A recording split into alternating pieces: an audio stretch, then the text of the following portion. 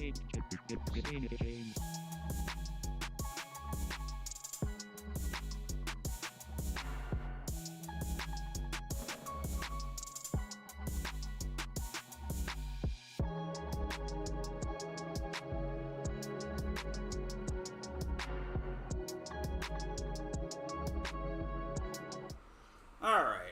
Hello, everybody. Sorry about the false start. So, basically, what happened there was that if you watch the new video that's out on the channel, right? There's a new video out on the channel now about UFC 308. I encourage you to watch it. It was getting some good reviews. If you watch that video, you'll see at the end, I have a clip from the 308 watch along, and there's all kinds of artifacts on the screen. The reason that that is the way that it is on there is because we use a service called Restream.io that has been not great as far as our connectivity goes. So we've been having a lot of problems with Restream.io and getting everything to work correctly. And so we've been basically the problem is that we are getting drops all the time. It's dropping the signal, and we've been working with their team to try to figure out how to fix that. So we had to connect to Restream in a different way. Now when we did that, they made some update to their system, like a system-wide update, not just for us, and it changed the way that the stream connects and whatnot and how your titles are done. So I start up the stream, long story short, and it had all of the titles from last week on the podcast. So I'm like, well, that's not going to fucking work. So false start based on, again, Restream.io. And I've been so fucking lenient with this service. I have been so understanding and accommodating to them fucking up.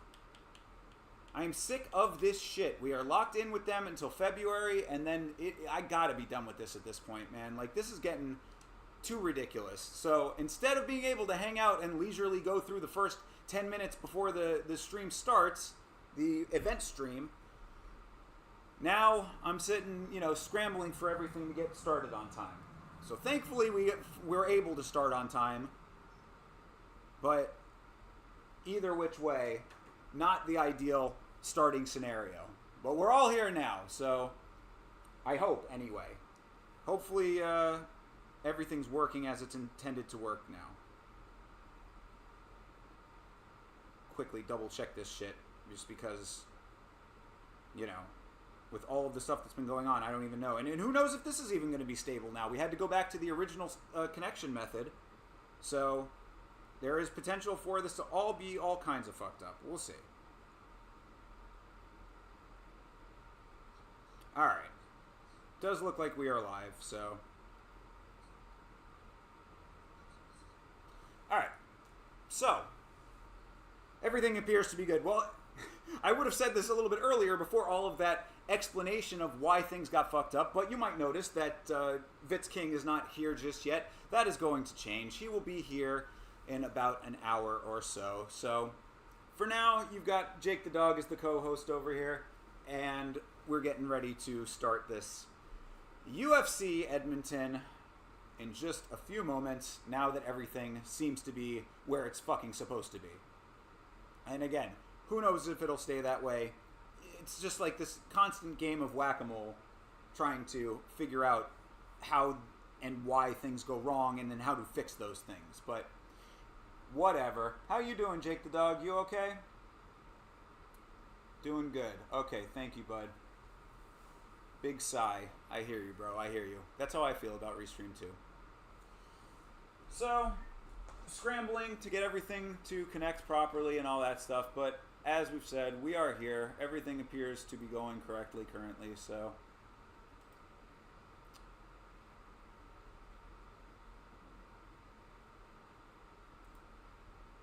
Don't know why the YouTube thing is not giving it the way that it normally does.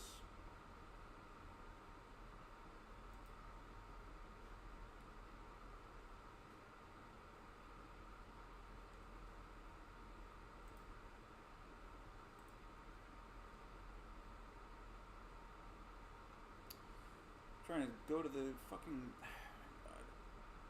page to monitor this shit. Yeah, this is going to be yet another slightly strange one, it seems like, but... Oh! Get you the sync point here in a second when the feed starts. And I want to run over very quickly and figure out what the hell's going on over there. Yo, Beeb, what's good, my guy? How are you, sir? Thank you for bearing with the false start there. But because of that, you know we got to hook it up. There you go. What up, brother? How are you? Happy Saturday. Are you looking forward to UFC Edmonton coming up here in just a couple minutes? It's actually a pretty decent card overall. I think that this card was getting a little bit of a bad rap. Heard people in the Discord saying, oh, this is like a 4 out of 10 card. I'm like, this is pretty decent. It does suck that Derek Lewis is out of his fight. Derek Lewis is no longer on the card. His fight with Jonathan Deniz is canceled, so that fight will not be taking place, even though he made it all the way to Canada. So very strange. All right. There we go. Timer is on. First shot of this lovely bridge in Edmonton, Alberta, Canada. 20 on Rose, 20 on Moreno. That's probably a pretty decent parlay. Or if you're doing straights, that's not a bad couple of straights there.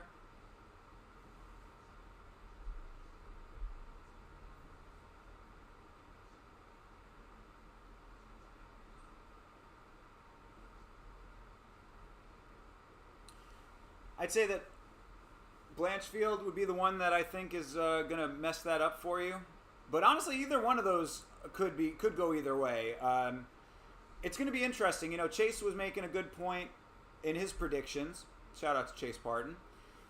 He was saying that both Albazi and Moreno have been out of commission for a little while. So it's going to be interesting to see both of them coming back. This is a good matchup in that way. You've got Moreno, who took his time off to sort of retire / not retire, you know, MMA retirement kind of thing. It's like when Jay-Z retired after the Black Album, you know. That didn't really last very long. It's an MMA retirement. So Moreno retires for a little while, decides to come back. Albazi has been injured forever, it feels like. The funny thing with this card was that there was a morning I was driving to a gig, right? And it's like 7:30 in the morning. I'm tired. I'm driving, you know, drinking my Red Bull. And at one point, I just randomly crossed my mind. I'm like, I wonder when Amir Albazi's going to be fighting next. Haven't seen that guy fighting forever. I don't even remember what like triggered that thought in my mind. But that same day, it got announced. Oh shit! And Marcin Tybura just stepped in on extremely short notice to fight Jonathan Deniz. Oh no! That's going to be going on at 3:09. Okay, all right. So Jonathan Deniz has been rescheduled for a fight with Marcin Tybura at 3:09, which is a pretty big fucking jump for him. I mean, Marcin Tybura is number 9. This would jump Jonathan Deniz into the top 10 in like 2 fights in the organization. That's pretty crazy. Your nephew passed on the 6th. Motorcycle accident. His open casket viewing. Oh my gosh, dude. Yo, Beeb, man, I'm sorry to hear that, brother. Man, R.I.P., my guy. That's terrible. You know, what do you say to something like that? I'm very sorry to hear that, dude. Sorry for your loss and you know, for your family, man. That's really terrible. Everybody always wants to know, like, what happened when somebody passes away. Like, I don't necessarily need to know all of the details of all of that. It just sucks. And the details don't really matter at the end of the day, right? What matters is that the person is no longer here. How old was your nephew? Hey. And I guess if it's in Mexico, or you're probably not going to be able to go to that, I would assume, right? Um, that's why you haven't really been watching MMA, because it was your... Oh, man. Damn, dude. Understandable, bro. I understand that entirely. Well, I'm glad that you came around for now. And if you need some more time, like... what I say about stuff like that, right? Let me center up here for a second. What I say about stuff like that is this. Every person processes that kind of thing in their own way. And whatever you need to do to get your head right is what the right thing is. You know, as long as it's not hurting anybody else kind of thing. But, like, because for me, when that kind of thing happens, you know, if it's a close family member, somebody that I care deeply about, I retreat, right? I'm like the guy who lock the doors, close the blinds, just sleep a ton, don't talk to anybody, just I shut the entire world out. And there are people that'll tell you, like, that's not how you should handle it. Like, you should be talking to people. You should be more, you know, like trying to express your emotions and get it out and this kind of stuff, blah, blah, blah. I'm like, if that's what helps you, then do that.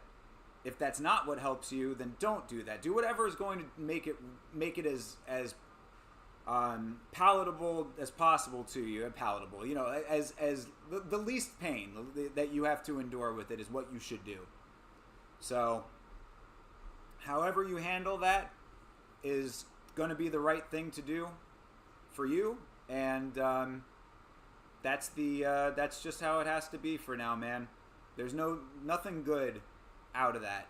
So, whatever you have to do to get yourself right is just where it's at, and that's just unfortunately what it's going to have to be, because nothing that anybody says is going to make the situation any better. That's why I retreat, is because I don't find any value in talking about it, because nothing that can be said is going to change the reality. So, you know, maybe talking about it for some people helps them work through the emotions, but for me, I just let them naturally dissipate without having to talk it to death, you know, talk it through. Over talk it. You had the choice, but hearing your brother over the phone when he found out was fundamentally shattering. Yeah. I could imagine, dude. That's your brother's child, I would assume, and if that's the case, that is heartbreaking. Your niece, your niece's brother are going. They're actually over there right now. Got you, bro. I feel you, my guy. I feel for you, more specifically. But, you know, do what you can to be there for your family as much as you yourself can handle, and let time work it through. That's just unfortunately what it is, right? There's really no other way to handle it. Sad to say.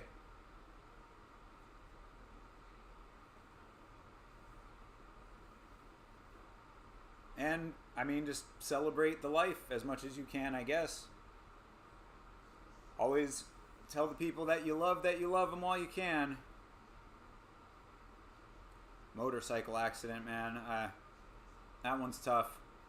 I got a lot of friends who ride, and I'm always very nervous for them. Literally every person that I know has wrecked out on a motorcycle. Even if they're the most safe motorcycle rider on the planet, they will tip at some point.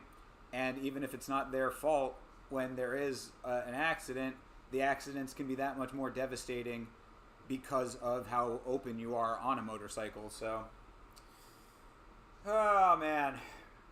Well, Beeb, like I said, brother, I know that there's nothing I can say to make anything better, but just know that I feel for you right now, and I wish the best for your family. Work it through as you can.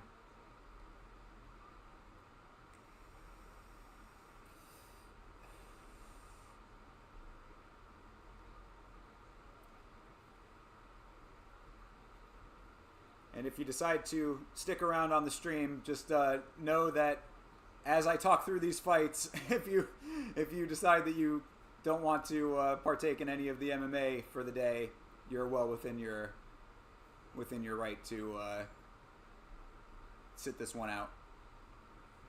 Mr. Rage Quit, how are you, sir? Loud noise incoming. Wow.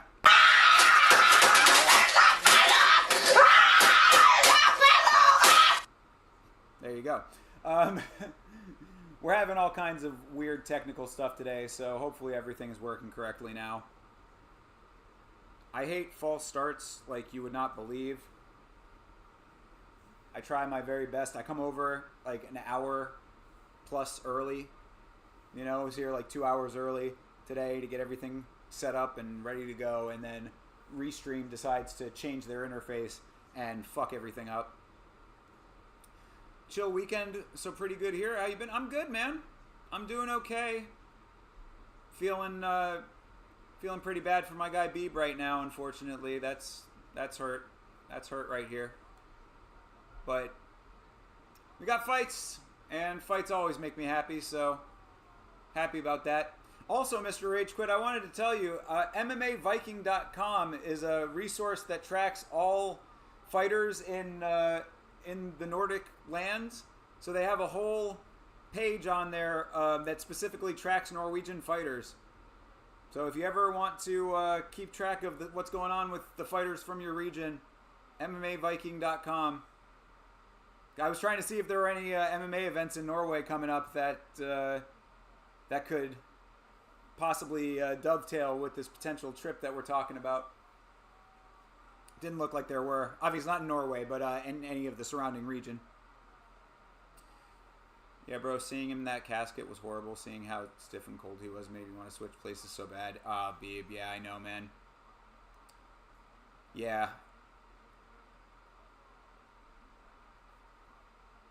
Say, you don't have to go into too much detail, but if it's your nephew, I would assume he was somewhat younger. Either way, of course, it's just terrible. It's absolutely terrible. And there's, again, there's just really nothing that's going to change the pain immediately but time. So process it as well as you can, man. Talk to somebody if you need to, you know.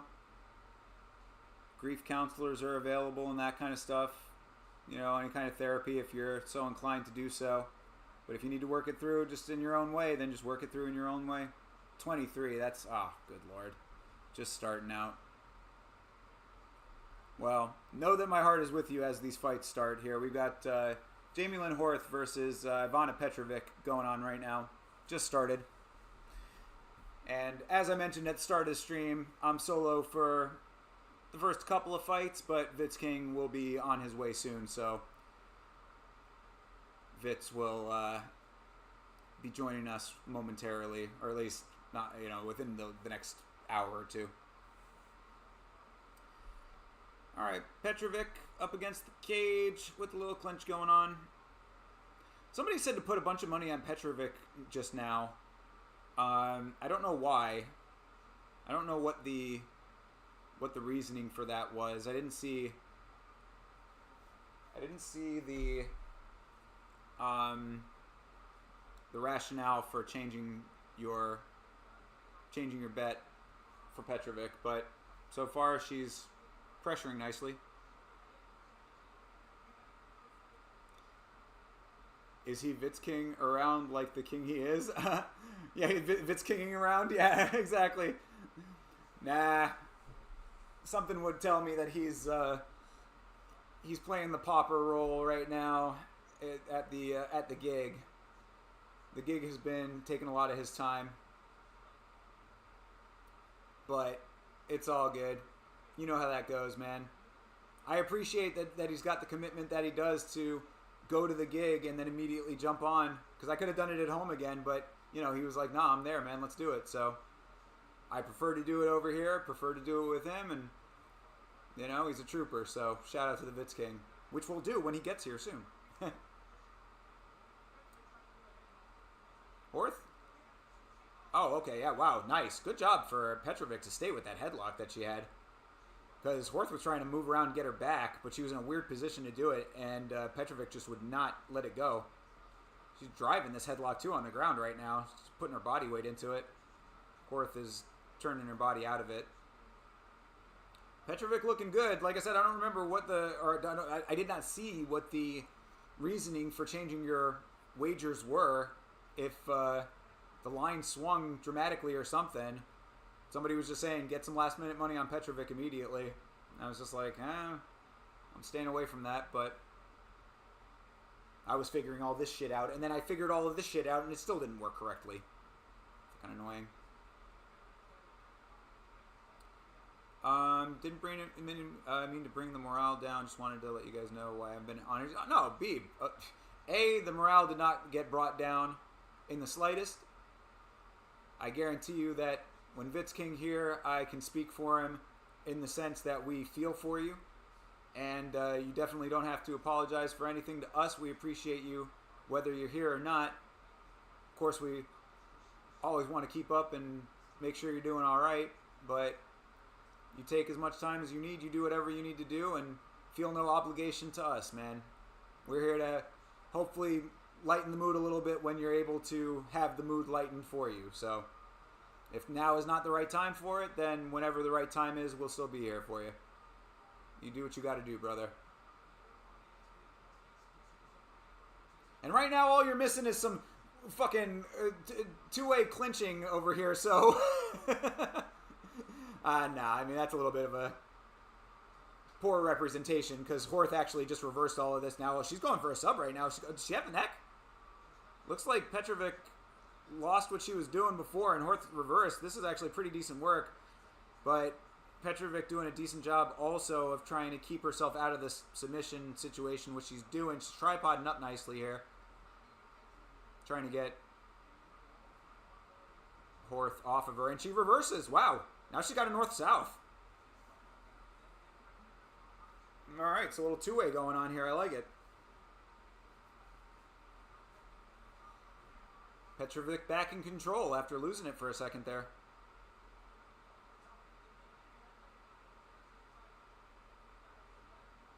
Better, more impressive round for Petrovic here overall as we come into the last 10 seconds or so. Do a nice job controlling. Good use of her body weight as well. Yeah, a good round for Petrovic. She gets that one. So, if you got live betting abilities, fucking throw some money on Petrovic right now. Because, like I said, I saw it in the Discord earlier. You're bummed that Derek Lewis isn't fighting? Yeah, it's very weird with that one. So Derek Lewis made it all the way to Canada, only to miss the ceremonial weigh-ins and then pull out of the fight altogether when they said that even though he missed the weigh-ins, the fight was still on. So the timeline goes, he makes it to Canada, doesn't weigh in at the ceremonials, but the fight is still on, and then, no, my bad, the fight is not still on. Something weird was going on there. I'd like to find out the details of that. Felt bad for Jonathan Denise.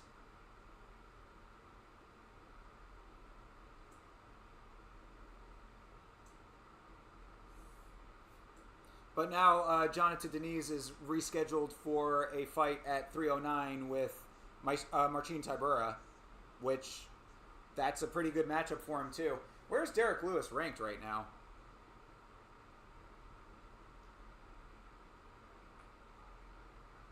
All right, round 2 starting here. You can see the rankings real quick.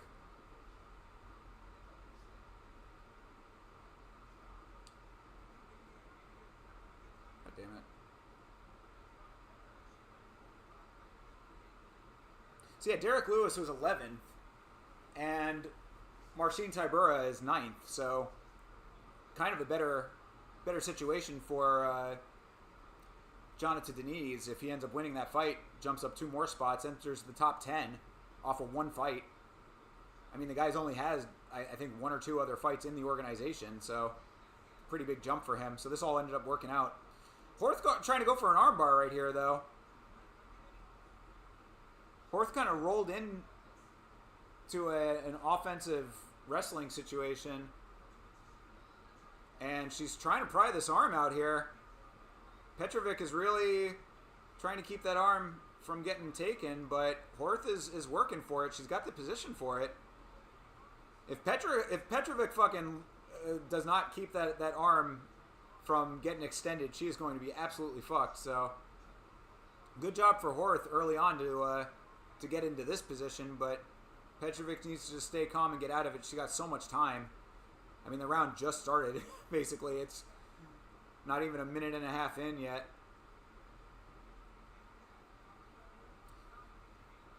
Do you think Deniz will still get his show money, or do you think UFC is going to pull a Wonder Boy on him?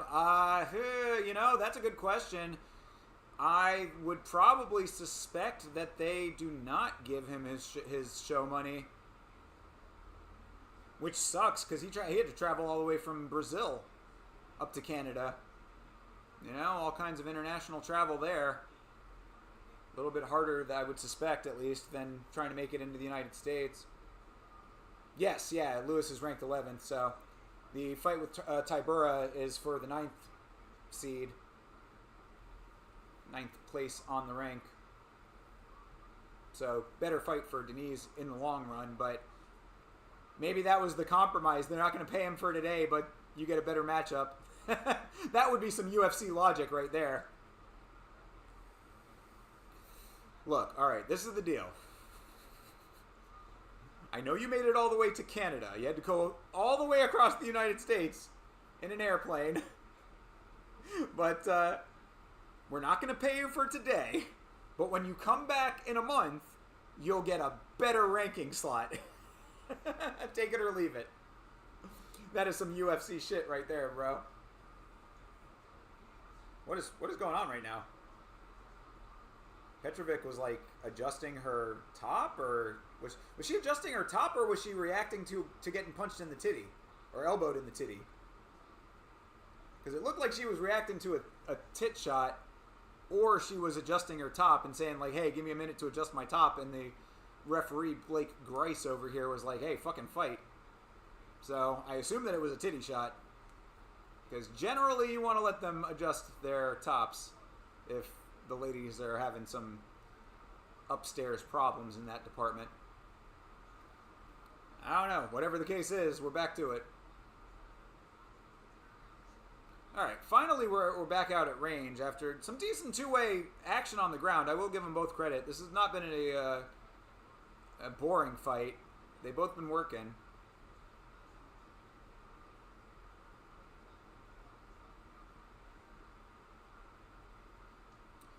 Deniz getting a $40 voucher to IHOP and a front row seat to watch the card. Legit, bro. He's gonna get some high quality poutine. Yeah.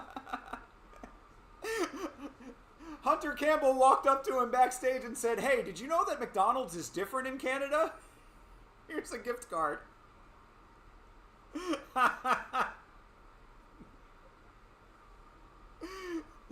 Try the Canadian Big Mac. Oh, man. Well, I hope Derek Lewis has a good excuse. Whatever the fuck it is. And I want to say, I mean, like, I read it on MMA Fighting. I don't remember. I don't remember if I'm getting this right or not. But if I'm not mistaken, I think that they had said that it didn't have to do with an illness.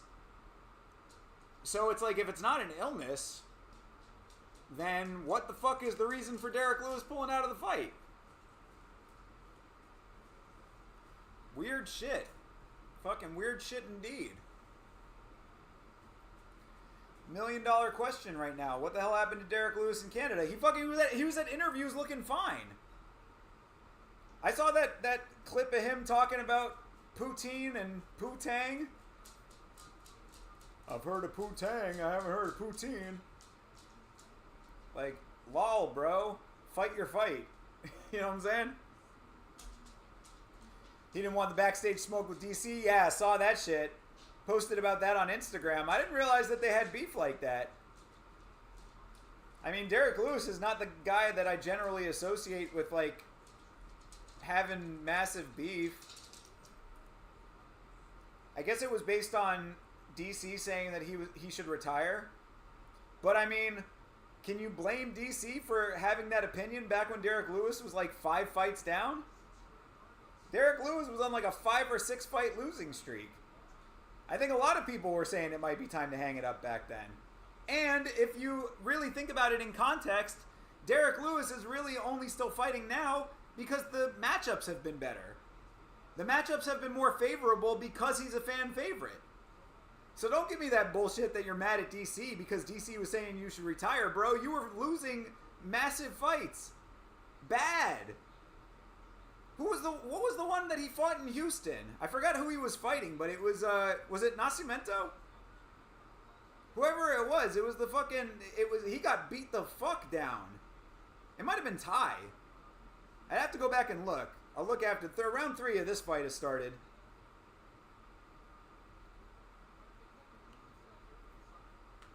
But either way, it's like Lewis was losing bad, man. I'm glad he didn't retire. He didn't need to retire, but like he's lucky he's a fan favorite because the amount of fights that he was down, there was no way that like if he wasn't a fan favorite, the organization would keep him around. He would have been cut way earlier. It was Ty. There you go. There you go. So yeah. I mean, DC rubs you the wrong way, but that's just you. Feel you on that. I like DC. I can see why he rubs certain people the wrong way. He makes me laugh. I'm good with him. Andy, what's up, my guy? God damn it, Andy. This is all your fault, by the way. You missed the first fight? It is all your fault. No, you're good, bro. This is the first fight. Horth versus Petrovic. This is now a 13-fight card today because Derek Lewis and Jonathan Deniz is no longer on. The Thai fight was in Houston. Yeah, exactly. Yeah, I got you. Yeah, to lose in your hometown in the first round, crumbling. That was a bad loss, bro. I was real worried about the future of Derek Lewis after that one. The mic is soft or YouTube is soft? Well, the mic is a little farther away. I'll pull that a little closer, but yeah, let me check the settings in a moment.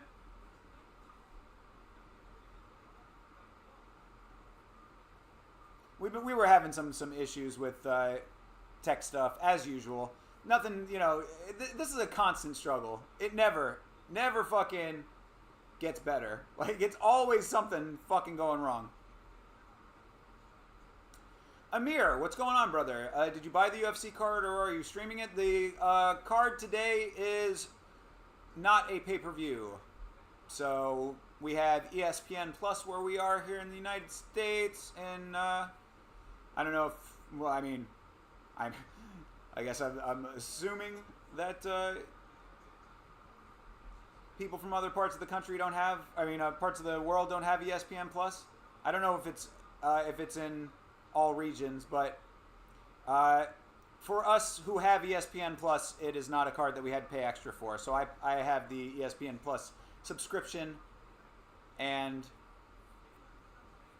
that is where we get the card today. Yeah, is it just Andy who's all right? No, good. I got you. I will adjust. Thank you for letting me know. Actually, I can do that. Oh, shit.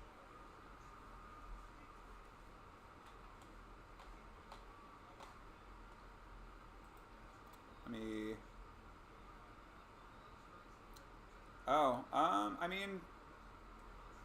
Snowball is where it's supposed to be. And we're dropping frames. Motherfucker. Dude, Restream is so fucking done. I'm done. I am absolutely done with this shit. I'm done. Alright, let me do this. This should help.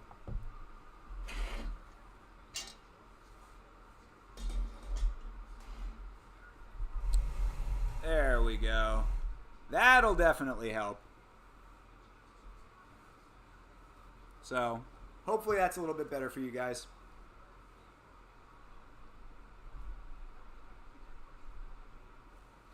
Yeah. How's that? Oh, you have headphones on? Got you. You shouldn't need to have headphones. Should be able to hear whether you have headphones or not.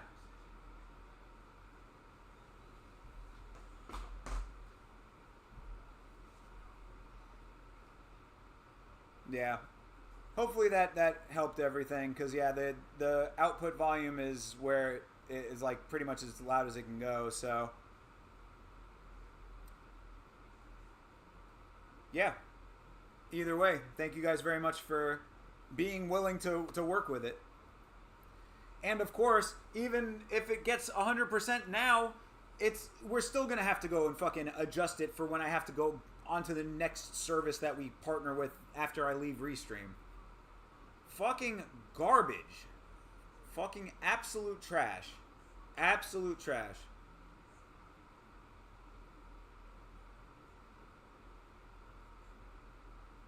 I set up all of the things for the stream, how it's supposed to be set up, and then Restream changed their interface.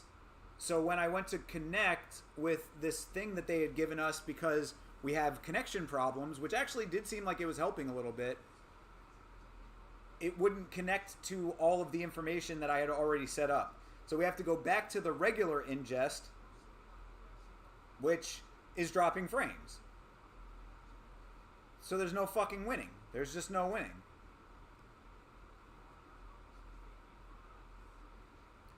Whatever. So anyway, thank you guys for rocking with us. Or at least me right now. Vitz will be here in a few. Hopefully hopefully it'll be good enough for today, because there's really nothing else I can do about it right now. And you know how fucking livid this makes me. It's the only thing I like to do. My entire week, I look forward to doing the streams. Watching fights, hanging out with you guys. That's fucking my entire week is leading up to that. Videos and stuff on the channel as well. And when it's fucked up, it just puts me in such a goddamn bad mood to start. Which is annoying, because I want to be in a good mood. Because I like doing this. Hey. Thoughts on Bilal pulling out? You think he's getting stripped, or the UFC will have an interim title fight? Depends on how bad the injury... I mean, not the injury, but the illness is. Oh, Horth took that fight? Shit, dude. I mean, granted, I was like, had my attention a little bit split, but it looked like Petrovic won that fight based on what I was looking at. Winner by split decision. I don't know. A little Canadian bias, perhaps? I don't know. But yeah, back to Bilal. Like I said, it depends on how bad the illness is. I saw the pictures; it did not look good for sure. Apparently, it's a bone infection or something like that. So all of that was like, all that stuff. How his toe looked like a balloon and all that shit. That's just the surface level of it. That goes deeper. That goes all the way to the bone. But will they strip him? I mean, I think the UFC would like to strip him. You know, they know that Bilal is not a popular fighter. They know Bilal is not an exciting champion. They know that they could do Shavkat with pretty much anybody and make that an exciting title fight. So, if it's up to the organization, they probably will. They probably will. But, I mean, you know, it'll be for the interim.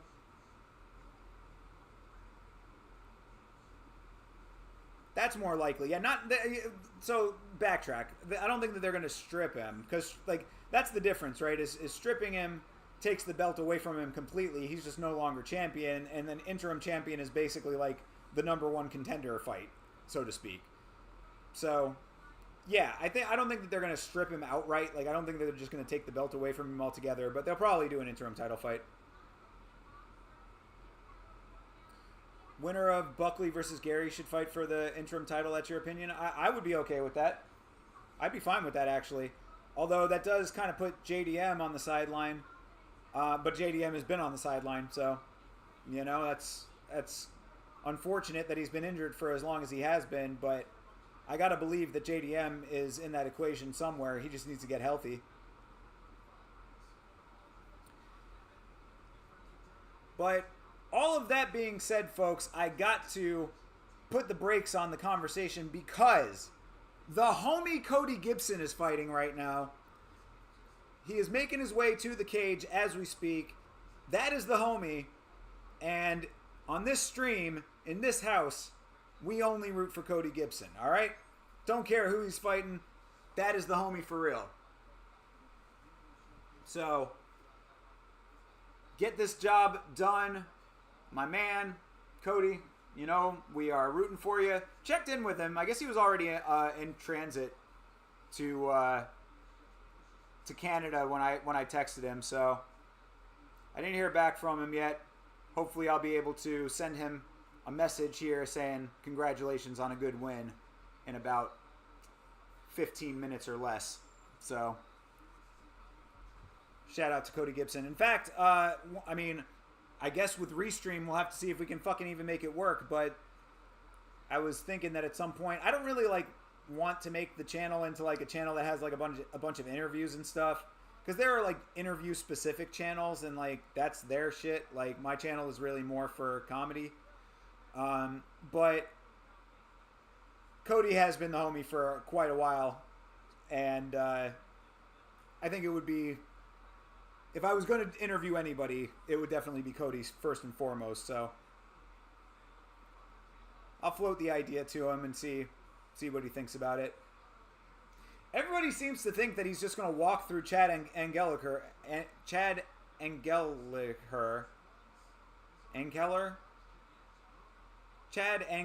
think is how it's pronounced. Oh, no, Anheliger. Yeah, I was right the first time. Chad Anheliger. Everybody seems to think that Cody's gonna walk right through this guy. I think it's gonna be a little bit more of a difficult competition than people are giving it credit for, but I think Cody's gonna win. Nicest body triangle in the sport. You wouldn't mind an interview here and there? Yeah, I mean, I don't mind doing interviews, but, they would have to be, Yama-style interviews. I have ideas for interviews, all right? I would want... there are two things that I would want to do. If I... one of them I won't outline here, because I do kind of want to keep the idea to myself, until I actually do it, if I decide to do it. But... the other thing, aside from that idea, the other one is that, I would like to make the interviews more about who these fighters are as people, as opposed to just about the fights. Because I think that there are so many shows and interviewers that talk all about the fighting that I would want to talk more about, who they are as people, stuff more about their lives, what their interests are, that kind of stuff. More human interest than straight interviews and stuff. You have to yell the whole interview. Yeah, exactly. No, see, that's the thing. I have an idea for how I would work, Yama into it. So, I'm going to talk to Cody about that, maybe. Be like, look, I have this idea. If you want to be involved in this, you can. If not, then, you don't have to be, but... we'll see. And if he likes it and wants to do it, then it would actually be a really good use case for me to show it to other fighters and be like, this is what I'm going to do. This is how I do my interviews. Do you want to be a part of it or not? We'll see. But I haven't decided on that yet. I mean, the other thing, too, is that I have so fucking little time that, to add that into the equation is also just, another thing. I'm like, man, it already takes me so much time to get the scripting and recording of these videos out, on top of doing the podcast, on top of everything I do outside of the stream. There are not enough hours in the fucking day to do everything I'm trying to do, man. I got so much going on at the moment. In a good way. I'm not complaining about that aspect of it. I'm just saying it's I don't like committing to things and then not being able to keep them going. That's why the podcast is like somewhat of a major priority because Chase is committed to it. I'm committed to it as well. You know what I mean? Like, I'm trying to place my efforts where I think that there is like the biggest potential, and then also the reciprocation that I'm getting from the people that I'm working with. So one of those is the Yama show. That's my commitment to myself. One of them is right here. You know, Vitz King is committed. I'm committed too.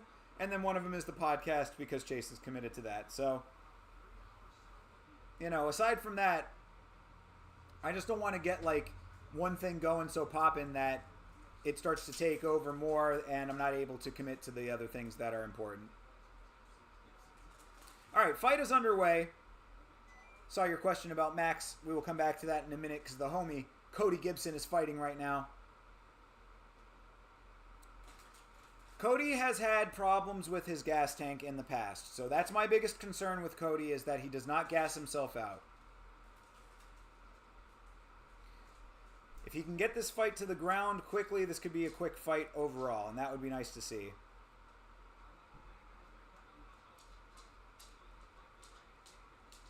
Cody is such a big bantamweight, man. And Helliger looks way more like a bantamweight than Cody. Cody looks like easily higher weight class than that.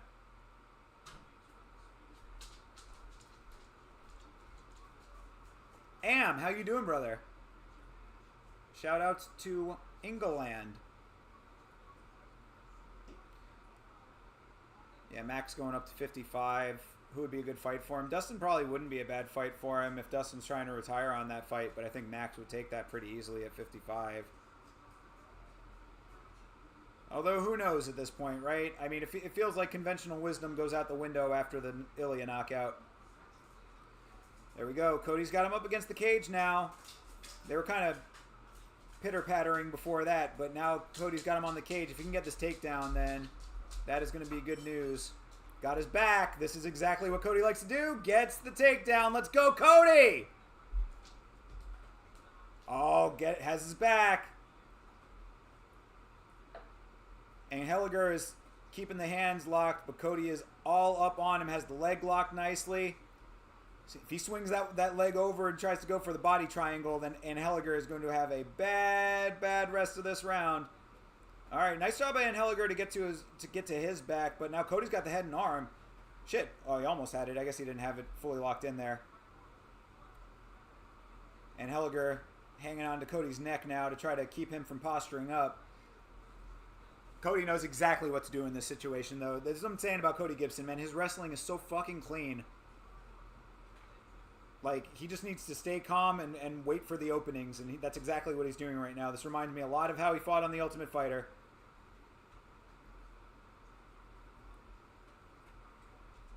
He's trying to push off a little bit here, and Helliger is just really trying to hang on to that neck to keep the space tight.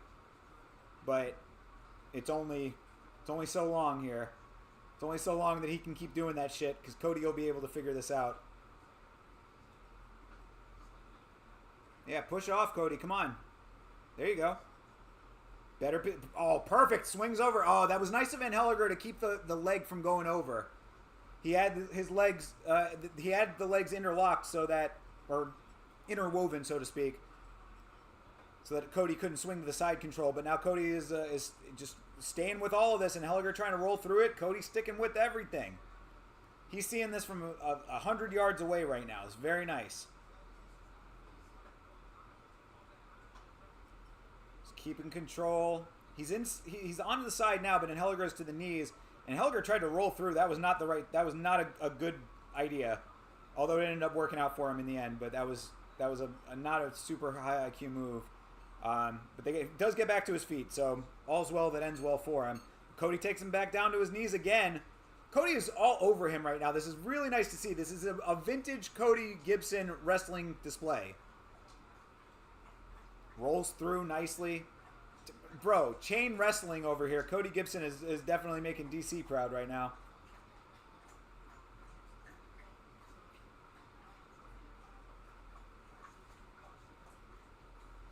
But yeah, because I mean, Cody is looking to get to a position for the sub at all times. He's got one arm kind of locked in against his body for a slight guillotine, but he's not really trying to even really lock it up. He's just sort of striking with the other hand.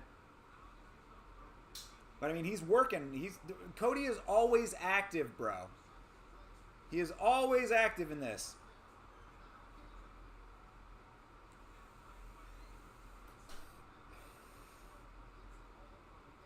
He's pulling the neck over. Oh, yeah, going for a Darce over here. I don't know if he has the position.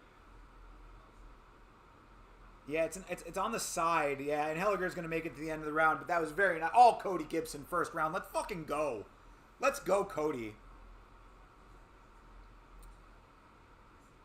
Beeb, you're thinking Charles for Max at 55?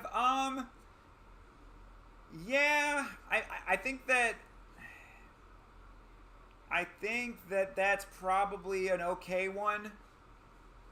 I mean, any high-level 55er who's in the same relative age range is going to be an okay fight for Max. It's really, in my opinion, whether or not they want to keep Max in that elite category. Because basically what's going to happen now, in my estimation at least, is that after the loss to Ilya, Max goes and stays at 55. They're going to have the one fight that's like, okay, is he elite at 55 based on all of the information that we now have? We got the BMF fight. We got the loss to Ilya in the equation. His first knockout ever. How does this reshape Max Holloway going forward? So you're gonna the fight that they're gonna give him is gonna be a test for that. What that ends up yielding, we'll have to see. Who that ends up being against, I mean, I would say a little bit lower, but still like top of the food chain, so to speak, would make sense. I'd have to look at the rankings. But I think Dustin probably does make sense still. Dangerous guy. But, on the tail end of his career, one fight left pretty much is what he said. Cody immediately gets Helliger down. Shit, dude, that's what I wanted to do. Let's see if I can throw a real quick bet on this. I didn't do any betting for this one, unfortunately. I don't even know if I got my fucking verdict in. But Cody is fucking walking away with this fight as people had said that he was going to. I thought it was going to be a tougher matchup. Let's see. They don't even fucking have the... Oh, they do have Fight Night on there. My bad. Yeah, Cody fucking wrecking shop right now. Almost has the choke sunk in.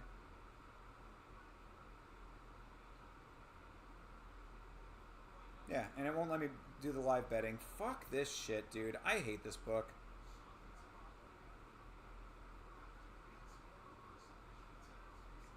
Well, at least I got to put some money on Youssef Zalal, because that's, to me, the other lock on this one. Put Sergey Side as well. Yeah, Cody killing it right now. Absolutely crushing. Yeah, I'm going to do a three-leg parlay. It's going to be all favorites. Side, Zalal, and Barrio. I think that's a safe bet. In fact, I'm pretty confident in that one, so we'll do 3 favorites. Double the money. Get out easy. Cody's got the head and arm now. Oh, and he's in position. Oh, this is over. You must tap, brother. You must tap. Oh, wow. Oh, okay. Never mind. Shit. I'm surprised. And Helliger was able to swing back the other way. That's kind of crazy. Good job for Helliger. Because that head and arm was in the exact right position. He had swung his body over and everything. But Cody's still on top. I mean, he is fucking... The chain wrestling of Cody Gibson is something else, man. Like, this is the exact type of fight that he wants. Chandler would be a good fight. Also, no way Chandler is getting past Charlie. Well, if Michael Chandler fights a smart fight it could happen. If Michael Chandler does what Michael Chandler has always done recently and just goes in there like a bull in a china shop, he'll probably get caught again. All right, so I'm sitting here glazing Cody left and right. One thing that I do have to say after the exchange that just happened is that is now 2 times that he had the head and arm and was not able to complete it. So I don't know what's going on there. I would have thought that Cody would have been able to lock that in 100% because he had perfect position and arm placement for the head and arm 2 times now and did not secure either of them to the point of getting the submission. So, he is a buddy, but you got to criticize fairly here. Hey, look who it is. Hey, Matag. Hey, everybody. Guess who's here? Da da da da! What up, Vitz? Chillin'. Hey, all right. Would you like a quesadilla? If you have, yeah. I know Catherine was saying that you had the stuff for it. If she said you make them if you want to chill. Then I want to chill. All right. I'm gonna change real quick because I want to be in work clothes. Yeah. Fuck work clothes. Well, change quick and come back out and watch the rest of this fight. Cody Gibson's fighting. Oh shit. Yeah. Well, you know what? Back and wait. Sure thing. All right. But yeah, this is Cody has been fucking crushing. I mean, this like what you're seeing right now has been the entire fight basically.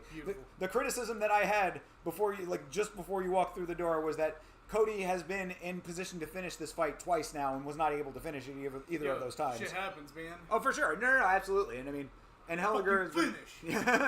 All right, I'll be back. There you go. Go for it. You got 60 seconds. I got it.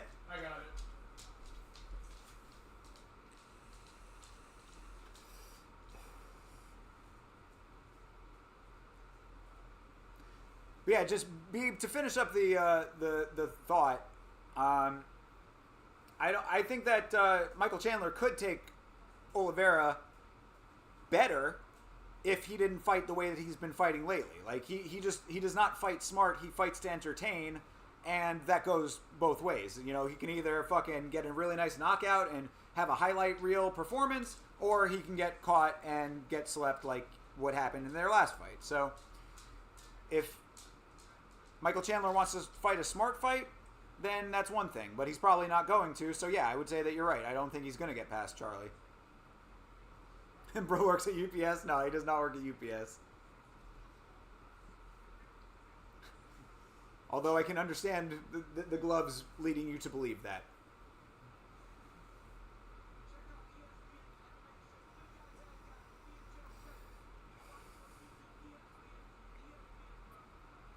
All right, round 3. You want me to tell him to wait? Yeah. Guys, come on. He's almost done. He's almost changed.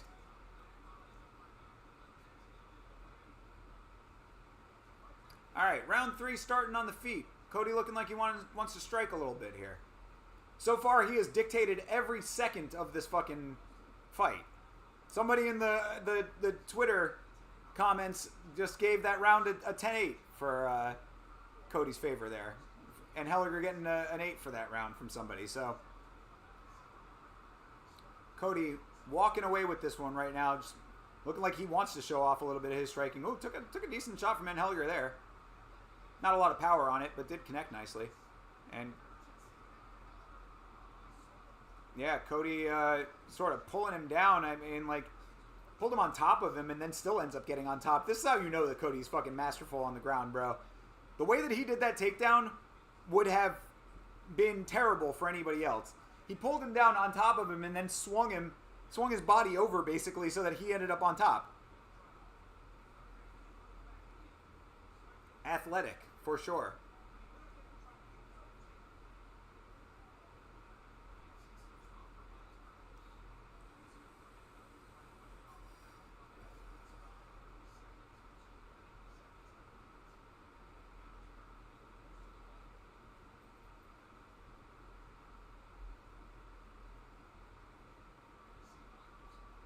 Just continuing on, Cody in the in the guard right now.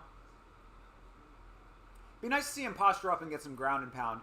Like, that's the one other thing I could say about Cody is that, like, he's so tough with his striking that, like, when he gets wrestle heavy, I kind of want to, like, be in his corner being like, bro, don't forget to fucking throw some hands. You know what I mean? Like, you don't have to rely entirely on your wrestling.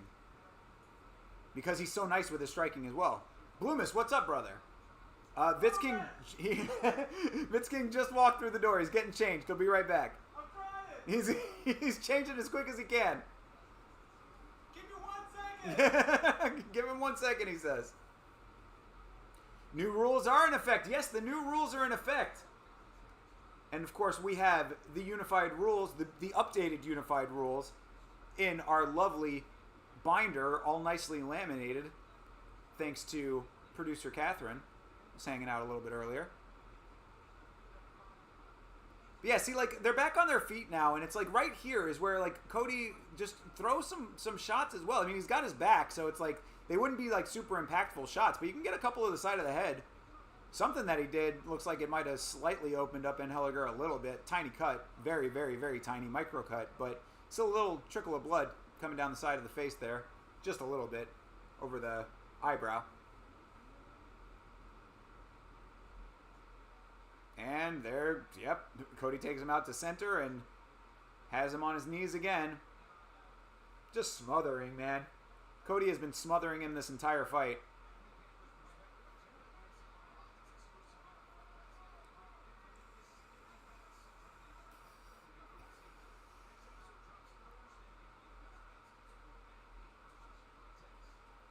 Man, this has just been a one-sided affair. All Cody Gibson. If the last fight was close, this one is not. Good Lord, look at those control numbers. 3 minutes 37, 4 minutes 39, 2 minutes 54. Cody has been wrecking. He is wrecking this fight.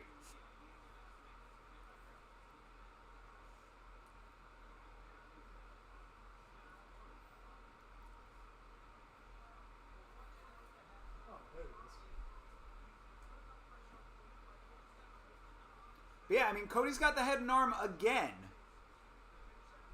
It's just both times that he's got the body triangle on the side as well, but this is not a position to finish in. And the other two times that he was in better head and arm finishing position, he didn't finish it. So I think he's probably just content to fucking keep it here. Only got 20 seconds left in the fight. Finish. It would have been nice to see him finish it. Bloomis, you are correct. The Derek Lewis fight has been canceled. Sad to say. Bro went all the way to Canada just to pull out of the fight. Alright. There you go. That is a clap-worthy performance for Mr. Gibson. Going to decision, unfortunately. That's the only thing that sucks about that. You know, he wrecked that entire fight and didn't finish. That's always, you know, kind of sad, but either way, Mr. Gibson getting a 30-27, probably some 30-26s in there across the board. That's going to be a unanimous decision for sure. And, yeah, since we didn't do it at the start here, Bloomis, shout out to Denmark.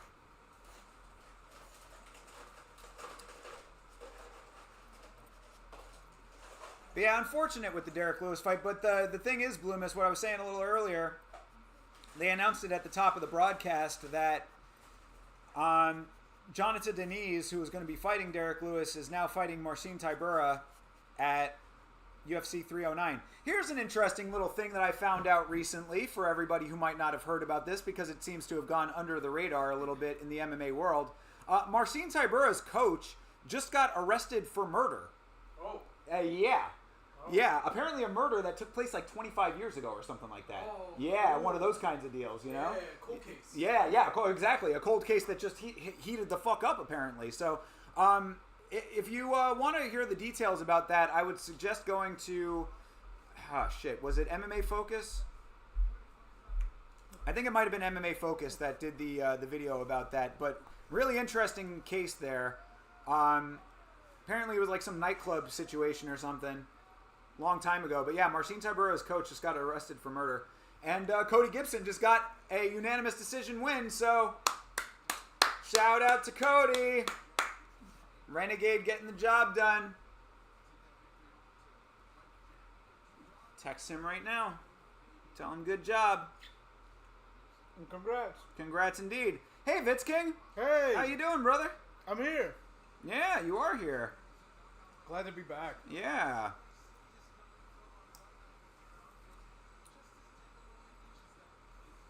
You heard about that? Just didn't put two and two together. Yeah, he was either a bouncer or it was something involving a nightclub. I don't know if he was a bouncer or if he was just a guest at the club, but he might have also been a bouncer, and that that could have played or they could have been separate. But either way. What up, Beeb? What up, Bloomus? What up, everybody? Yeah. So when did Tybura get into the conversation about fighting Black? No, Tybura is not fighting Derek Lewis. Jonathan Deniz is fighting Derek Lewis at 309. So Deniz was going from a 11th ranked fighter to fighting a 9th ranked fighter. So the competition is better for him as far as if he wins, he gets a better number next to his name. But we don't know what's next for Derek Lewis.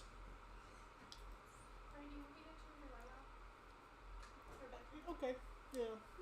Thank you. Also, he expressed some interest in those quesadillas you were talking about earlier. So just a. Not currently, but. Okay, just text me when you're ready. Yeah. Thank you. Jay, I took him for a walk to pet him, but he didn't do the things that he's supposed to do in the walk. Gotcha. But we attempted twice. Alright. No. Thank you.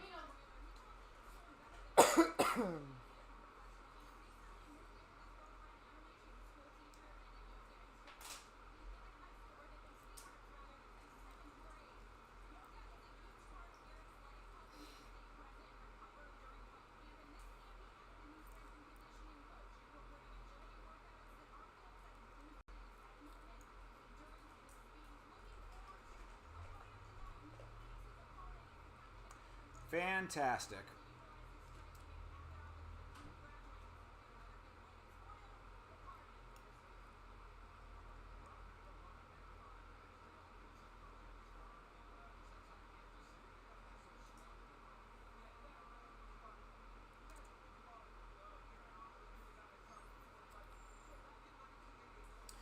All right.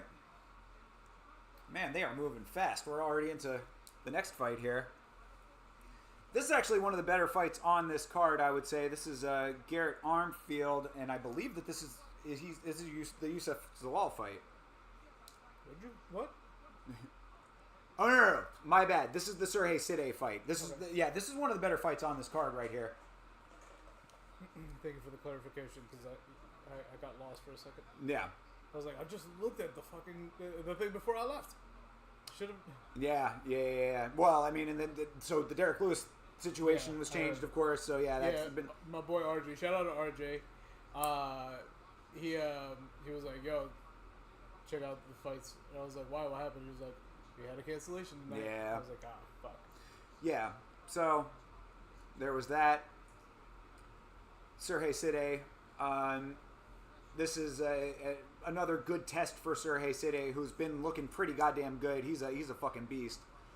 So hopefully this will be another example of that. You guys ever seen the series Devs? I'm being told it's the shit. No, I haven't heard of that. What is that? Is it about like app developers or video game developers? Yeah, I haven't even heard of it.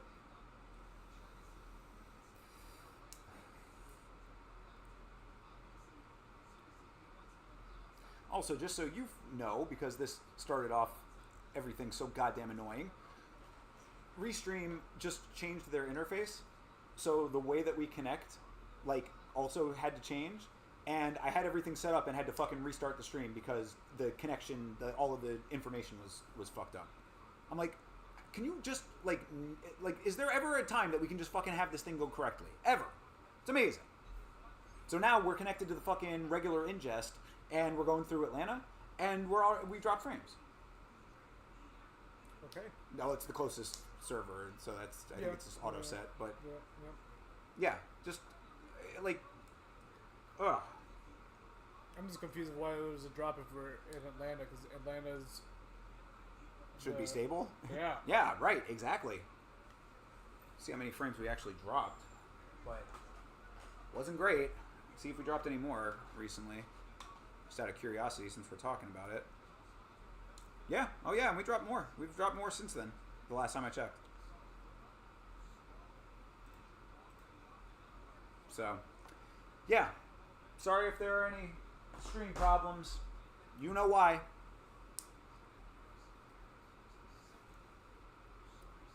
Also, I don't want to rehash any sad information, but our buddy Beeb did have a pretty significant loss in the family recently. So, dude, my heart goes to you, bro. I knew it. I just went through like what some would consider not as much of a loss in the family, but it's a fucking loss in the family, regardless of the fact.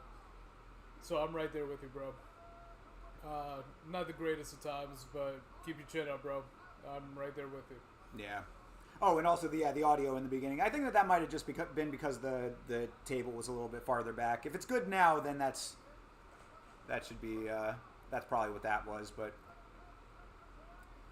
Devs is a miniseries by Alex Garland, who also directed Ex Machina, Annihilation, and Civil War. Yes, Alex Garland does some good stuff. All right. What's it on?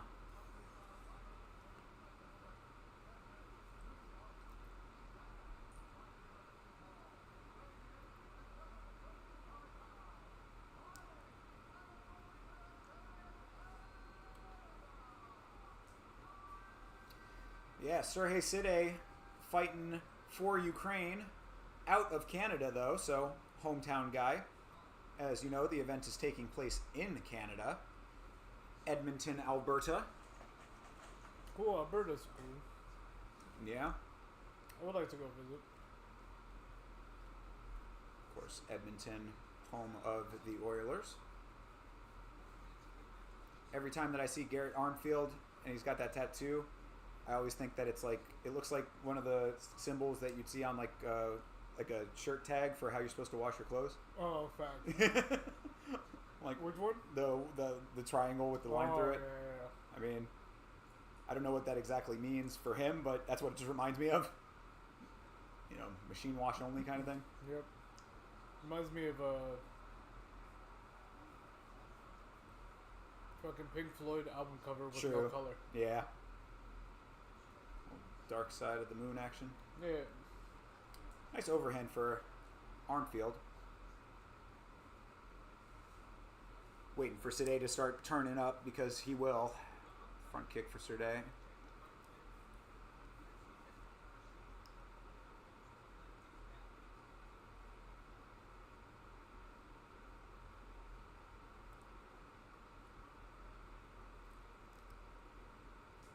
But yeah, last time I'll mention it, but you know, unless you want to talk about it any further, B. But you know, we're both with you, man. Process as you need to. Yep. And we will be here one way or another. Fucking restream allowing, anyway.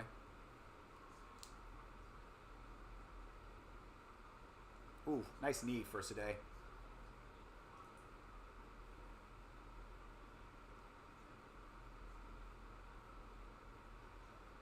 Oh, got you. Well, we've got most of the streaming services, so we'll have to take a look for it. Appreciate the recommendation, though. I'll find some information about it. But I do like some of the stuff Alex Garland has made. I didn't see Civil War. Kind of wanted to see it. I heard mixed reviews about it.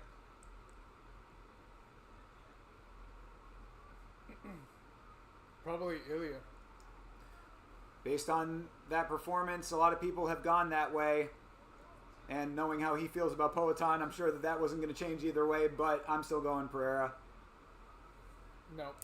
Exactly. Nope. Instant nope. But Pereira taking those short notice fights, level of competition has been super high. The amount of times that he's fought this year. Not one person wants to take him down to the floor. I mean, that's a good point. That is a very good point. Not one person has tried. Not one No, person. has apparently tried. Yuri tried. Just couldn't do it. What, slow walks? Yeah, no, one clinch against the cage. No, that Yeah. doesn't count. But, I mean, no one really tried to take Ilya down. I mean, one time he was too fast, and then the other time he was the one doing the takedown. Mm-hmm. So, nah, I'm going Poatan on this one for fight of the year personally. No. Especially after the performance with Khalil. That fight was an absolute banger. Oh, Sadeh has the Yeah. fucking head and arm nice right now. Oh, this might be over. Yeah, from the back here. Oh, Armfield. I mean, he looks like he's still with it. I think it's just the angle that his head's at. It's giving him a little bit of room to breathe, but this ain't good. Nah. He gave a thumbs up just there. Nice, and good job for Armfield to roll through. Or not roll through, but to turn his body. And now he's got Sadeh. Oh. Gets him down, and tables have Okay. turned. Nice move for Armfield.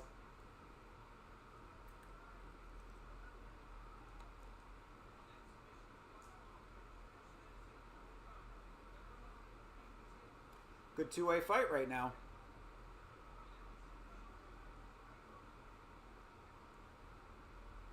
When Ilya dropped Max, you were so glad that you didn't put money on that fight. Yeah. I mean, you can hear all of my thoughts about it on the most recent episode of Yammo, which just came out yesterday. Please check it out. It's been getting some good reviews. Leave a comment if you enjoy it. But, yeah, suffice to say, I was very, very sad. As you might know, Max is my favorite fighter. So, it was really, it hurt my feelings for sure. But I thought Ilya, he's different. He's in that category with Poatan. They're just these guys, we're in an era of very dominant champions, so... Why did Volk have to get old? Exactly, bro. That's all it is, too. Yeah, I know. Check it out after the stream. My man, thank you, bro. Appreciate it. You were raving about Civil War. I guess it's a love it or hate it. I mean, the people that I was hearing talk about it, they, not necessarily are people that have the exact right opinions all the time. And again, they're opinions, so it's subjective anyway. No such thing as the right opinion, right? So yeah, I mean, I would check it out, though. It looked like something I would be interested in watching. Interesting concept, at the very least. So, but yeah, I have liked Alex Garland's stuff in the past. He also was the, I think, listed or not listed director of the Judge Dredd movie, Dredd. Judge Judy? Yeah, the Judge Judy movie where she has to go into the fucking complex and shoot a whole bunch of people up. Yeah, Shit was man. gangster as fuck. Yeah, it's crazy because she's so old. Bro. Old, but Very nimble. say bullets still fly, bro. Yeah, man. Hella nimble. She did some Keanu You're shit. starting to piss me off. Get out of my courtroom in a body bag. Like, damn, Judge Judy. Judge Judy was so gangster. Yeah, man. She got the one-liners? That's crazy. Hell yeah. Alright, round 2 here. This pretty spirited fight, honestly. This is living up to my expectations of this fight. Nice counter for Armfield there. A 1-2 action there. Armfield putting on some hands right now.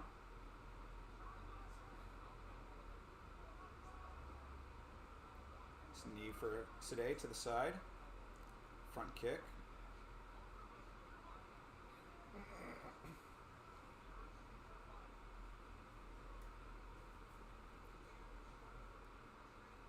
Ooh, nice one for Sadeh. That was a good power shot.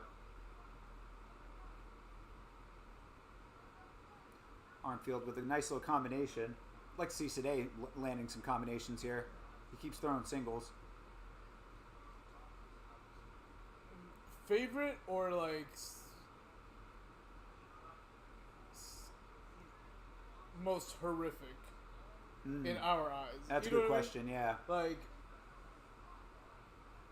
Because, like, for me with horror movies, like, I'm kind of specific about what I like in horror movies. So like, if you're talking about like franchise character, then I could probably like pick that. But like, if you're talking about just characters in general, because I mean, I'd say like Nick Cage's character in Mandy is probably one of my favorite horror movie characters. You know what I mean? Like, but I love Mandy. Like, so it's. I mean, like. Yes. So, Probably character in film or actual horror character? Yeah, are we just talking about like the big ones, like, you know, Michael Myers, that kind of shit? If we are, I'm gonna go ahead and say It the Clown. Nice. He is Pennywise. fucking, Pennywise is fucking crazy. Word. And like, Did you see any of the Terrifier movies? I did actually, since we spoke about it last. Oh, I forgot that we talked about it. Okay, fair Yeah, enough. Yeah, they're just like, you know, very, very gory, basically. Yeah, it's just very gory. Yeah. I mean, not scary at all, actually. Oh, really? Yeah, I mean, I didn't find it scary. I found it gruesome. Sure. And bro, the type of gruesome too, It's like it's Kickford Ardfield, sorry. very fake. Yeah, like over the top. Yeah, Yeah, cartoonish. yeah, pretty much. Just the big characters.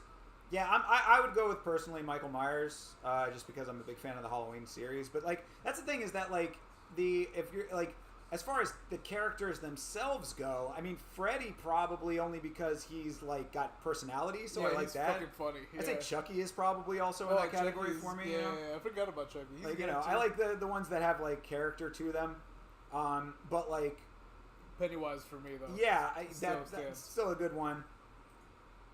But like, those Chucky's aren't. a close one. And like now thinking back, because when I was a kid, I was scared of him the most. True. Like, I'd say like the Xenomorph is probably one of my favorite horror movie characters Fuck, too. yeah. You know, I'm a big Yeah, fan of yeah. Alien. you are. But like that's the thing is that like I don't really like the horror movies that I like specifically, like that are ones that are like my favorite of horror movies, are not necessarily those kinds of movies often. Like I go for more like body horror, like Videodrome that's is one of my weird. favorites. The Thing, you know, all of the Cronenberg I stuff. really want to watch The Blob. Blob is good. It Good looks one. good. Yeah, the Blob is a good one. The Mist, also a good one too. Not The Fog. The Fog, no, The Fog is also up there. What? Really? Which one's the one that is? He kills everybody and couldn't kill himself at the end. Oh, that I think is The Mist. No, am I wrong? Is that The Fog? No, The Fog is the one that's like with the dude who's the radio host, I think. Oh. It's like the Stephen King based book, I believe. Okay, then yeah, that one's good. The Fog is good. Yeah. The Mist. I remember I went to this movie theater and was like, I might be wrong though. what? Like, bro just couldn't kill himself, and that's the reason. Oh, and now the army's there? What a problem to have. Yeah, what a shitty problem to have, bro. You literally felt like you were gonna die. Yeah. You killed off everybody except for yourself. Right. But the Fly is also great. That's another excellent one. The Fly. Yeah, love The Fly. Yeah, That's a cool one. Yeah, I went through like recently a big body horror phase. That's why I really want to see that movie, The Substance. I heard it's very good. The Substance. Yeah, it's a new one that came out. Okay. Demi Moore. Oh, she's still acting? Yeah, that's the whole thing, is that apparently it's like the movie is about like an actress who's like in, you know, a little bit older, so she's trying to maintain her looks and stuff happens. That's basically what I know about it. So it's just Demi Moore's life. Or at least she's an appropriate person to play the character. right. Or she's kind of living that life right now. I don't know. Nah, I'm sure she's still hella pretty. Oh yeah. Where's my phone? I don't have my phone. You know, I was one gonna look horror up a movie picture that I of it. liked a lot that I don't hear a lot of people talk about is Black Water, or Dark Water. My Dark mistake. Water, Dark Water. okay. The one about the building. Jennifer Connelly was in the United States version, but there's a Japanese version that's very good. Whoa. Yeah, I quite enjoyed that movie. That was weird. Yeah. Slipped, dodged, almost half takedown. Nice takedown there, though, for Armfield. Yeah. Very solid. This is a two-way fight for sure. I mean, Yeah, this has it been is. going both directions here. It's going to be a hard one to call. I like to call these buy fights. What? Stream had slight freeze glitch. Not a surprise. Not surprising in Yeah, the slightest, sorry. my guy. Cool, I'm glad we're Yeah. back. Thanks for letting us know. I mean...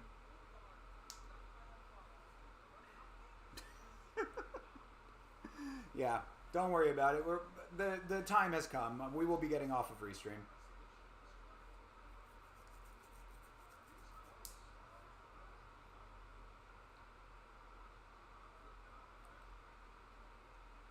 Honestly, I have not found a movie that, like, freaks me out. Like, I want to watch something that really gets me in that, like, mindset. Yeah. Granted, I kind of lost that, like, appeal, I don't know, somewhere around, like, 13. Yeah. Yeah, you were saying that horror movies really don't do much for you anymore. Yeah, like, I don't feel creeped out. I don't... Like, jump scares don't even bother you? Nah, man, I don't have that reaction.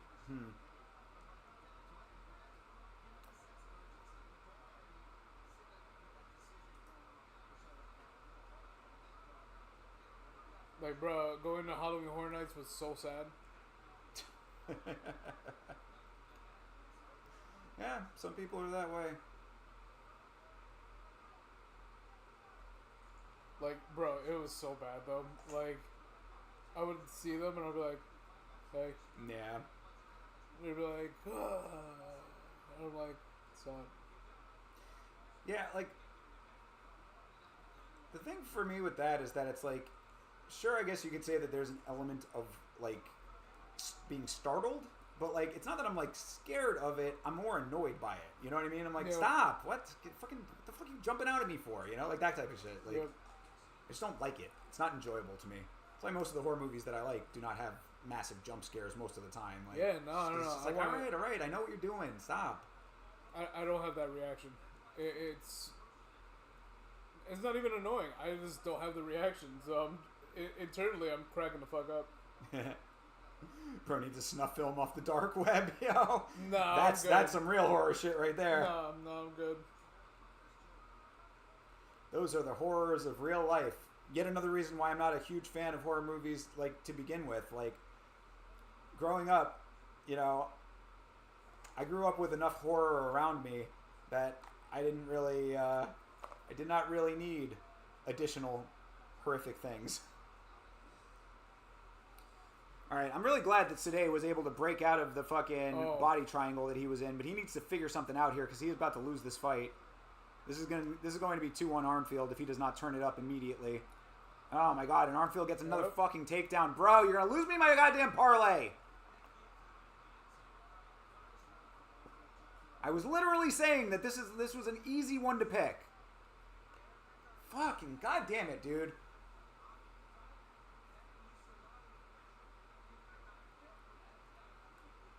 I do like The Shining. I know that that's one Bloomis enjoys very much. Pet Cemetery is a fucking classic.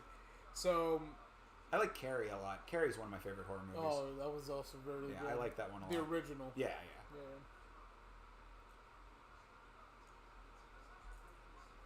Not saying they did a bad job on the second one. It was just almost It was just completely same. different. Well, I mean, it was similar concept, but like the modern version. You know what I mean? Like Yeah, one of those where it's just yeah. like a modern remake. Are you talking about the one that came out just recently? The remake one I don't know. that was it just like, called Carrie again? Yeah. Because there was the Rage Carrie 2. That was Oh like the no. okay, yeah. No. The remake. Oh yeah, The yeah. actual No, I remake. didn't see that one. Like, it didn't differ much. It was just like, oh, you just replace characters. Whatever. Okay. Whatever. Carrie's still Carrie, and she's Yeah. still being bullied or whatever the fuck. Right. Yeah, unnecessary remake. Yeah, but like remakes don't need to happen on shitty movies. You know what I mean? Like made differently, hopefully better. Oh, But, yeah, like, they don't need to remake movies and yeah, make them that are- shittier. Yeah. Yeah, correct. Yeah, correct, absolutely. correct. Yeah. Yeah, I know. That's my whole thing about remakes in general is that like just make a new movie. Yep, you can do. You know. Yeah, or if you're going to make if you're going to do a remake, do it so like unique to that it's like its own thing. But even that, I'm still like, I'd rather just have something new because the original still exists, so I can just watch that. Low-key, you had a friend back in middle school whose dad would surf the dark web, and bro, there's some gnarly videos on there, mostly cartel torture videos. Yeah, I'm sure. Yeah, bro. there's a lot. Yeah, I'm not surprised by that in the slightest. Just the shit that I see sometimes fucking randomly landing on 4chan, I'm like, oh my god, dude.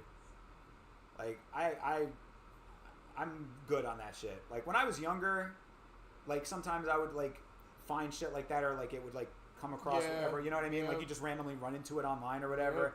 And you didn't have the same concept of, like, life and death and the value and meaning of life back then. So, like, I would... Rotten.com? Yeah, Rotten, you know. I was also on a couple other websites that were, like, Rotten adjacent, you know what I mean? Like, Yeah. shit that had that type of content on it. So, Mm-hmm. yeah, I mean, like... There was another big one. There was Ogreish was a big one, and the one that I was on was Consumption Junction. But that was another one. That was one that I was on because there was also like comedic stuff on it as well. So like you kind of got both. So I was exposed to a whole bunch of stuff even though I wasn't need my necessarily phone. seeking it out. Yeah, go for it. I can't remember what it was called, but it was just like Rotten and all these. But it was another like major one. Yeah. Where the fuck is my phone? It's probably Ogreish. I mean, that was the other big one that I knew of.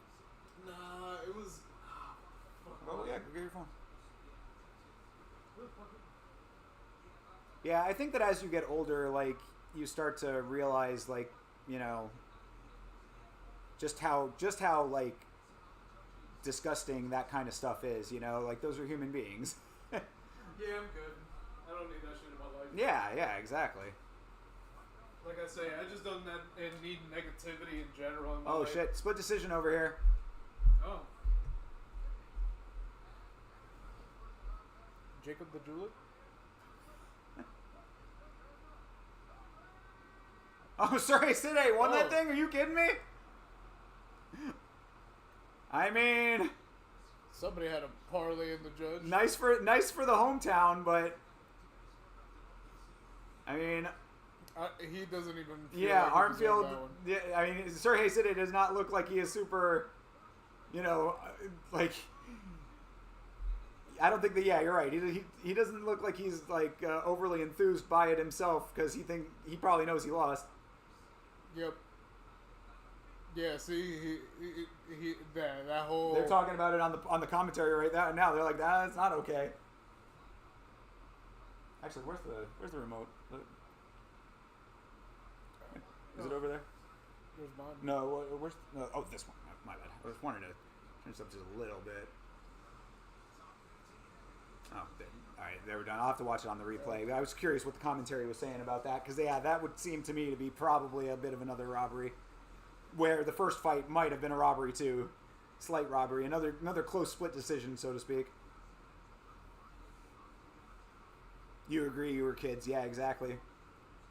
Well, Yeah, I don't want to watch that shit. I mean, either. his dad wasn't though. Why was his dad looking that shit up? It might be a little telling. I don't know what it it's a says, little but you know, it's those gore sites. You've been there now. You've been there, but now don't want to watch that shit. Yeah, exactly. Yeah, it's just gross. Like went down a slight rabbit hole with that stuff recently that reinforced it, like to a T, because it was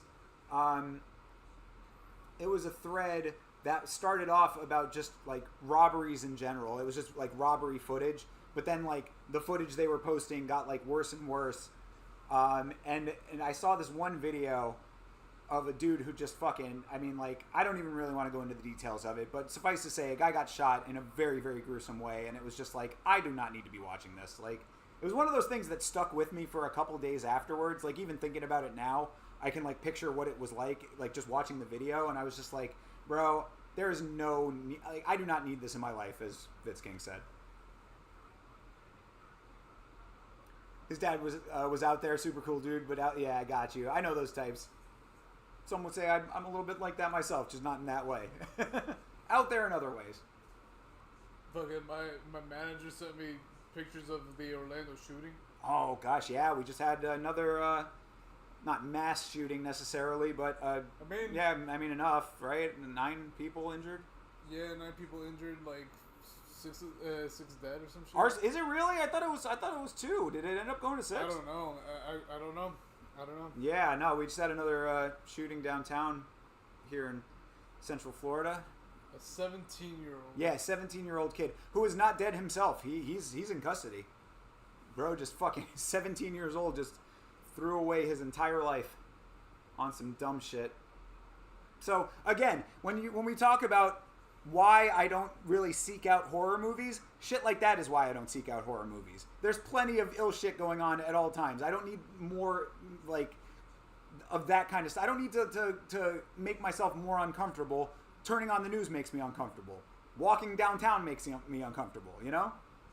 That shooting happened fucking less than, I would say, maybe 10 minutes. Not even 10 minutes. No, 10 minutes is even too much.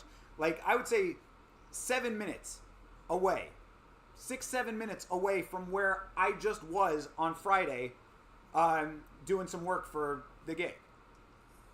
Like, around the corner kind of shit. That was 2 streets up, basically. I was on one of the cross streets that would have intersected with the street that it happened on. Over some girl, too. Oh, is that what it was? Yeah. Well, that's one surefire way to make it so you're never going to get pussy again one way or another. Yep. Congratulations, brother. That is going to be one dry dick, except for anything that might go down in prison. Yeah. The shootings going on over there, yeah, dude. Yeah. We've had plenty of them. Like, what the fuck is a 17-year-old doing with a gun? Yeah. Yeah, for real. And why is he so emotionally unstable that he couldn't just walk away from a bitch? Yeah. I mean, Florida has had plenty of them.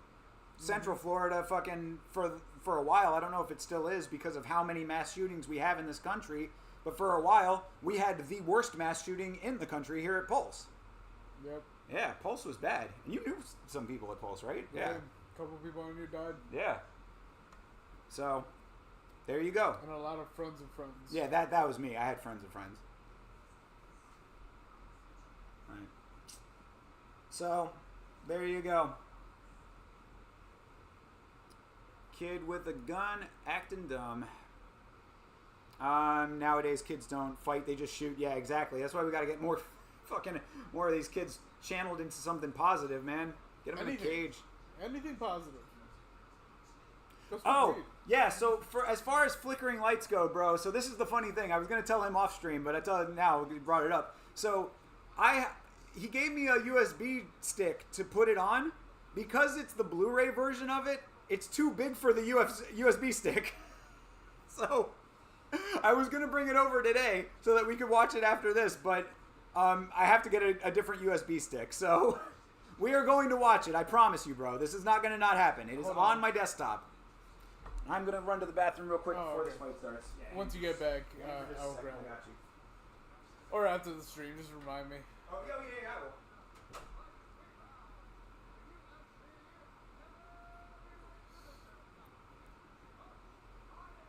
Like, I gotta see a few, like, horror films while, like during the month or whatever. And nothing really, like, spoke out to me. It was kind of sad. Like, I also watch horror films, like, on a constant basis. Like, I want to feel scared, but I just, nothing happens, man. It's unfortunate. But hey, if I find one that does, I'll definitely let you know.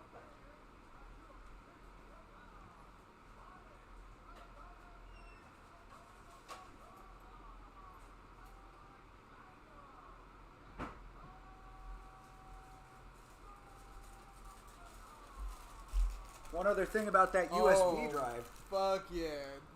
Yo, I'm glad you saw it. Did you get to see 28 months later? Oh, years later? Months later? Days Weeks. later? Weeks. Thank you.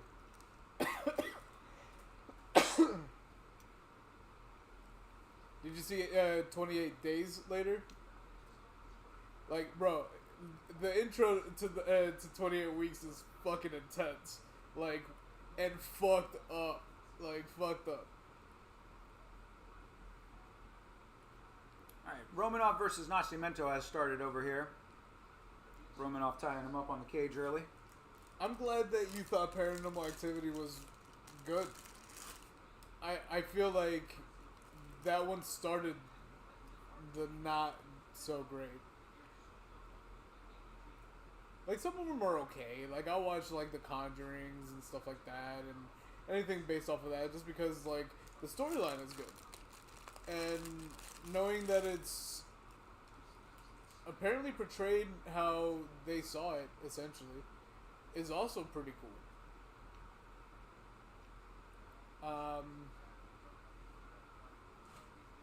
But, like, yeah, Paranormal Activity, I just couldn't get into it. Like, I even watched it, like, it's better than what I remember it, but it still wasn't, like, scary.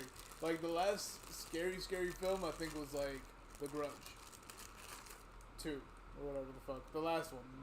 The last of those. Grudge and... what's the other one? Purge? The Ring. Oh, The Ring.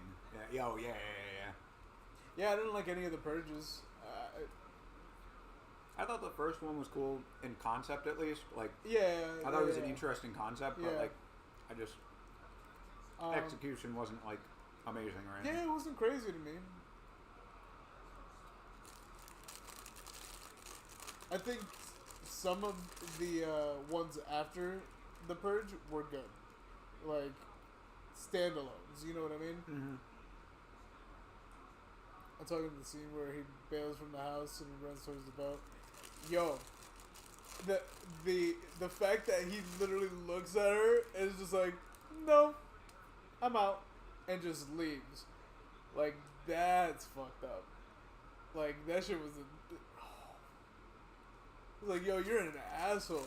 And then tells the kids, like, oh, no, like, there was nothing I could do. Your mother, she just died. Wait, have you seen any of them? Oh my god, no, we gotta. That's why I'm not listening. You gotta watch them. Oh, we're watching it. We're watching at least one of them. I've wanted to see it. I know how popular or like how well regarded they are. Bro, it's literally my favorite. Just because, even for the time, the concept could be real. I know you've mentioned that. And then going through COVID, It it's got like, even oh more shit, real. this could really happen. You know what I mean? For sure. Like, oh no.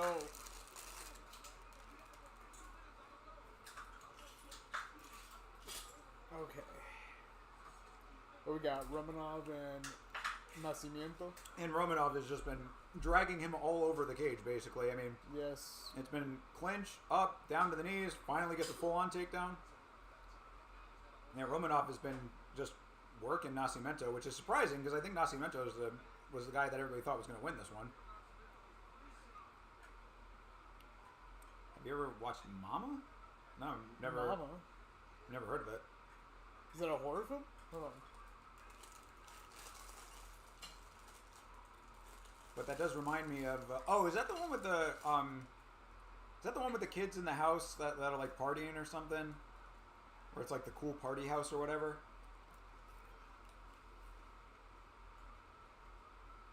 And then the lady starts like getting weird.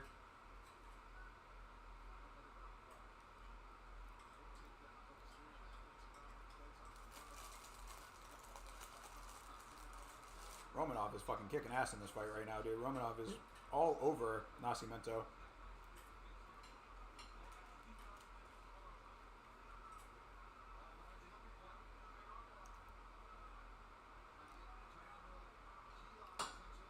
I did kind of want to see the Pearl and X, that trilogy of movies.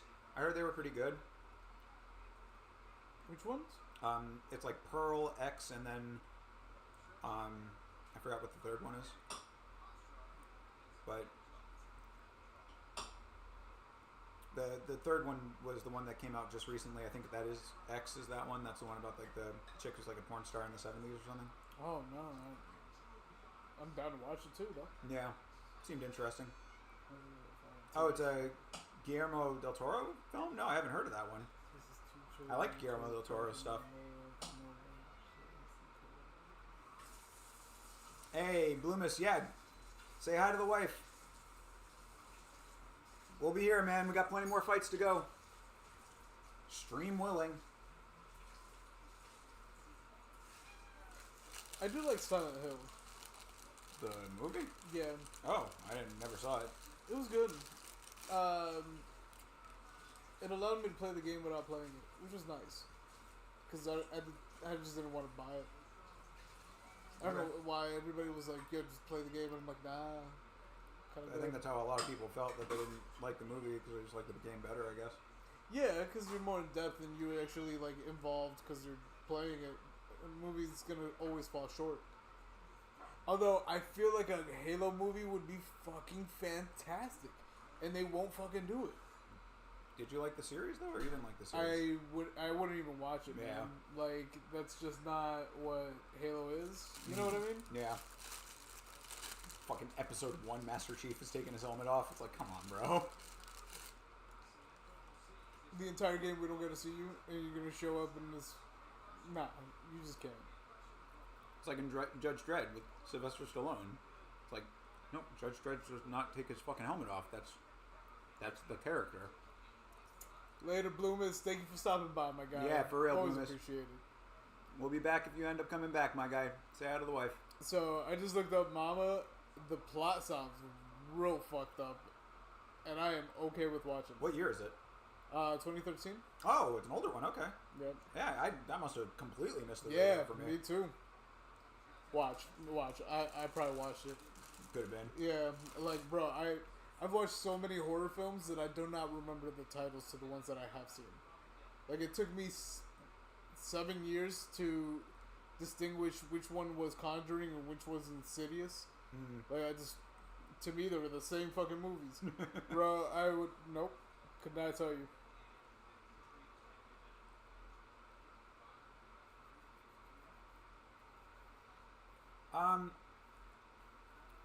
If you count Midsummer as a horror movie, I quite enjoyed that, and Hereditary as well.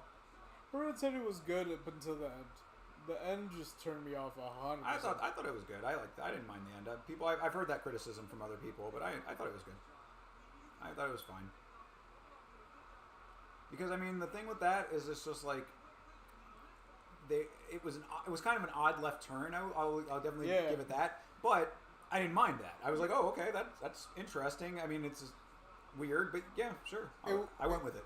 It would have been fantastic if there was hints of a cult. Yeah, I agree. If there was hints of a cult, like any hint, not just be like, right. And now it's a cult. Right. It was like, whoa, yeah, I what? agree. It was an odd left turn for sure. Just random. And I mean, I think that there were people that said like, you know, if you looked hard enough, there were kind of hints. But it's like, well, I shouldn't have to like, don't make me do homework. You know what I mean? Like, if the hints were that good, I would have been like, oh shit, that one part in the fucking beginning that showed the fucking cross upside down. You know what I mean? Something, anything. Right. But nothing. Yeah. Also, by the way, Romanov is wiping the fucking floor with Nascimento right now. He really He's is. just been fucking all over this guy. What the hell happened to Nascimento? I don't know. This dude is just getting fucking smothered. Yeah, he is. The entire fucking He's fight. been clenched. He's been taken down. It's like Romanov has just been all over him this entire fight. It's almost like a heavyweight version of Cody Gibson right now, a little bit, except less on the ground, but still. If you do watch it, like they're not bad. They're okay. Like storyline, good.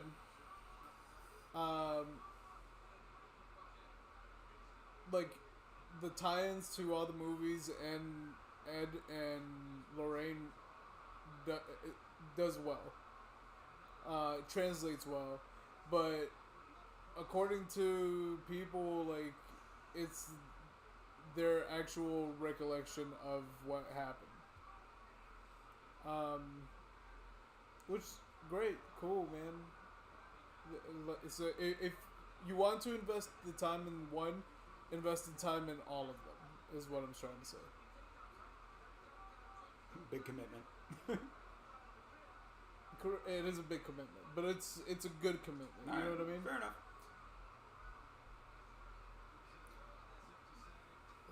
As October the senior with my nephew's passing, I've spent the day crying, but my girlfriend and I looking to have a chill movie at home birthday.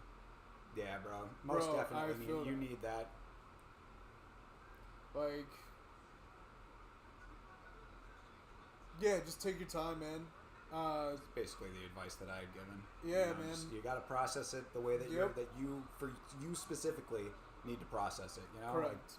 And only you can process it. Right, exactly. No one can tell you How to. Yeah, Yeah, yeah. And anybody who's trying to tell you how to do it, that's somebody you don't need to be listening to.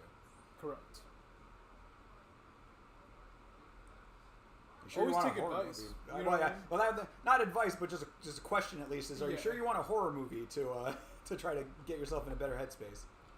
Although some people do So I process use that, it and that way. and that's Stephen King's whole point with horror in general is that you know people use horror to As an outlet. as an processing the horrors of real life. So I get that aspect of it. You know, it's not. I have nothing against horror movies. You know what I mean? Like Yep. at all. I mean, like I enjoy them. You know, I enjoy certain ones, and you know, sometimes I will seek them out if I want that. But you know, just everybody's different.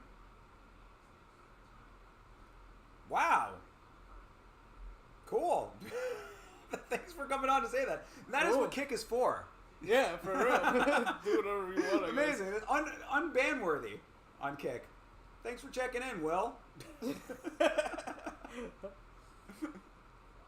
fact, I am the Jewish guy. Tables have turned.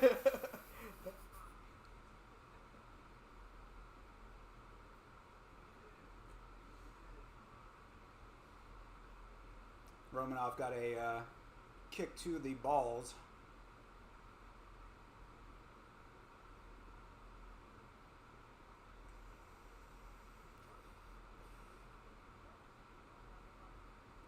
Funny that whatever he said, like that.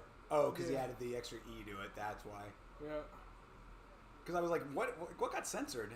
We don't have any censorship stuff unless he self-censored that one thing. Yeah, right? That would be weird. Get out of your country. It's I'm my not in country, your country. bro. Yeah, I've never been to your country, bro. But whatever country it is, I'm taking over. So, sorry, Charlie. Mine now. If you look at history, we're pretty good at that. Yeah, facts.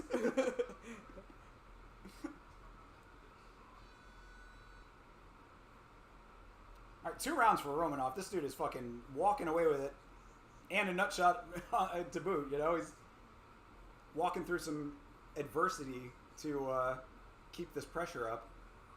Easy 2 rounds. See if Nascimento can do anything in the 3rd round. What the fuck is going on?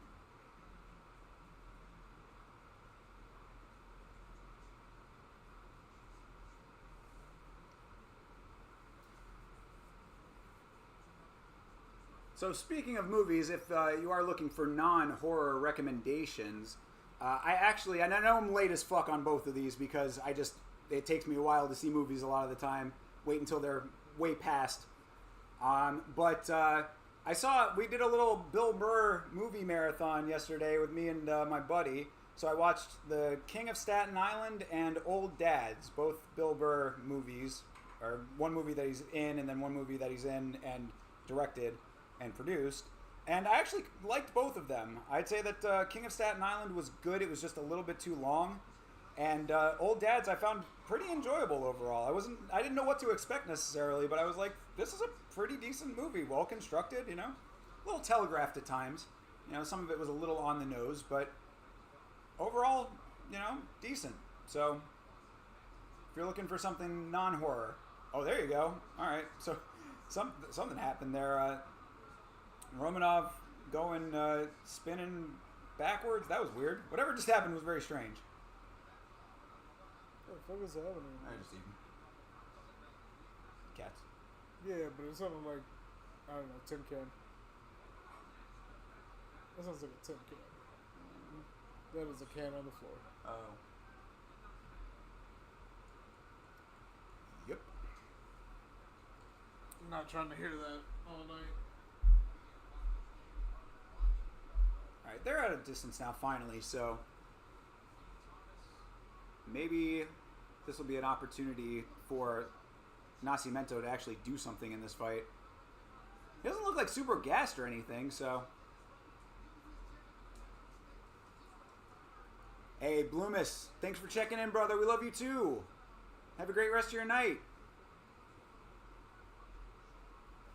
Catch you soon, man. Thanks for hanging for a little bit. Appreciate you.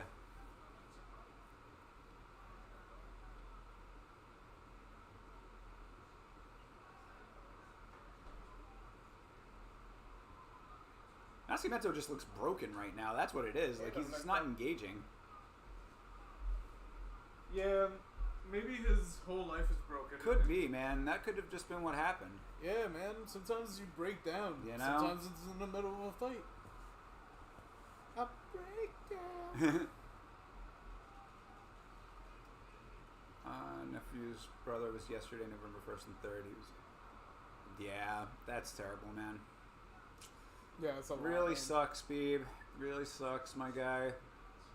Feel you though, Especially when it's sudden and unexpected.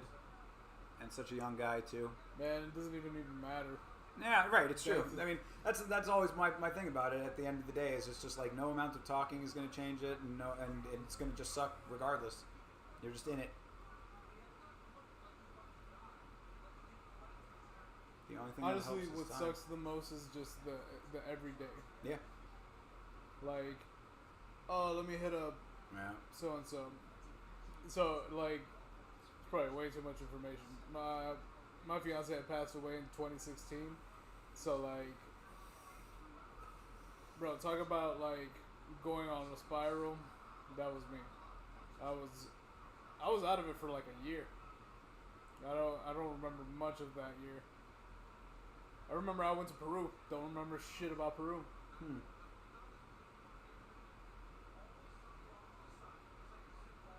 Took me a long time to get back though. Yeah. 2016? Yeah, Trying to think where. I was gone. Yeah, I was gonna say. So I mean, like that would I think. I was gone were for we like chilling at that point? I guess we were, right? yeah, we were. Yeah. So yeah, I guess we just didn't see each other. Yeah, I left. I left the world. I left the world entirely. Probably for a good thing, man. I was just a shell at that point. No. Yeah, you got to process. Yep.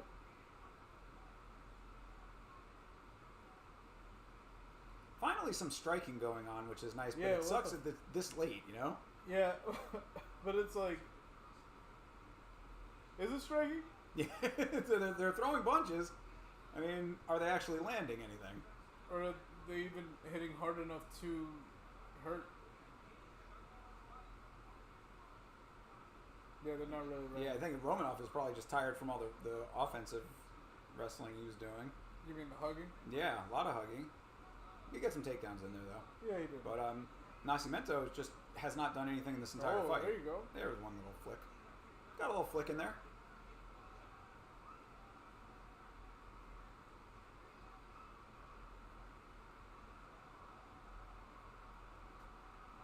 Great if Nascimento just knocks him out like right at the last second. That'd be awesome. Yeah, man, There you that's go. a Come on. real rough fucking time, bro. I am sorry you gotta go through that shit.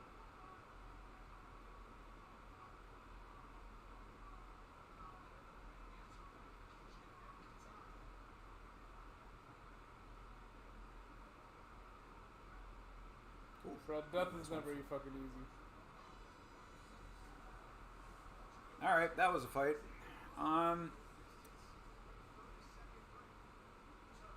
Specifically when they're Yeesh, constant yeah. in your life, bro. Like that's when it hits. Yeah. Ah, man. Be strong, brother. See, I mean, this is as much as you can do. because there's no good answer.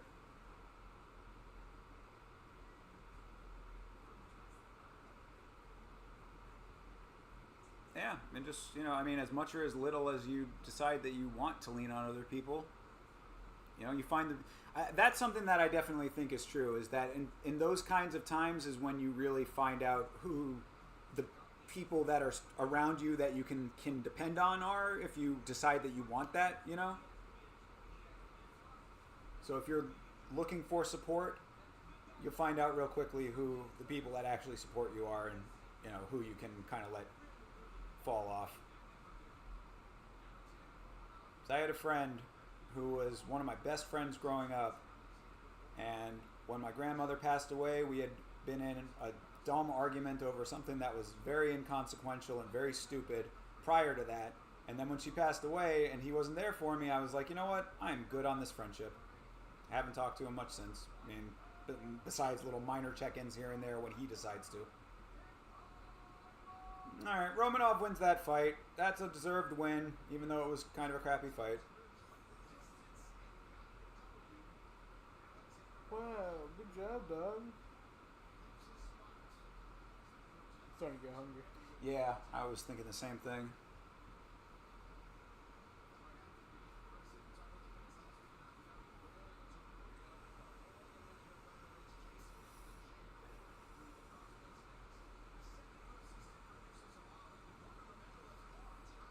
All right, Yusuf Zalal versus Jack Shore is coming up here. Yusuf Zalal is my lock for this card. He has been on fire lately. Jack Shore has been a little bit shaky lately. Granted, part of his shakiness is due to the fact that a doctor stuck their finger into his leg recently, which is never fun. So that last loss was a little bit of a bullshit one. But I just think that Yusuf Zalal has been a completely different person since he's come back to the UFC. I have high hopes for him in this fight. So he is my lock for this card. So far, the locks have been coming through. Should have had some money on my man Cody Gibson. That was stupid on my part. Just didn't get the picks in time. But I would have had him. And Sergey Side, I mean, he won the fight. Take that how you want to take it based on what you saw.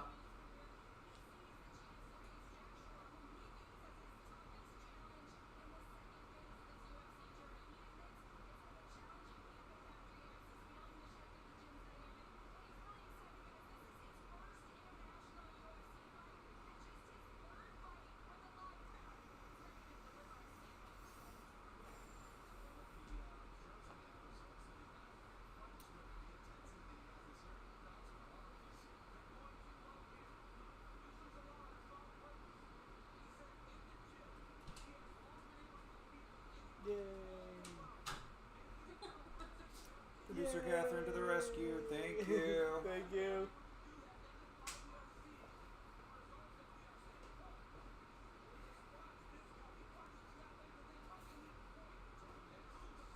You want another rice too? Oh yeah. Matt, do you want rice? Yes, please.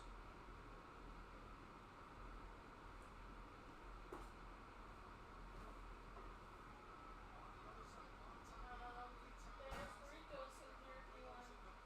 Oh yeah. Glasses I'll take a of that. tamarind.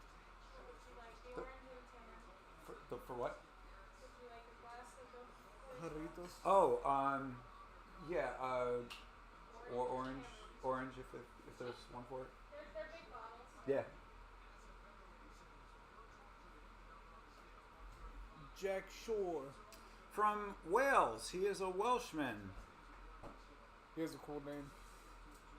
Sure does. Oh yeah. He's a Trace of all Jack.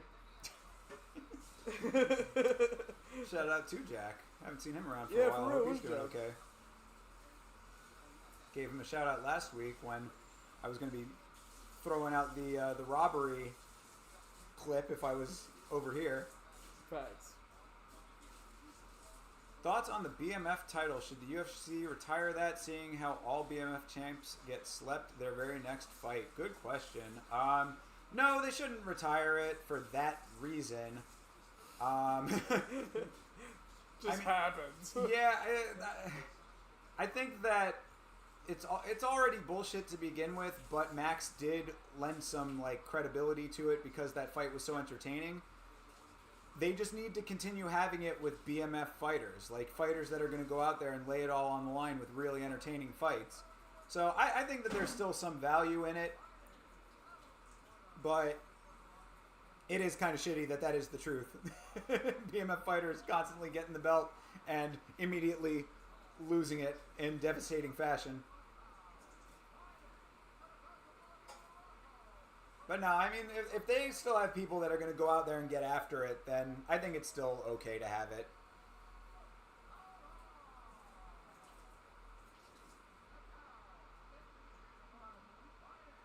I think the real question is, who are they going to put that belt up with now? I mean, like, you know, it was not on the line versus Ilya, so Max still has it. Is his next fight going to be a defense of the BMF belt? I would think so, right? Defending at 155, so we'll see.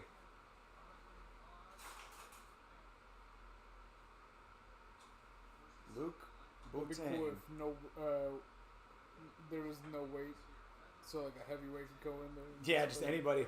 Yeah. Max was kind of talking about that at one point, where he's like, the gladiators didn't get to worry about weight. It should just be whoever versus whoever.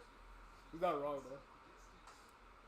I mean, you just have fucking huge ass motherfuckers going in there. That's how Robelis to Spain could get a one, even though he is no longer in the organization. Oh, he got Yeah, cut? he got cut after his last fight. Yeah, he lost pretty. I mean, like, it was a bad fight, but he did not look great in his last performance either, and he ended up getting cut. Oof. Rip Robelis. I was on the hype train. Dan Hooker would be a good BMF contender for sure. Yeah, Dan Hooker would be. I would take a fight with Dan Hooker in that regard. He talked about wanting to fight for it too, so could happen. I would be cool with that. All right. Jack Shore goes high. Has the leg. Zalal keeping his balance nicely here. It's going to be a good test here to see if Zalal can overcome this, because this is what Jack Shore wants to do. If he can get himself out of this position, then that's going to probably raise his confidence going forward in this fight. So far, so good. Yep, doing a good job of not letting Shore get lower, get any leverage in the high crotch. Zalal. Oh, okay. There you go. Good job for Zalal. Oh, nice knee for Shore. Yeah, that was legal good. too. Yep. He can still knee, right? Well, yeah, I mean, not with the hands down, because of the rules have changed. We know the rules now. The new Yes, the rules. hands have to be down on the mat, right? Well, the hands can be down on the mat, and you can knee. Yes. Before, if the hands were down and couldn't. weight bearing, you could not. So legal knee. So you can knee right now, right? Not because the knee was down. Because the knee. Was Yeah, down. any other part of the body besides the hands or the feet counts as a down opponent. Gotcha.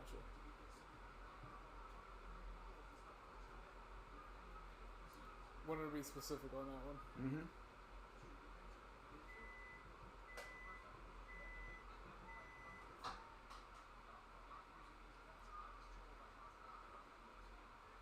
All right, Zalal doing a good job to reverse all that. Now he's got the clinch here.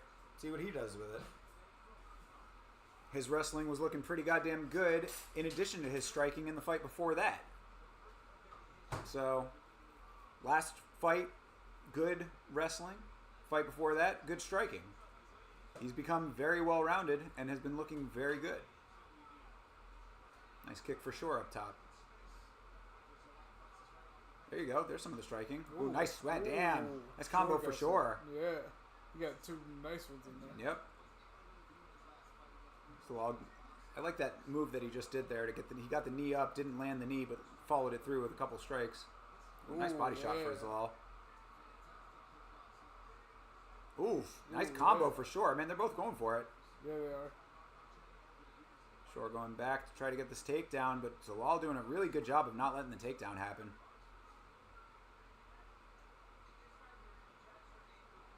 Shore, if he could explosively turn his body to the side, he's in good position for it right now. Just get the trip, my guy. Yeah. Stop tripping. Nope, never mind. Zalal reverses the clinch. This is good. Does not like the trip. Yeah, Zalal is very dominant. I mean, In the anytime. clinches. Yeah, I mean, anytime that he's been taking any kind of adversity in that regard, he's been able to just reverse it. So Yep. good shit. Nice, and Zalal gets a takedown. All right. Shore kind of took himself down. Yeah, he was kind of going into a spin, and Zalal sort of went with the momentum. Yeah, he weight bared on Yeah, him. exactly, which is fine. Hey, get it Yeah. how you get it. Because this is good position for him. Short time, but still enough time to do something if he wants to. Well, ground and pound would be good right here. Yeah, well, 40 seconds. Mama, you killing things over there? What the fuck are you doing? Oh, Watson got in the other day and she fucking killed it. Oh, let's go. Oh, yeah. Do you guys want ice? It is cold. I'll take ice. Nah, I'm good.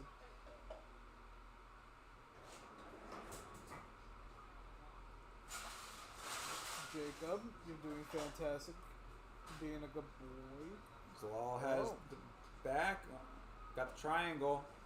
But short time. Way short time now. I mean...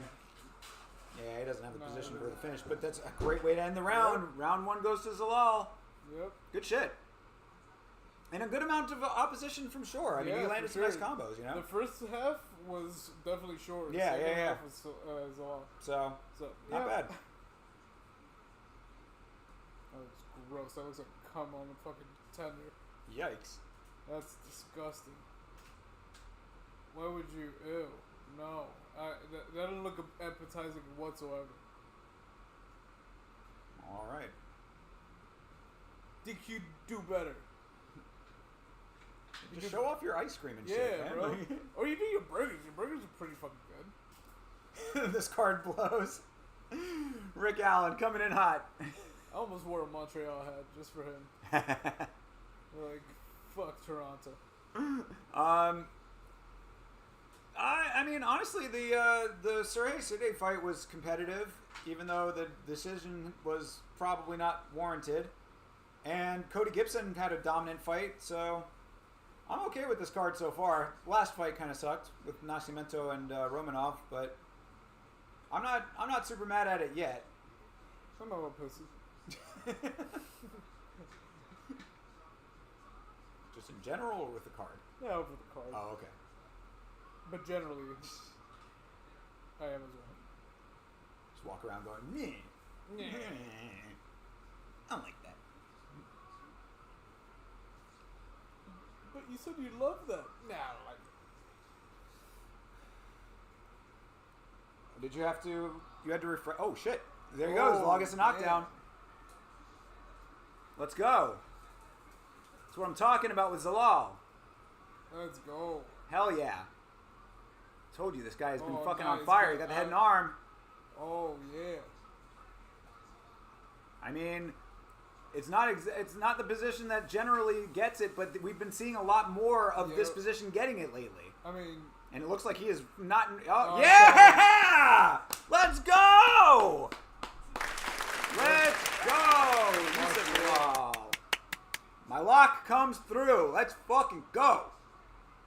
yeah, Zalal's killing it. He's looking really good, man. Yeah, dude, I'm telling you, this is now 3 really, really good wins in a row for him. He has been on fire since he's come back. Giving dap to the cameraman.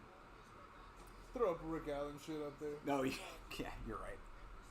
Of He's course. already started with his questions. Do you love to go a-wandering beneath the clear blue sky? Have you noticed what big stars real estate agents have become? Are you careful with your personal records? Does your computer ever seem to have a mind of its own? We Yeah. never mute you, bro. Yeah, you have never been muted one time, my guy. Talk to YouTube. And yeah, yo, Andy, you are not fucking lying. That knee was fucking tight. That was tight work. Beautifully placed. I wish they would have played that. They just keep playing him choking him out. Yeah. They showed the replay just a little earlier. Did they? Yeah, just before that. But Chad Romanoff ready for Tuivasa. Good call. Romanov looking like he wants to go a single round, all clinch. All I need is one round. Fully clinch you to death. Thank you. Sour cream. Hey. Thank you, producer Catherine. You're welcome. Yours is almost done, right? We're good. But yeah, that knee was clean, boy. Thank you. Thank you. Oh, thank you. Excited for Trump to lose on Tuesday. He's losing, in your opinion? Don't really feel one way or another about it, to be perfectly honest, because I didn't like either of the main party choices. Two-party system is bullshit, as we've talked about on this stream. You guys have a better system. A way better system. If you've got more choices, you have a better system.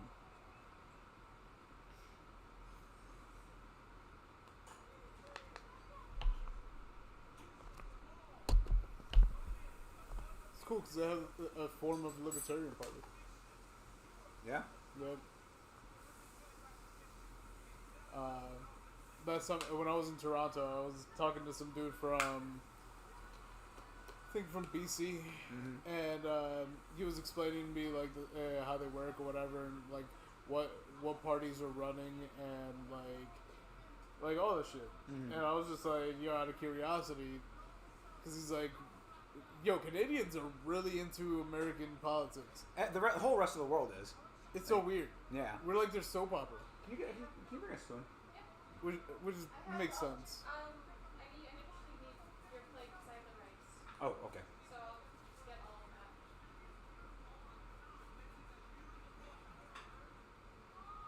Jeez, that knee was clean as Is fuck it here. pork okay if I... Yeah, it's just for the people. Okay, yeah. Wait, is Jill Stein running right now? I don't even know. Yeah, I don't think she's the Green Party candidate this year, but But yo, honestly, better than our choices right now. yeah. Vote Libertarian. Yep. I really hope Strickland beats DDP so we can get Strickland versus Hamzat. Hamzat's probably going to get the title shot, bro. After that performance against Rob Whittaker, I think they're probably going to hotshot him straight to the title shot. You can debate the merits of that, but that was a clean performance. Bro, it's weird because Americans don't give a fuck about anybody else's politics. Right, exactly. That's why it's weird. It's nothing to do with the other parts of the world. It's just the fact that we don't care. Yeah, we don't care. So, like, bro, like, it's not just Canadians, though. There are some Americans that are like political people who like know Yes. all of the world leaders Correct. and stuff, but the average American probably could not name 99% of the other world leaders in this world, other countries and stuff. Could not name a single one. Yep. And the ones that they can name are ones that they've just heard other people talking Like about. Putin. Yeah, right, exactly. Big, ones that like play major parts in our political discourse.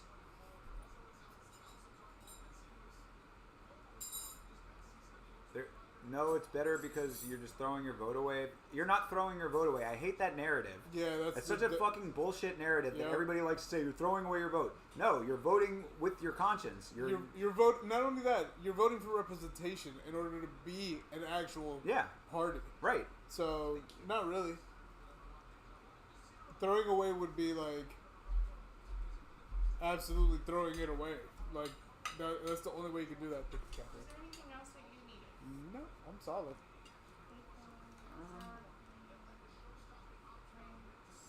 If you have like a salt packet or something like that, I would take that. Oh, for the pico? Or for the rice. Oh, it's not salty? I don't know. I just always generally put more on there. Oh, okay. Here's the pickle if you like it. Yes, sir. Got it.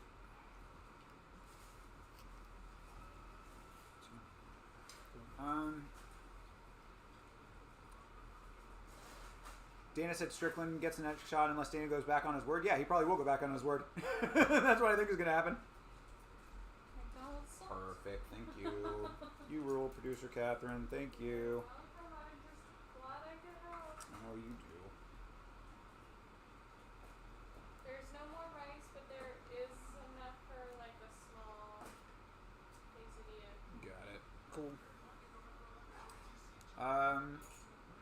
because many Americans have not left the UFC and don't do any travel. That's not necessarily true. That's not true at all. I travel the world, Yeah, quite so- literally, and I still don't give a fuck about anybody else's politics.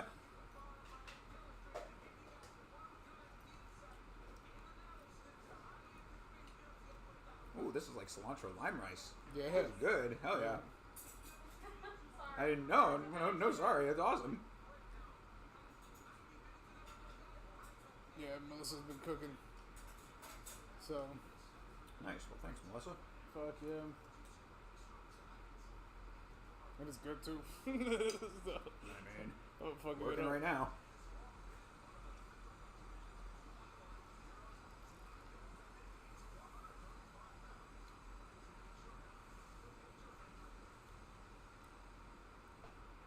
Don't forget about those grapes. Oh yeah, true. It's true about the average American. I mean, yeah, maybe I guess, but I'd say that that's probably true about most of the average people of a lot of countries. It's like countries outside of like Europe where inter-country travel is very common. But that's similar to us traveling state to state. You know what I mean? So. Yep, 100%.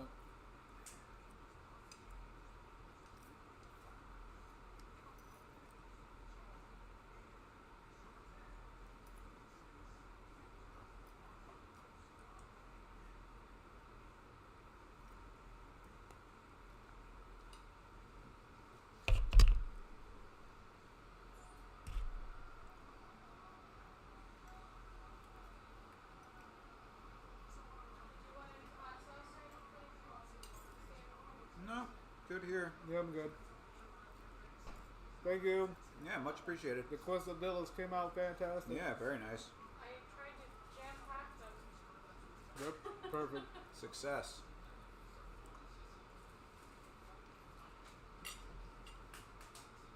So Victor Henry is coming back after getting kicked in the nuts in Abu Dhabi, not the time that just happened, but the time before that, and the doctor telling him, no, you did not get kicked in the nuts. He's like, well, I don't know what to tell you, doc. My nuts are saying otherwise. And then he had to go to the hospital. So, a little bit of a weird situation there for Victor Henry. He is a pretty decent underdog, I believe, but I think he might have potential to win this one. If he can let his hands go, Charles Jourdain has been knocked out a good number of times at this point.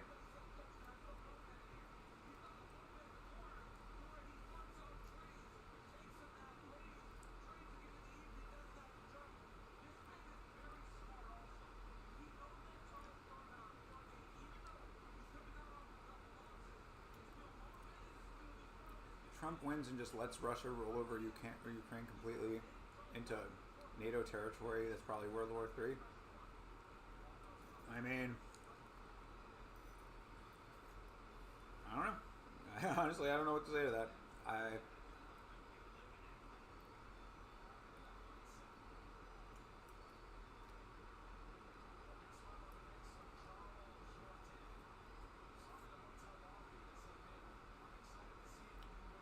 All kinds of things are happening that could be World War III at all times. So, whether it's that or something else.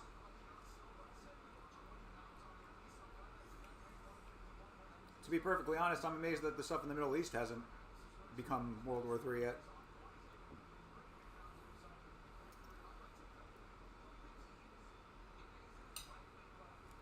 That's only because we're fighting for war. The profits of it, at least. Then, we haven't figured out the oil situation quite just yet. It's gonna be Saudi Arabia at some point, where, something stupid's gonna happen. Like, I don't know, some Saudi guy is gonna piss off an American, and then we go over there and take their oil. So that's the only way we're gonna get involved. When the need is there. Correct. Hmm. We have to have that petroleum, though. You know what I mean? It is a factor.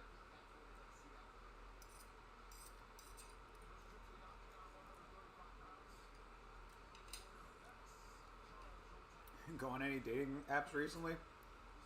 I mean, I'm always keeping my eye on it, but not exactly top priority. I had been talking to one girl that I started talking to on an app, but I just sort of let it lie. I lose interest very quickly. Like, unless there's something specific that's keeping my interest, I'm just like, all right. It's been interesting talking to you, I guess, but I'm not feeling compelled.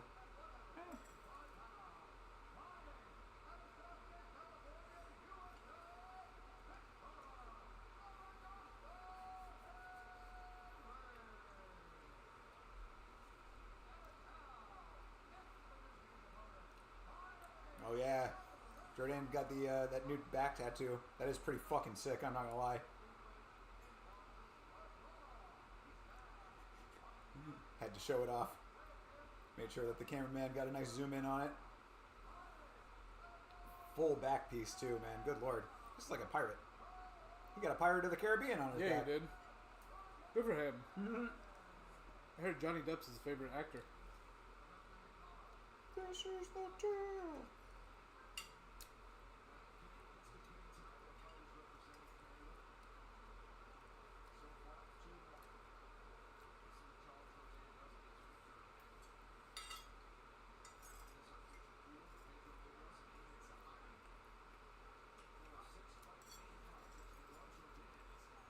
All right, fight is underway.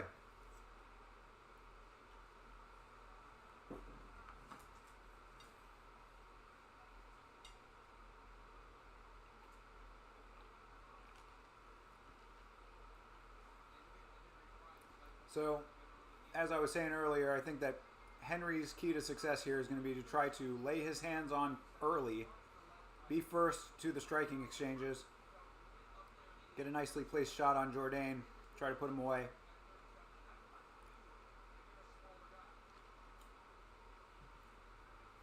Is Poatan going to save 310? Probably not. I think he's already shot that down. And I'm glad for that too, honestly. Like, A, give that guy some time to rest up a little bit. He's been taking way too many fights this year.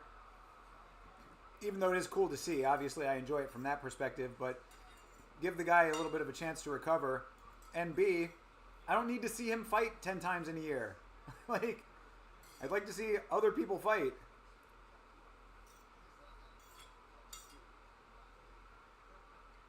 You know who I like to see 10 times a year. I mean, gotta see when he's coming back at all. Yeah, true. With Johnson? Oh, I thought you were talking about Volk. I was like, wait no. a second. Yeah, no, that's a good point. He probably could conceivably fight 10 times in a year. He could. That guy's a nut job, in a great way. In the best of ways. Realist white boy. Have y'all ever jarred a fart to save for smelling later? Not specifically, but I know that there are actually women who do shit like that online. That is a real thing. Like, who the fuck is paying for that? Me neither.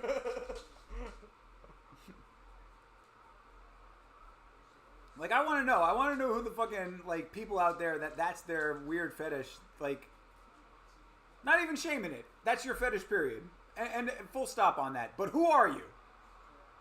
Damn, nice job for Jourdain there. Yeah, it was nice. Yeah, Jourdain got him, pushed him down, stood him up right into a headlock, and now he's doing some decent work clinching up here. Henry's staying active, though. Another nice trip for Jourdain. Henry back to his feet, though. Oh, all right. This is good for Henry here. I'm telling you, being controlled but being aggressive and laying on some heavy shots for Henry is going to be the way to go. Point fighting is unnecessary. I mean, they are fighting bantamweight, so they're lower weight, but be the volume striker here. Put a little power on him. Plus, we've been seeing a lot of bantamweights who have knockout power lately.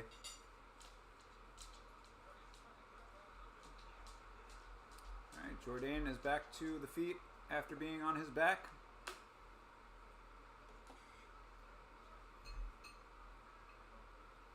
And Jourdain gets the clinch up. You think Henry buys fart jars? Could be. You know what? Somebody needs to ask that in an interview. Victor Henry, coming off of a nice win at your last event. How many farts have you bought specifically inside of glass jars? Lost count. I want to see the MMA fighting article that's like, we went inside Victor Henry's room full of jarred farts. It's just like a picture of a gallery worth of fucking empty jars, basically. Has a name written on it. Yeah, exactly. But they're not empty. Looking at that wall, you'd think that every jar was empty, but they're not empty. In fact, there's something very special inside. All he does is like crack it open and then closes it real quick. Yeah, I mean, like that's kind of one of those things that's like a little bit tough, right? If that is your fetish, because it's really like a one-time use thing, you know. I mean, unless it's like a particularly terrible fart. I mean, I couldn't imagine that you open it and then you close it again and then there's still left in there, right? I'm just picturing him going to like a little seal, being like, yeah, exactly. We're trying to conserve. You can't be cheap. You can't be stingy with your fart enjoyment. oh, like compressed air and shit. Take a quick hit. But I know that is a legit thing because I remember there was this chick who she would specifically like eat gaseous food that made her gassy, so that she could produce farts that she was selling online. That's so real. They need to fart into CO2 cartridges, a nice farty whippet. Yo, let's go. Hell That's the move. We need to pioneer this technology. yeah. Oh, Fitbits. Fitbits. Yo, let me get a Fitbit, bruh. Oh, yeah, that's fucking disgusting, dude. Thanks for that. Hurts so good. What the fuck? Chart farts. China, please invade us now. Beeb with the level-headed commentary. We're going with it. Oh yeah, I mean, It's fucking funny. the chat takes us where we need to go. Facts. I'm gonna post this all over fucking YouTube. Dudes talk about compressing farts for their pleasure.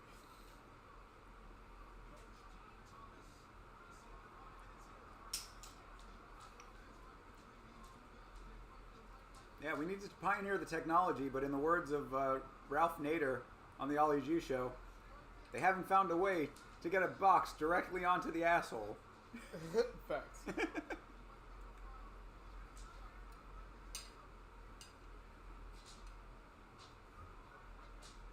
I was paraphrasing, of course, but the sentiment was the same. He just saw the door open. He's like, "What the fuck?"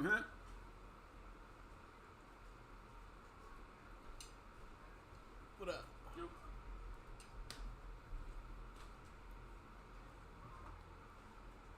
Oh, nice kick. Yeah, they were coming out swinging in the second round here. They've slowed down just a little bit.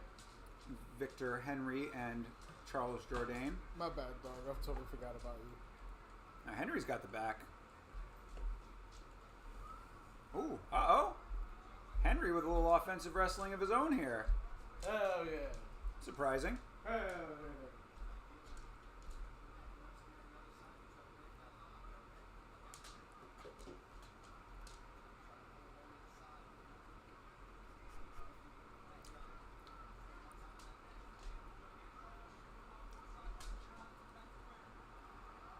Good job of Henry to stay with this, though, too.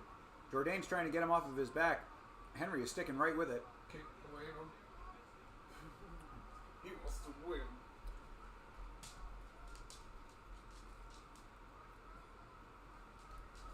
Surprising that he's able to.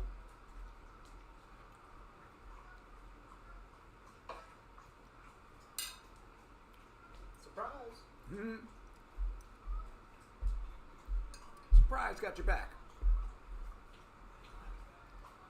Surprise back grab. Oh.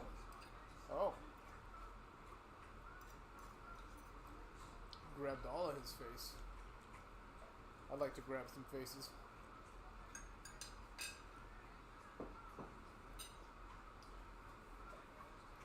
Trump will put 2,000% Terry's on China farts.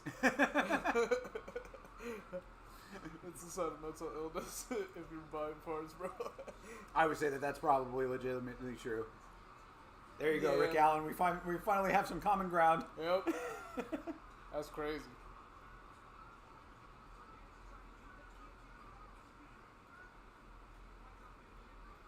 Henry could fucking wrestle. Yeah, I mean, he's doing really nice with it. I wasn't expecting it out of him. Jourdain's usually the guy that's getting the better of the wrestling, but I mean, Jourdain is also doing fantastic. he's 'cause doing he got good to. out of- Yeah, he's defensively doing Yep. pretty well with it. Yeah. I mean, but he's got to be getting that cash to pay for that fucking back tattoo. Yeah, I couldn't have been cheap. Bro's got 6 more payments to make on that thing. It's more expensive than my car payment. Understood. And I drive a Lambo. Ooh, ooh. Oh no. Oh, shit. Oh, Yeah, Jourdain gets it. Yo.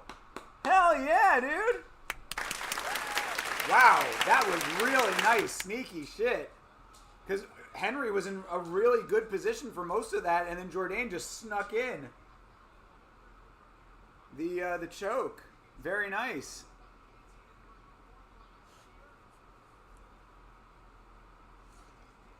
That's crazy, dude. He slipped that in like nothing. That was so quick. Coming up, Doug. Very sneaky. I like sneaky. Yeah, diagonal. Pretty sneaky, sis.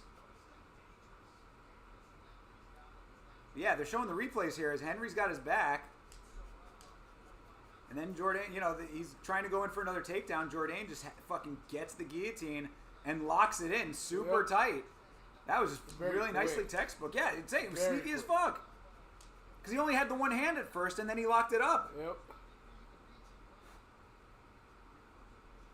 Bro, come on. He was hardcore sniffing that shit. Yeah, for real. You good, Doug? You need us to buy you some farts, bro? Yeah, right? Come on. What are you sniffing, Doug? You sniffing hard, yo. Wow, I was not expecting Jourdain to do that. That was pretty impressive.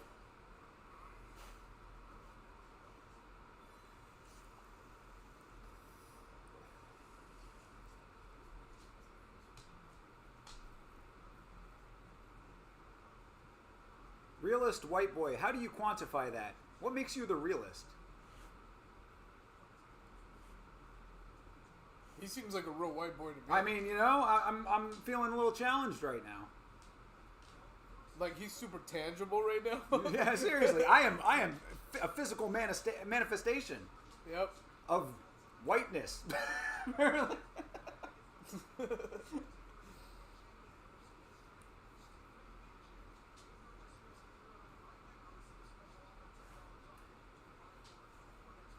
Save on $10. Yeah, $10 discount. Wow. Yeah. Let me Oh jump on that. boy. Thank God they gave me a $10 discount. ESPN Plus is such a fucking joke. That'd be cool if you could pay for a pass. You know what I mean? Yeah, that's what it should be. I'd pay for that in a heartbeat. UFC pay-per-view pass. Yeah. That seems feasible. And you can make it like a decent price. Like, if you put a decent price tag on it, like... Still keep if you only want to buy this event, $80 or whatever the fuck. Right, yeah, if you want to do a la carte, right. But like, have the pass and be like $450. Yeah, you would still be saving a ton, and yeah, I'd be cool with that. Spread that out over the course of the year, that's fine. Yep. Yeah, that was impressive, man. That guillotine was nice, too, dude. When he finally locked that thing up, perfect. You see how tight ended up getting that He's thing? just pushing his head into it. That's 'Cause, crazy. yeah, he cinched the one arm and then like curls it, Yep. you know, like super locked. Very nice for Jourdain. He's a sneaky guy with that, man. It's exactly how he does it. If he's gonna win, it's generally something like that. The religious parties in the Lord's strength to win tonight. Oh my god, I wish we had a Ghost Stories drop right Oh, now. I know. Anything is possible through the power of Jesus. I'm telling you, man, we gotta get those in. Yeah, I know, it's true. Yeah. Coming up. Good stuff, Mr. Jourdain. Chicken. So far, the parlay is intact. If Chicken. Barrio gets it, we'll be making out with some cash today, folks. Come here, Doug.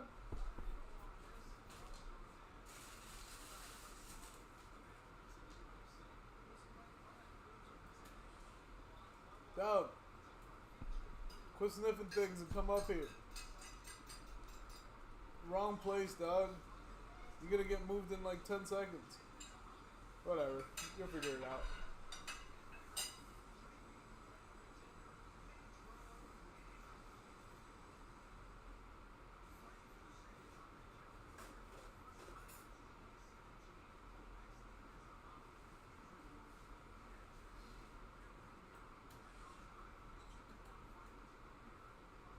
You good? Yeah, I'm solid.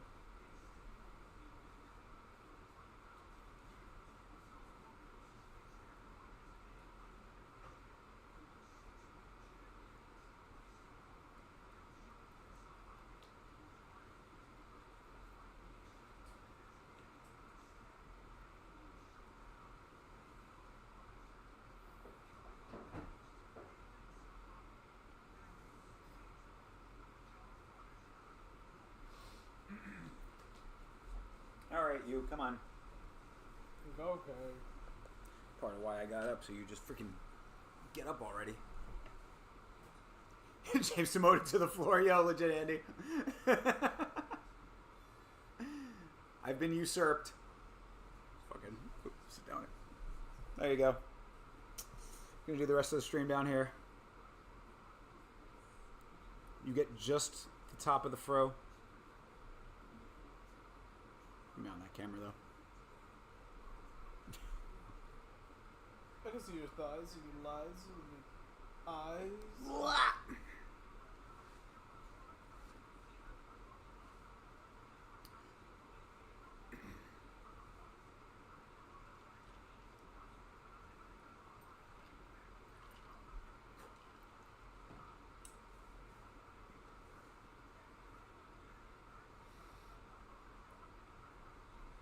What am I looking at right now? Call of Duty. That's it. Dog, leave some food in the bowl if you're hungry. Yeah, true. Man, I already got Omen the Yamacat back home who's slowly taking over everything. Knocking everything to the floor. He's luckily, I mean, so, he does a little bit of that, but that's not that bad. But like, just bro, this cat, whenever he is awake, it is time for everybody to be awake. He like, Yeah. doesn't matter what time of day or night it is. If he is awake, you need to be awake too. Just yells at you. Oh, dude, he does not shut up. It's like, bro, please stop yelling. Just come on, dude. I hear you. I see you. I'm standing right in front of you.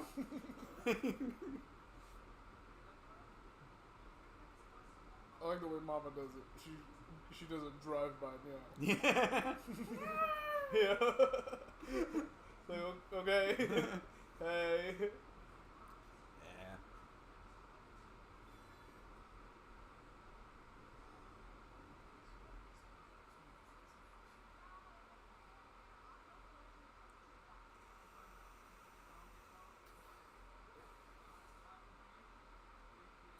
How's things going for you, Andy? You doing all right? Hope all is well out there.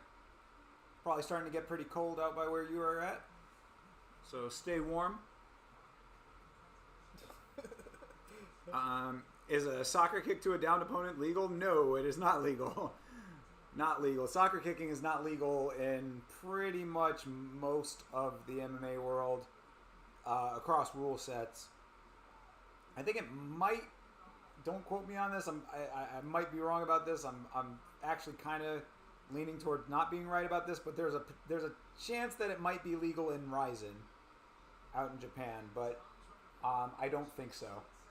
Just out of curiosity, what if he's not down? Well, then it's not really a soccer kick now, is it? I mean, Soccer his kick, hand could be on the floor. Both hands could be on the floor. Let's say his knees aren't touching. So if he, yeah, actually, yeah, I think that is legal. I think. Yeah, if he's hands down, I think that's not knees or any other part of his body. Yeah, that's a good question. Because you could soccer kick a person that's fucking on all fours right now. Let's see. What is considered a downed opponent? Having any other part of the body besides from the hands or the knees. So it wouldn't be a soccer kick technically, but it is a soccer kick. Right. Let me see if there's... I think that there are specific rules about soccer kicking. Let's see.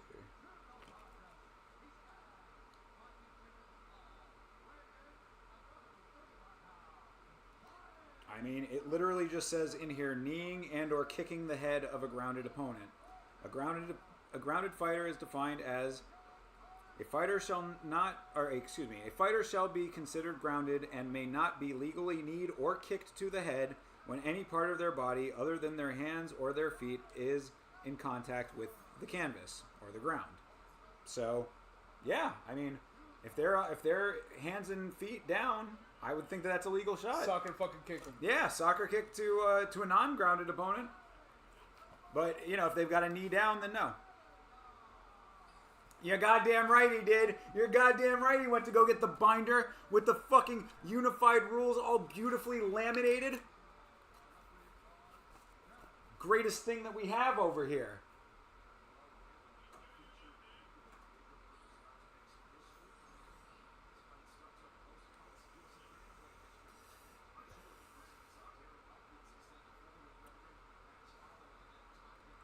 Soccer kick just means that you're standing and they aren't. No, is that true? I thought it had to be like the motion of the leg to like a lower part of the body,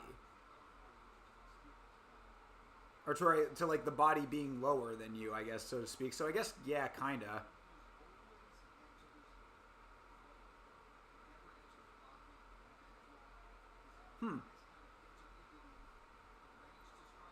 Yeah, I guess maybe that does make sense now that I'm thinking about it a little bit more.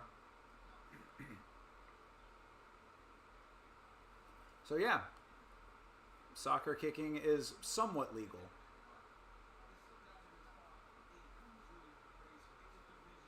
But not to a downed opponent as defined by the rule set. Also, Ayman Zahabi versus Pedro Munoz is going on right now, and I was so goddamn surprised that Ayman Zahabi is still fighting. As me and Chase Parton were talking about on the last week's Fights podcast. Hi! Hey, look who it is. You don't have to look, you can see right there. Boom. Fucking love that clip. That's literally my favorite clip. Yeah, Ayman Zahabi been fighting for quite a while. We were just talking about on the podcast that we were doing the rewatch of 217 not too long ago, and he was fighting on that. So He was. Ayman Zahabi, been around for a minute. I thought he had retired, but still kicking. Hey, Jacob. You still kicking? He's like, I'm about to be. Hell yeah. Watch your mouth.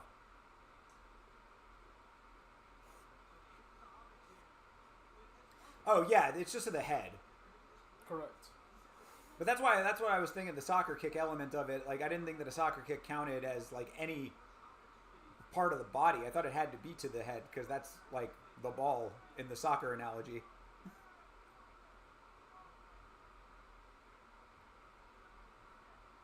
Yeah, I was thinking it as the action, not the ball. Mm-hmm. Oh, that was a nice hit.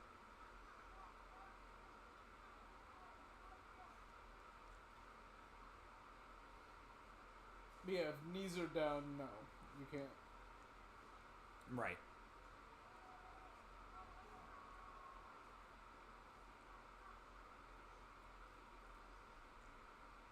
on, kick him in the face. Front face kick. But oh, okay. Just uppercutted him. And went up like 2 stories. Hey, Doug. You thinking of Hostel 2 ending? I haven't seen Hostel 2. I saw Hostel, the original. It was okay. It was gruesome as fuck. Yeah, I heard that one was another like really gory one. Yeah, it's a very gory one, but that one's more realistic. Mm. Which is, ew. Yeah. You know what I mean? Yeah, I'm saying, man, don't need it. Don't need it. Yeah, I'll watch it. Whatever. Doesn't really bother me. It's a good combo for Zahabi. Got the knee in there and overhand. Keeps going with that overhand. It's nice. I mean, I watched Terrifier, so you know, whatever. We have this vape. Yeah, for real. We're snackless today. Yeah, we're snackless today. Had some Ritz crackers earlier, but that is about it.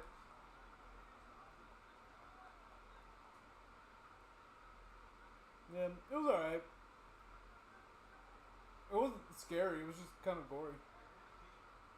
I guess the concept of it being real is scary. I don't know. It was alright.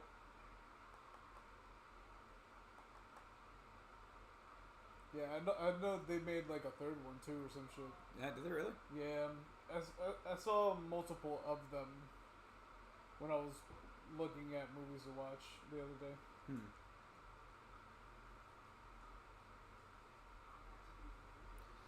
Pedro Munoz kind of doing what Pedro Munoz does, honestly. You know, moving forward, keeping the pressure on, getting the strikes when he can, taking 1 or 2 back. I think he's winning this round decently, but ooh, that was a nice head kick for Zahabi. Maybe he's winning this round. Yeah, it's been very close. Yeah, it was a close round. It was a But I would give it to him. yeah to Zahabi. Yep. Yeah, I think his strikes might have been a little bit more effective. I don't want to imagine that ever. Yeah, I'm good on that. Even if I'm not a downed opponent, I would not like that. Never forget the one to Tila Tuli back in the day. Knocked his fucking teeth out. Tell me yourself.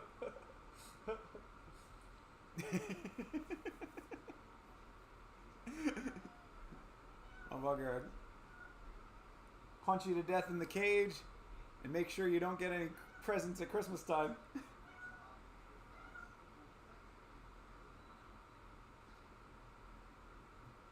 Okay.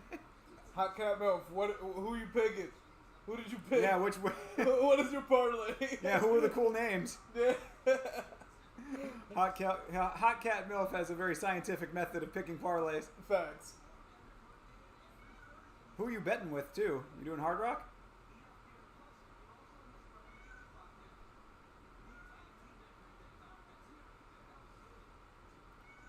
Oof, another nice combo for Zahabi. Sure, I just want to be like that little girl who won March Madness from choosing which logo she liked the best. Hard Rock? Alright, bet. Yeah. What? Who you pick though? Yeah, what's the parlay?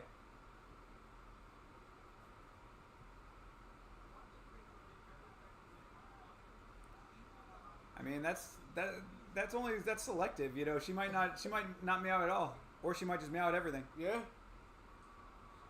Ooh. Ooh.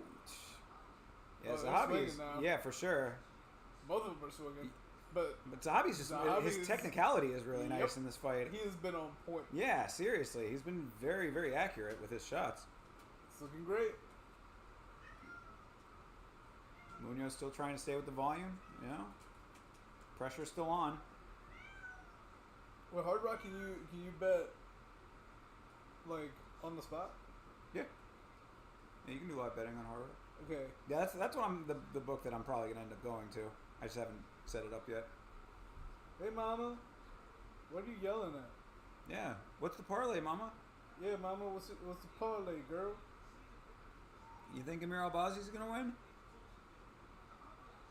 What about Brandon Moreno? What Zahabi? Munoz? She doesn't like anybody. Man. She's not with it. For real. Good job, mama. Way to pick.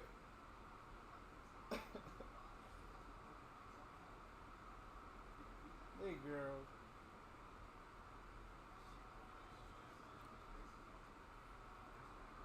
Mallet, Barrio, Jazz Devicious, Kyle, and Moreno. Man, you did a 5-leg or 6-leg? Oh, yeah, 5-leg. Damn. That's somewhat risky. What's going on? Something happened. Fucking Twitch, the preview just went out. Same thing with YouTube, though. YouTube's been that way. Oh, okay.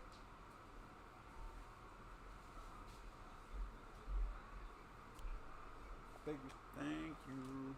Bye, mama. Zahabi is now getting hit a little bit. All right. Oh yeah, they smoke a whisper. They said, "How you doing, little mama?" First of all, that's probably a ghost, and if your ghost has like true information, absolutely give us the names and we'll put a parlay on. I don't know if I would trust a ghost. Can they see the future? Can't. They can travel through many dimensions, can't they? Oh, good point. I guess maybe, but does that include time travel though? I think so, because time is relatively. It's not linear. It's Time is like. a construct. We're gonna travel through time tonight. Oh, perfect. Munoz looking a little beat up right now. We're He's gonna wearing it on his gain face. an hour or something. Lose an hour. We're losing. Oh, that's an hour. tonight. Fucking Yep. A. God, I hate daylight savings. I think that's why the whole flight thing was funky. Oh, could be, yeah.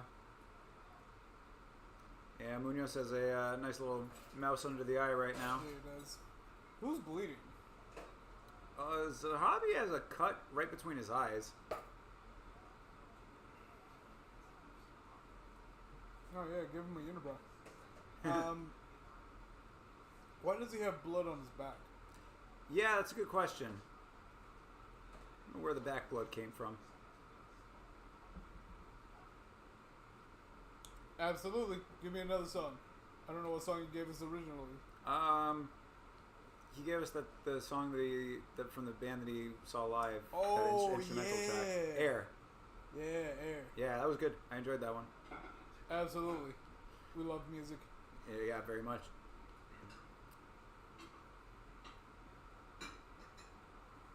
Yeah, Zahabi up on the striking numbers. I thought the first round was pretty close, just off the eye test, but Zahabi definitely pulling away with it now. Ooh, nice knee to the body. Surprising to see Zahabi still working at a decently high level here. As I had said, he'd been out for a while. Oh, Porcupine Tree. I know the name of that band. I don't think I've ever listened to any of their music. Here, cue it up, but don't play it. Yeah. We'll do the same thing we did last time after this round.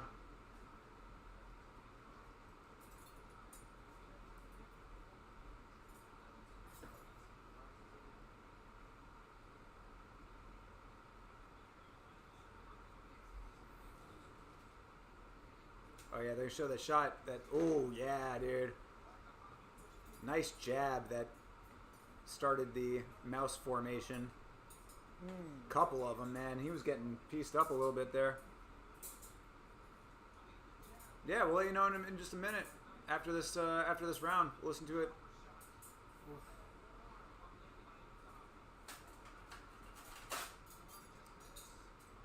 Rampage versus Rashad in boxing. They're really doing that? Oh my god. I mean, I'd probably go with Rashad only because Rashad is probably still somewhat relatively more athletic than Rampage, who let himself go pretty hard.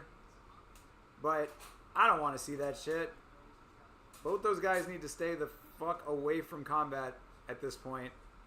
They are both way, way, way too too far gone to be boxing each other. That's probably going to be a boring as fuck match, I would think.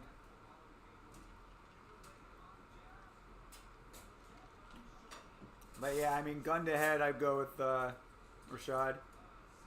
Why does my guy still have blood all over him? On his Yeah, back? for real. Didn't they not wipe him down? Corner was like, blood can stay. Yeah, right? What's a good look, guys? Yeah. Makes you look tough. Just on your back, though. Yep. Terrible for the judges to look at. They're like, Jesus, That's why is he got- bleeding out his back? If he's winning, but he's got one tough back. Yeah. Rampage versus Molly McCann. I'd watch that. Hey, Molly getting an armbar. An old man Rampage. Rampage. In the middle of a boxing fight. That's some Dylan Dennis shit.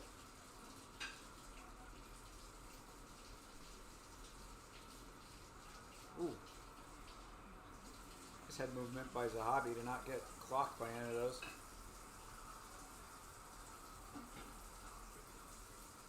Good split of the guard there for Munoz. The hobby doesn't even need to split the guard. There is no guard. Yeah, Munoz is keeping his hands pretty low. Pretty fucking low, man. And get rocked. Yeah. Again, like that's a bad combo when you're keeping your hands low and the other guy is pretty accurate. Or a great one. I don't know. Yeah. We'll see, right? Certainly a great one for Zahabi.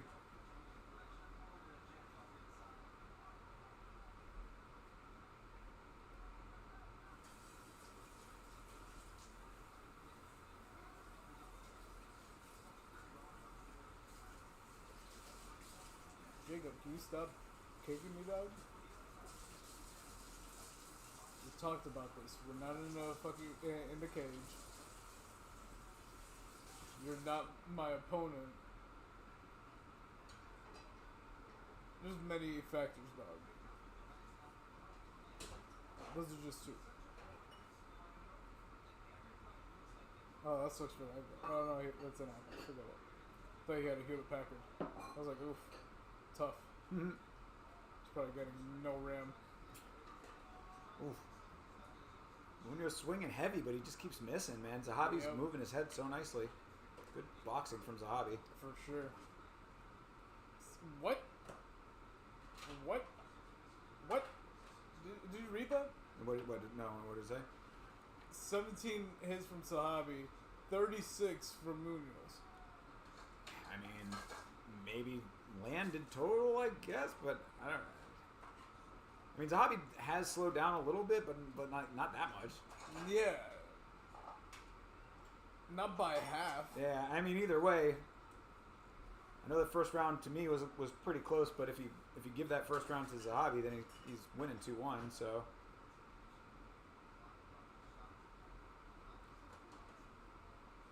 Oh, no. Munoz tries to go for a takedown, does not get it.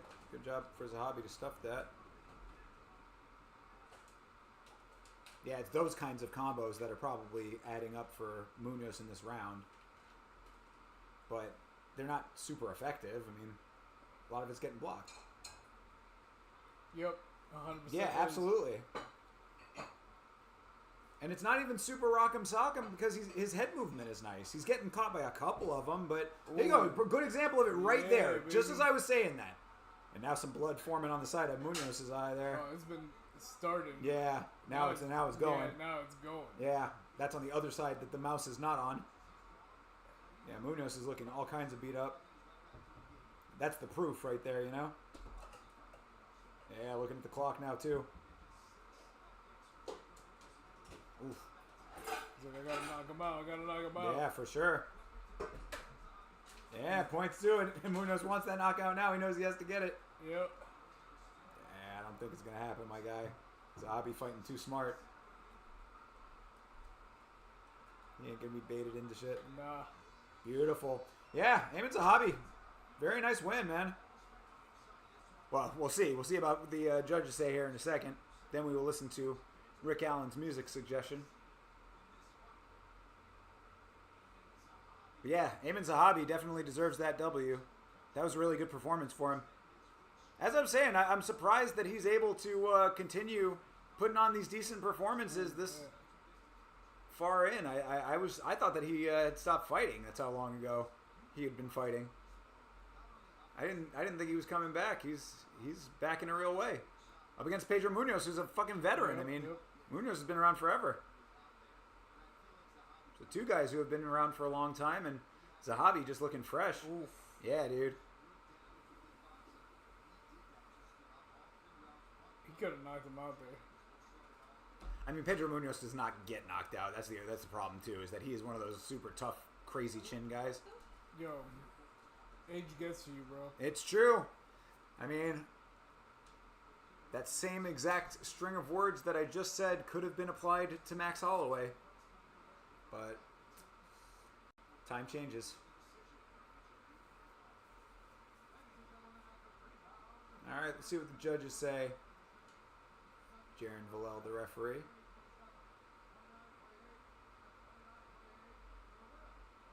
All right. Yeah, UD win. Amin Zahabi, very good. All right, excellent. Good job for Mr. Zahabi. We'll give you your golf clap. And let me get the mute ready here. All right, we're going to listen to Rick Allen's music. What's the name of the song again?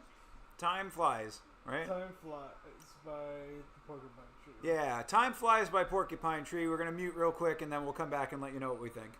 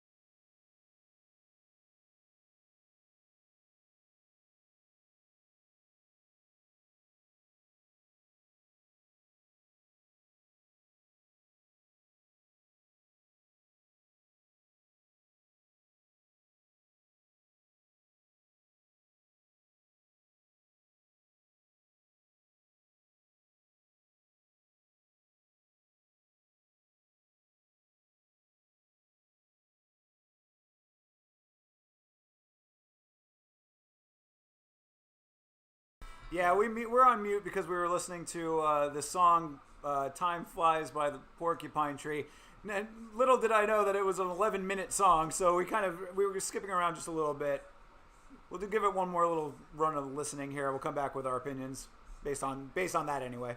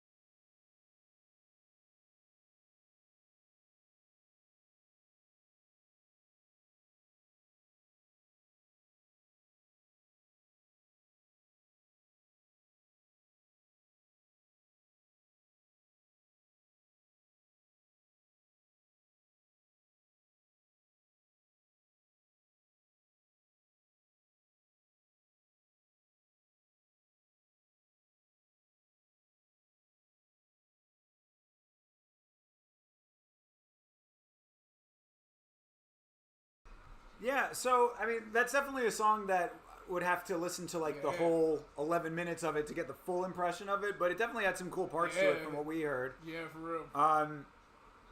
Yeah, I liked the instrumentation of it. Thought it was well performed, and the guy's voice is pretty nice. I wouldn't say that there's anything overly unique about his voice, but still pleasant. And I appreciated that it was in 3/3, so Yeah. or 3, yeah 3/4. Yes. Yeah.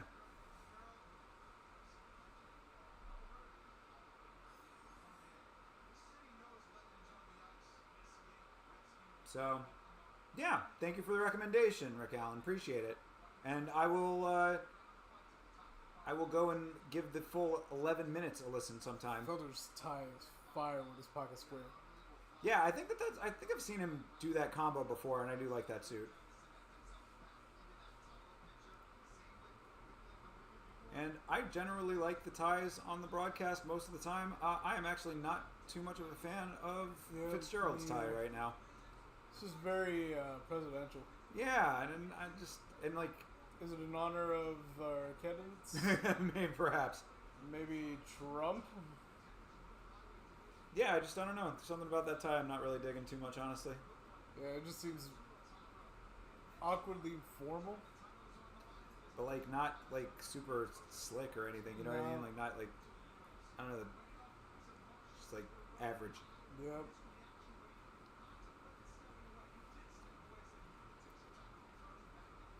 I'm also not a fan of like the real thick ties type shit. Yeah. I in like a thick sit. thighs. Just not thick ties. That's right. Thick thighs. Yes. Thick ties. No. Or? Razuli. What's going on? What's up? Thank you for the doggo. Is that a Frank or Z? Much appreciate. You got a dog? We got a dog. Everybody gets a dog. Yeah, dog life. Didn't choose dog life. Dog life chose us. How the hell? Be getting off in the next 30 minutes. Going to his sister's house to check up on her. But $20 on Moreno and on Rose. Yes, got you, Beeb. All good, brother. We will be rooting for them for you. Thanks. Even though I am a fan of Erin Blanchfield, so I would like to see her win that fight, but I would not be mad if Rose did win it. I just like Rose kind of. There are things about Rose that bother me a little bit, mostly just because I like. Okay, I take it back. Rose herself does not bother me. I'm sure she's a lovely lady, but she's got certain aspects of her mental game that I think are problematic as far as this sport is concerned. So I never know what version of Rose I'm going to get when she gets into the cage, and because of that, it makes it very hard for me to back her in fights. Sometimes she comes in with a mentality that I think is just off, and that concerns me. That bothers you? Yeah, I'm sure Pat does bother you. Pat is a very bothersome aspect of Rose in general, that is true. If you've seen the video that I did on grooming in MMA, you know that I am well aware of the Pat Barry situation. So, yeah, that's a problematic part of Rose as well. There's Pat in the background there. But, you know, that part aside, I don't know how much that helps, hurts, or otherwise as far as her performances go. You know, Yeah, she's not been doing too well lately. she's just been checkered lately. I mean, she lost to Furo, right? Lost her last fight, didn't she? She won her last one. She won? I believe so. I thought she won the one before that one. No, the one that she won. Yeah, no, she won her last fight because that was the one versus Tracy Cortez out in Okay, well, I got them Colorado. mixed up. But yeah, before that, she might have won her last two. Let's see. Really? What's her? Yeah, she won against. Yeah, she When was the last beat time I saw Tracy. her? I think we watched the Amanda Hebos one. We did see that. Yeah, that was March. So yeah, she's on a 2-fight win streak, but then she had lost against Manon Fiorot in her debut at flyweight, and then of course before that was the Carla Esparza fight. She took some time off after that. So, I don't know. I mean, I like. Obviously, the Carla Esparza fight is one that, is in the record books as one of the worst fights of all time. So, that's kind of an anomaly. I didn't think she looked amazing against Fiorot. It was a unanimous decision loss, but I think it was pretty well deserved. And then she's, decision wins over Hebos. She did look pretty good against Tracy, I will say that. But Tracy was probably getting a pretty big bump in competition that she didn't necessarily deserve. So, weigh that however you want to weigh it. All I'm saying is that I thought Erin Blanchfield was pretty surging at one time. I mean, she lost to Manon as well, I believe. That was her last one. So this fight does make sense. I think that if Erin Blanchfield wants to retain the momentum that she had before the loss, she needs to win this fight. So we'll see what happens. But again, I think that the thing about Rose that always bothers me is what version of her are you getting when she shows up? Hopefully the good one. Exactly. So we'll see. If it is the good one, then Yeah. potential is certainly there. What the fuck is That is atrocious. I did not notice that before. I did not know why. Heidi Androl with one full sleeve on one side and fucking like a jacket. yeah, she's got a jacket on one side and a fucking spaghetti strap on the other. That is absolutely awful. Yo, that is the worst thing I've ever seen in my life.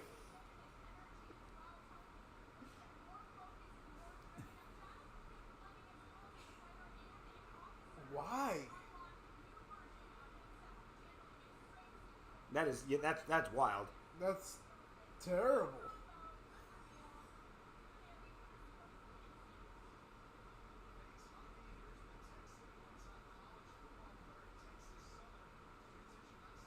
It's one of the worst things I've seen all day.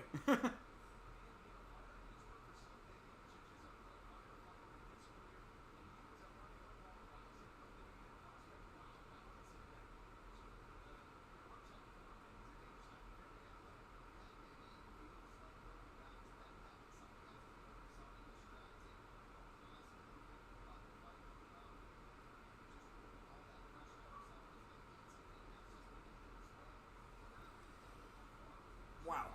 Yeah. Had to get a tweet out about that. Said it looks like a shark ate half her sports coat. Yo, for real.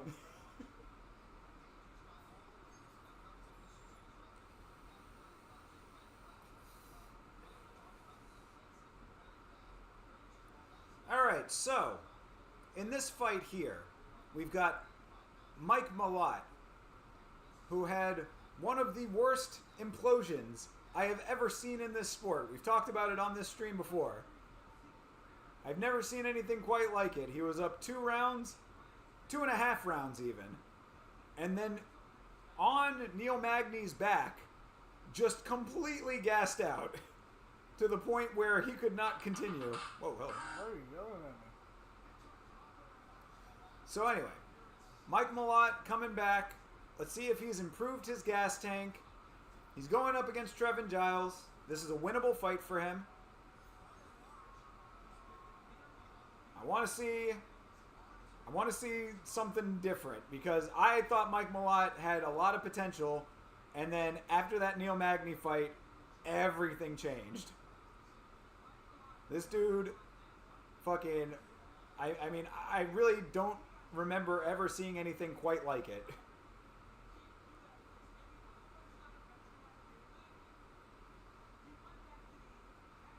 Proper Mike over here. See what he's got. You've got a lot of fixing to do right now. See if he can get the job done.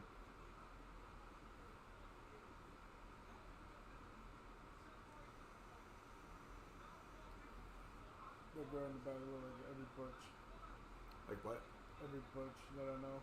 Oh yeah, for real. Like literally every single white one. Why they always default to the same look? Yeah, it's They all look just, alike.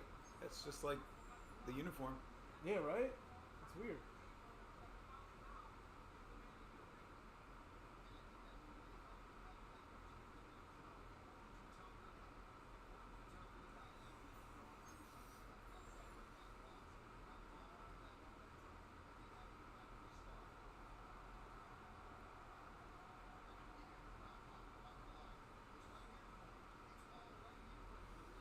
All right, let's see it. See what Mike Malot's got.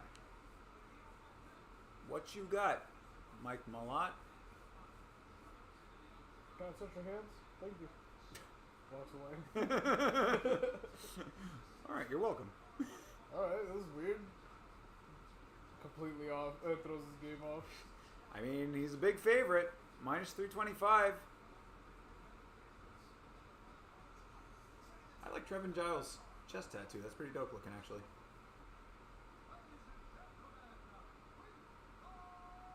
As we begin main card.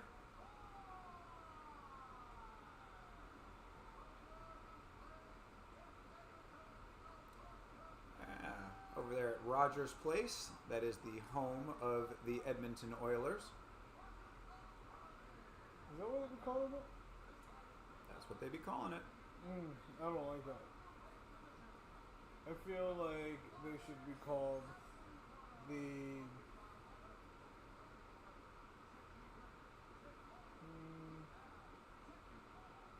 I don't think they should be called. You just don't think it should have a name? We're live from... For UFC Fight Night! Just straight blank space.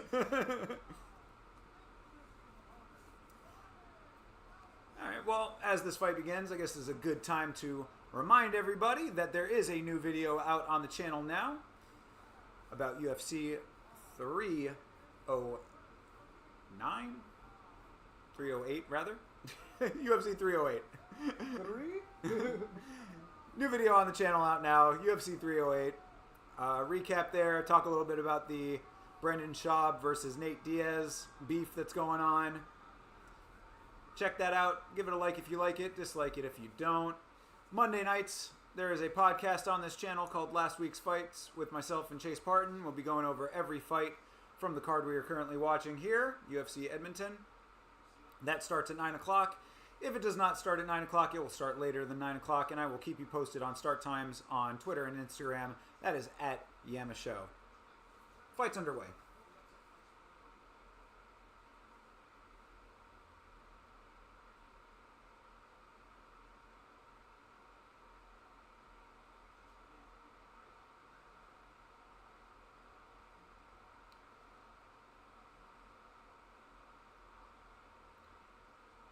I think it's a great song, and there's a 5-minute version. Got you. Okay, we didn't. Okay.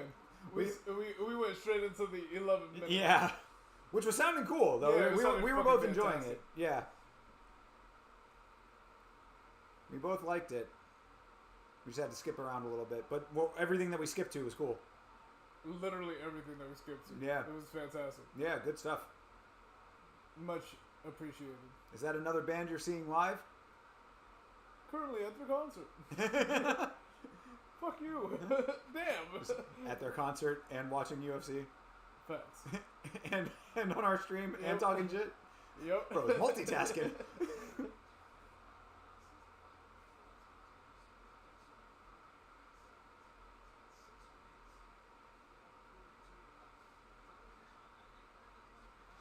Both these guys starting a little slow over here. There we go.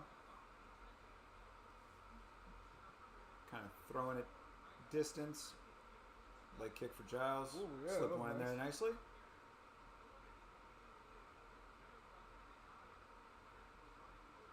Yeah, you know, I did not know their music, but I had heard the name before.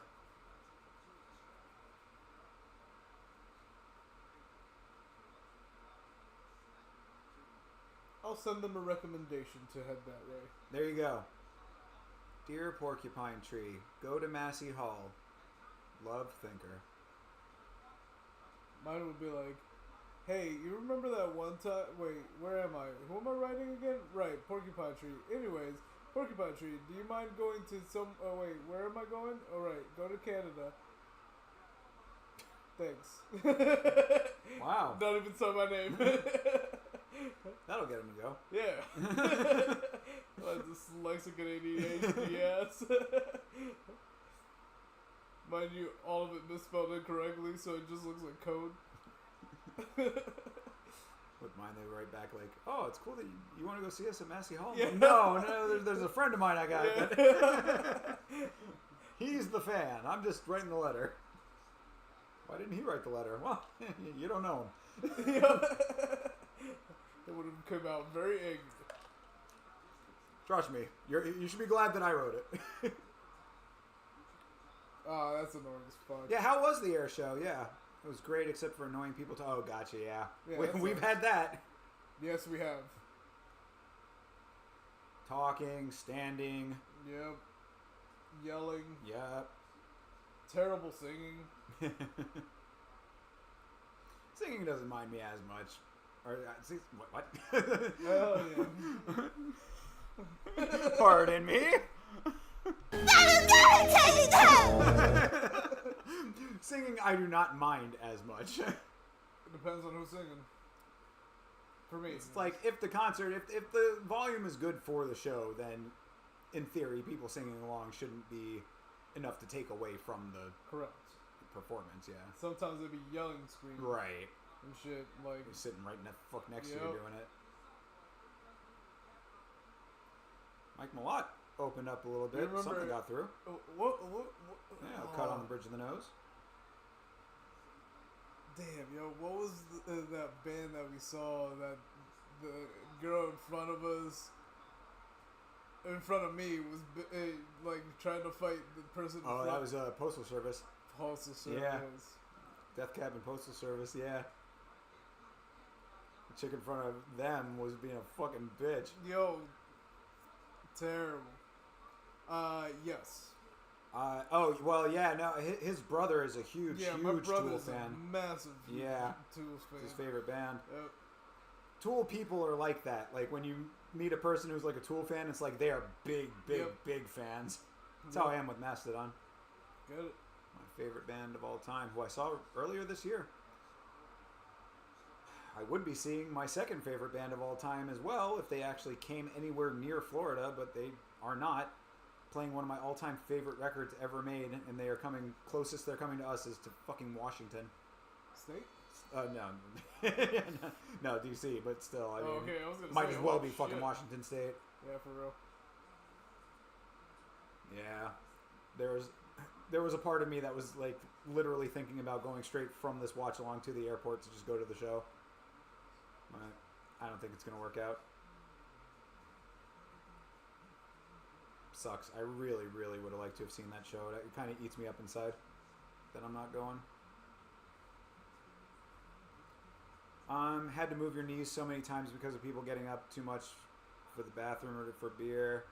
Need people to learn just to sit down. Yeah, fair. I mean, it's like, prepare yourself for the show, you know what I mean? Like, I don't know.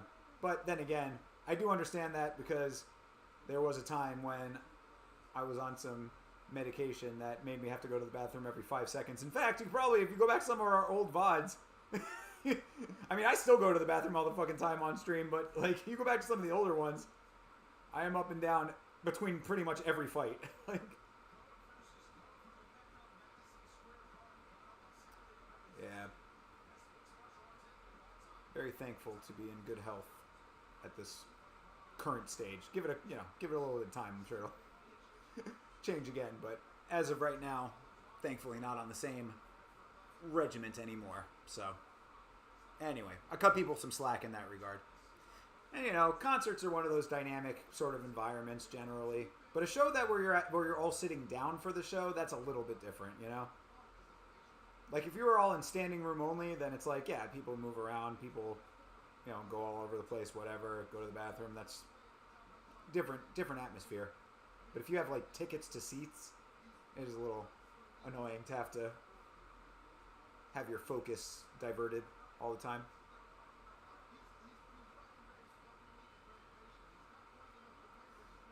this has been a very calculated fight on both sides in the sense that no one's really turned up at all yet.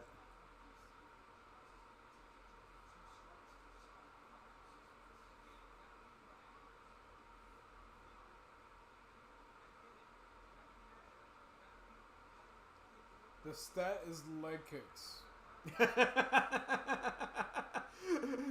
Very telling. Not only that, the stats were 10 of 10, and the other was 5 of 5. That's even more telling than anything. For real. That their highest stat is 10 of 10.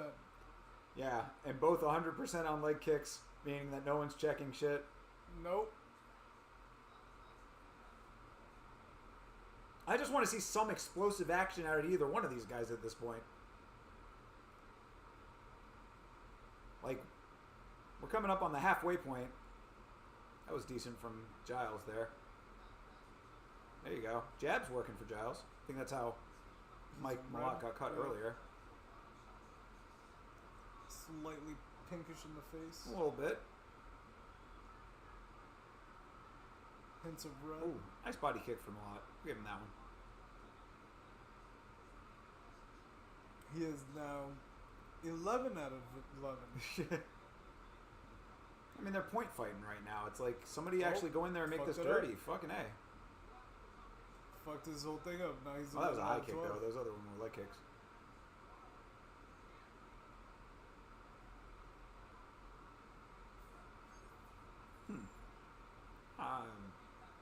I mean, No, my brother has never really done drugs like that.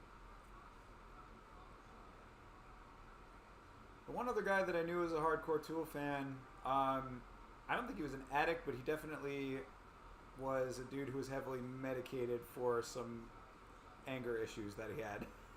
So take that for what it is, I guess. Or, interpret that how you will. He was a little bit of a strange guy. Damn, I'm under medicated. Also think it was probably partially because he was going through a very bad divorce that he did not want to be happening. So, sorry for that guy, but he was a big Tool fan. He was also a big tool. Ask his ex-wife, I don't know. Could be, yeah, I don't know. I didn't really know him that well. I just knew that all of what I just said basically is what I knew about him. And that he kind of freaked me out a little bit because we were in like a small confined space and it was me and him and like two other guys on a gig at one point. And like, I was just like, man, this guy is like, I don't know, man.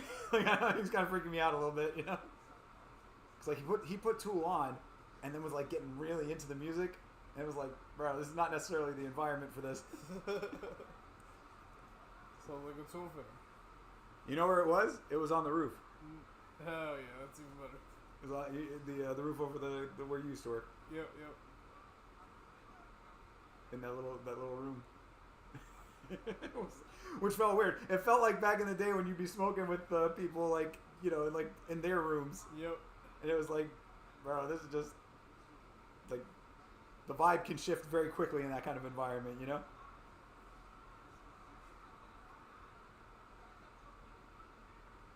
Ooh, there you go, spinning back kick for Malott. I love Malott. Ooh, there you go. All right, that was a nice counter from Malott finally. I mean, that's probably going to swing him this round. This fight has been very uneventful up until this point. Still pretty uneventful. Yeah, I mean, like it's kind of picking up now finally. Okay. Ooh, damn, that was a nice one from Malott. Amazed that kick got through. Shit. Okay. All right. Well, Mike Malott gets the round. Better towards the end there. Okay. Divorces and kids are expensive and not worth it, in your opinion. You'll say child-free. Hey, good for you. I mean, if you don't feel compelled to have a child, then definitely don't. Spare that child. A childhood that's less than, less than what it could be if their parents actually wanted to have them. So many people have kids that probably shouldn't. Yep. I would only have a kid if my wife is making a high income and our incomes combined, we can be more comfortable. I only make about grand annually, not enough to raise kids in Toronto. Really? 100,000 is not enough to raise kids in Toronto? Is that 100,000 Canadian? I mean, even that's still got to be enough, I would think. I mean, but you know, if you're trying to maintain a certain level of lifestyle for them, then fair enough. Did you guys get government assistance for everything? Yeah, for real. What do you? What's the? Where's all that money going? Rent, I'm sure, but like, aside from that, you don't have to worry about healthcare shit. Is gas really expensive in Toronto? What the fuck is 100 grand going? It is expensive. Bro. Oh, dude, everything's expensive. I understand that. But not It's even harder to fucking, with everything being expensive and trying to do it on half that, you know? Yeah, for real.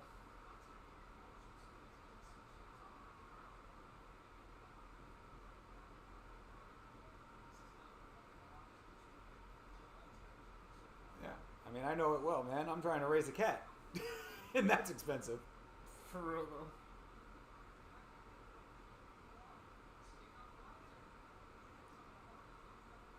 Well, yeah, I know you work in Canada.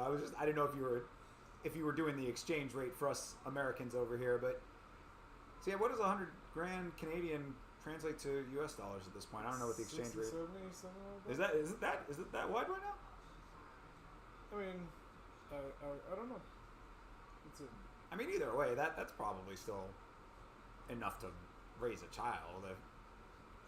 I would think so. Well, it depends on how much it is over there. Yeah, and again, what level of lifestyle you're trying to create for them. You know, what standard of living.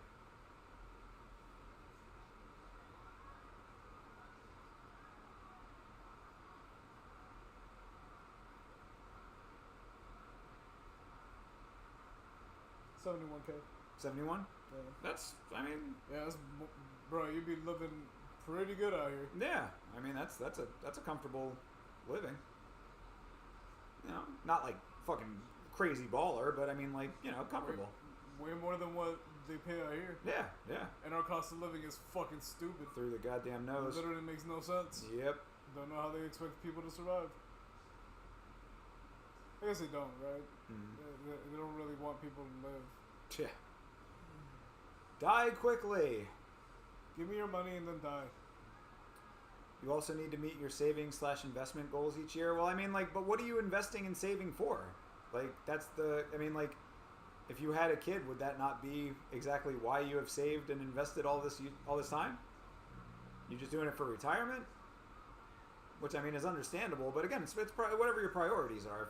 If your priority is not to have a family in that way, then fine. That's always what I think about when it comes to saving. It's like, yeah, I'd like to be saving more for sure, but like, what's the purpose of that? Because if I need things to further my current goals in order to create the life that I want, then that to me is a better investment than putting it in the bank and waiting for some retirement. You know. Yeah. If it makes me feel any better, we're probably not gonna have retirement. Oh yeah, retirement? Ha. That's I don't I've just put that idea out of my head. And honestly, I mean, like, all I'm trying to do in life is get to the point of doing something that I enjoy enough to not have to worry about wanting to retire. Like, I want to do something that I like so much that I don't want to retire, period. In other words, we want retirement jobs now. Exactly. Yeah, absolutely. That's legit. Wait a second. I'm waiting. No, they're dead. Yep. Oh no. Gotta go charge it.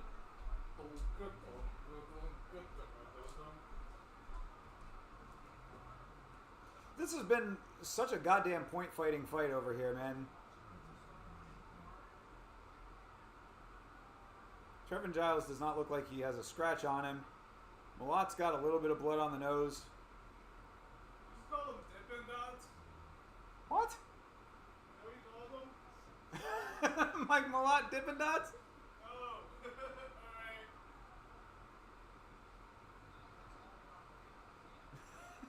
Dippin' Dots. Haven't had that in years. That's good stuff.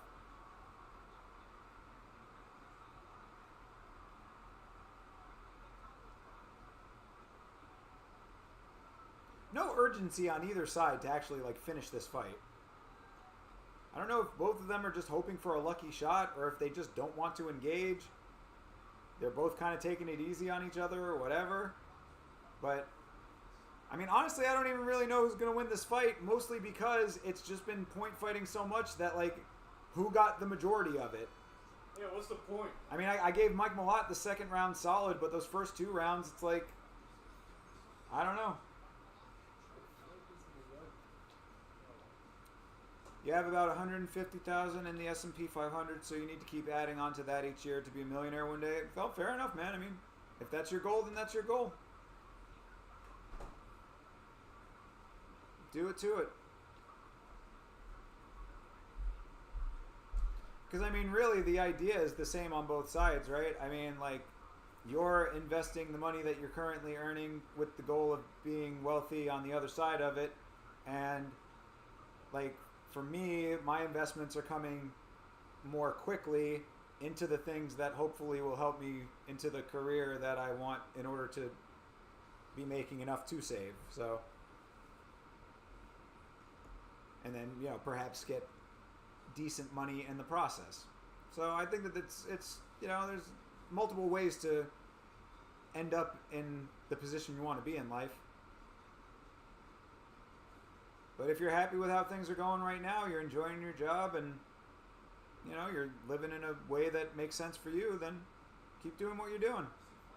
Also, you'll probably find that if you meet the right woman, then things become a little bit of a different conversation, you know what I mean? Your priorities might end up changing depending on that element of it.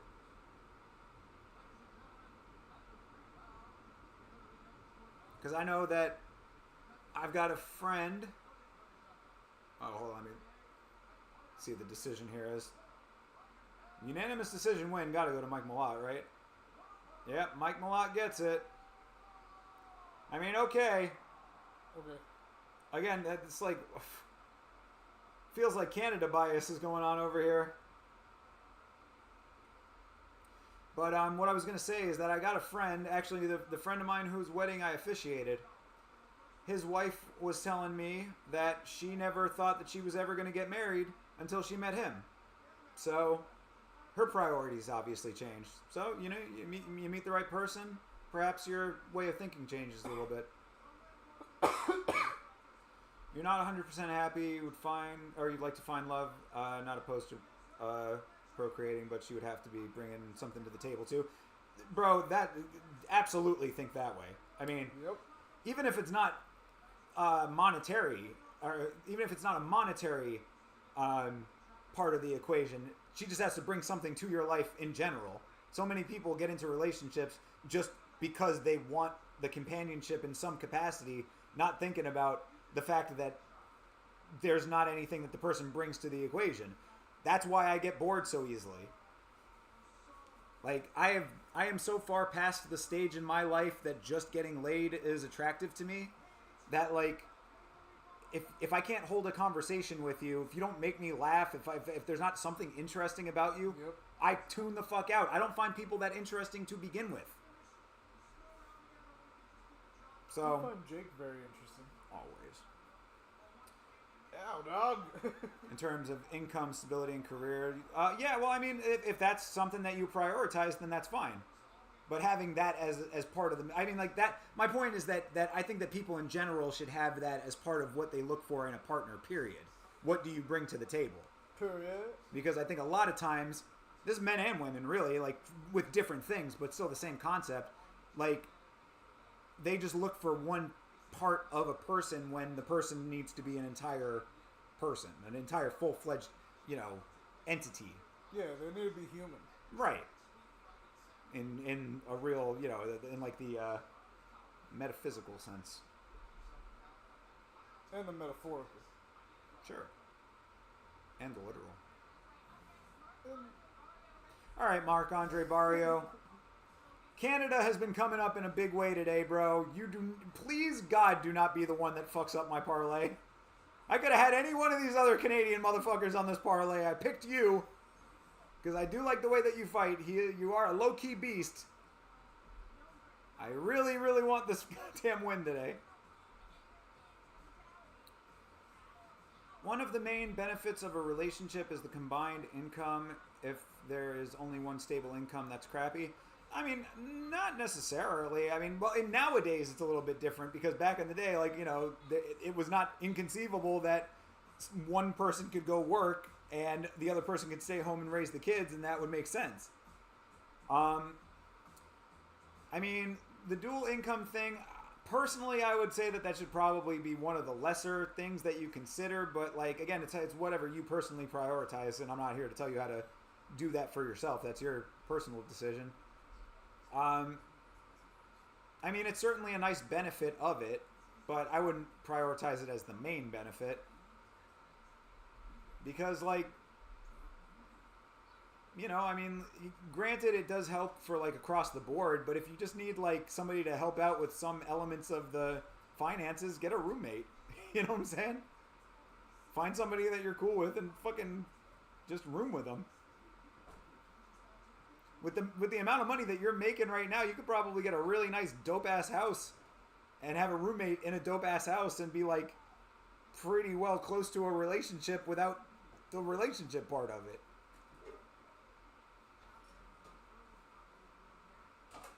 Hey, and you could probably get a girl. Hey, and she'd probably be down to fuck. I mean, that could happen too. I don't know what I just walked. Yeah, for real. Turn your headphones back up, Catherine. Not the main benefit, but it's up there. Capitalism isn't easy. That is a good point. But I refuse to let the strictures of capitalism dictate that element of my life. Because then, bro, if that's how you felt about it, then just fucking, why even be with a woman that you're actually attracted to? You know what I'm saying? Just fucking go find anybody. Find anybody that you can get along with to an extent. You know what I mean? Like, or fucking marry some chick from some other country or something that's, like, potentially bringing money in. That's why Jake's getting Find a chick who needs a green card, huh? That's why Jake's getting a girlfriend from Brazil. There you go. Right, dog? Bro, get a girlfriend from Brazil, boy. Yo, get that paper, dog. Just please don't have her talking a whole bunch when she's around, all right? Shout out to Brazil. Okay. Shut up, Brazil. Detached house in Toronto is like minimum $1 to $2 million. Damn. But yeah, between two people, I mean, I don't know what the mortgage would be like, but you probably could. Because my thing, what I don't understand is, like, these houses are so crazy expensive. Who's living in these houses? Like, how are there, like, that many ultra wealthy people in general is what I'm trying to suss out. Is it all just, like, super high paying professions? Like, I would tend to believe that there's, like, a lot of luxury property that just goes empty. But maybe I'm completely off base. Maybe there are that many ultra wealthy people.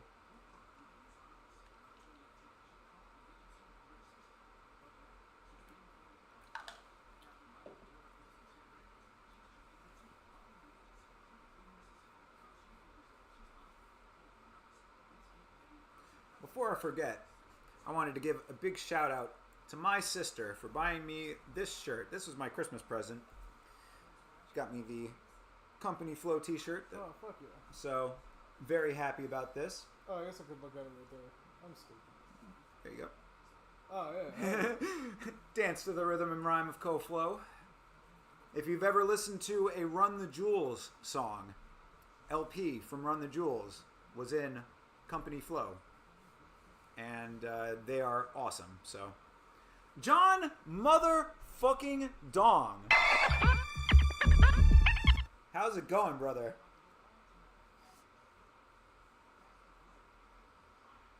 $500,000 for a condo. Yikes. Honestly, though, if it's 70% of American, so that what's 70% of 500,000 would be like 350-ish, Is it 300 something ish, right? Okay. I don't know. Maybe I'm way off on that. But whatever. The point is that doesn't sound too far off. For a condo, though, yeah, that is kind of pricey, I guess. I mean, is it though? I mean, a house is what, what's a decent house right now? Bro, Right now, the market's stupid. 425. Like, yeah, 100%. Yeah. So. But like, townhomes are like 300 to 400. Yeah. All right. So maybe not that bad. So, Doing all right, John. Good to see you, my man. we're good, man. We're good. I've been keeping my eye on the stock that you had mentioned, that Plantier. I put it in my watch list. I'm waiting for it to drop to a point where it makes sense to pick some up. We were having some stock discussions. Yeah, let me see. Where is it at currently?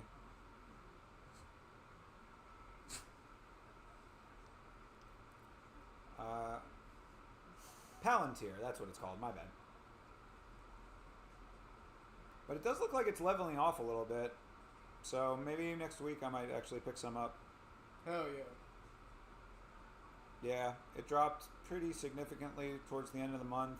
And actually, this is like the first time that it's like dipped in quite some time. It like leveled off a little bit, then went back up again, and then now it's on a little bit of a dip. So I might buy that dip. Possibly.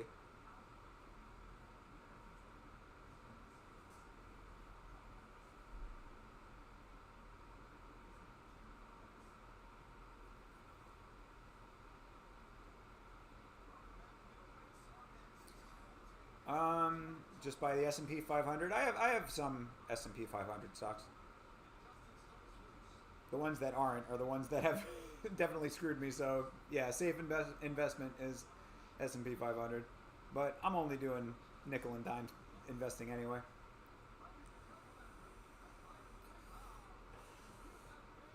I got too much that's costing money now, man.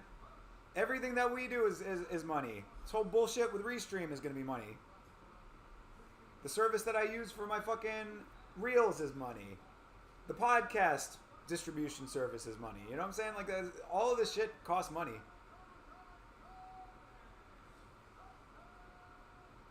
I only own stock in Disney, even though I've never seen a Disney film.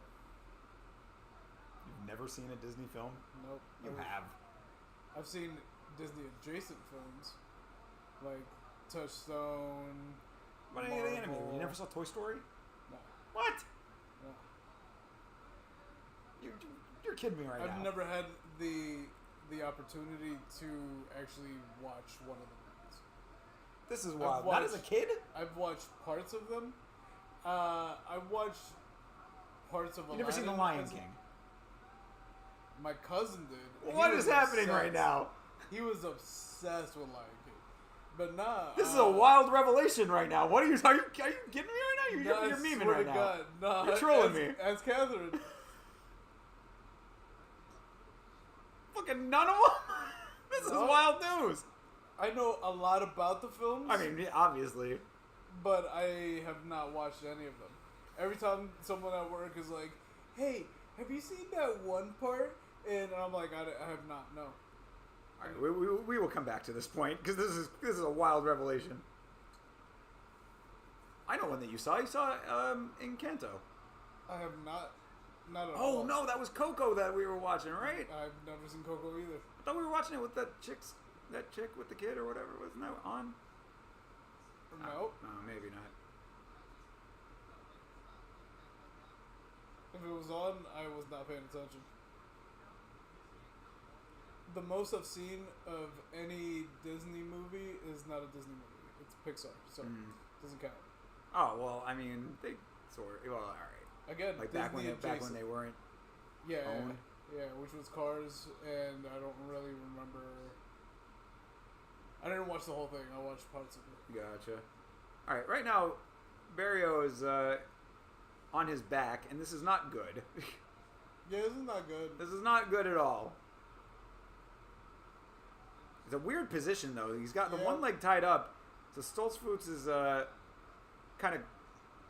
It's sort of a weird cradling position right now. He has his hand. Yeah, so he's tying up the hand. There we go. Stoltzfus stretches him out. He's got... Looks like he... I mean, he doesn't have the arm, but he's in position. If he could snatch that arm up, he'd have had an arm. He's almost had an arm. Oh, yeah, on that side he does now, yeah. Monsters, Inc. and Ratatouille are your favorites? Toy Story will always be my favorite of Pixar, I believe. I don't know. I don't know. Toy Story's, that's just classic. If God I had damn a it. choice, I think I would go with Cars, but that's biased. It's the only one that you've seen any of? I've seen parts of.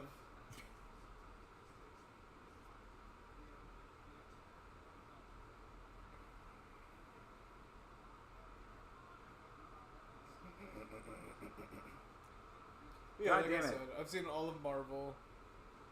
I've seen a lot of Touchstone. Yeah, but just like an actual Disney movie. That's fucking wild as hell. Yep. Alright, get to your fucking feet, Marc-Andre. The most that I've seen Disney is Emperor's New Groove. That's a good one anyway. Yeah, it was funny, the parts that I saw. Yeah, oh yeah, you should watch the whole thing of that. David Spade is fantastic. What is happening right now? Come on, bro, get out of this. Oh shit, never mind, he might be tapping. Yeah, he's gonna be tapping here soon. I don't know what the fuck kind of hold this is. Yeah, this is a crazy wild. position. But it's tight, and it's around the fucking neck. Yeah, for and sure. He's pulling. There we go. Oh, there Thank you go. God. Woo! My Bro. man is looking passed out, though. Like, Seriously, he's not looking dude. great. This is terrible right now. How could it be? The one fucking dude. You better come back and fucking wreck in round 2, my guy. Make it through the end of this. And do not let this happen again, because this is a fucking atrocious look.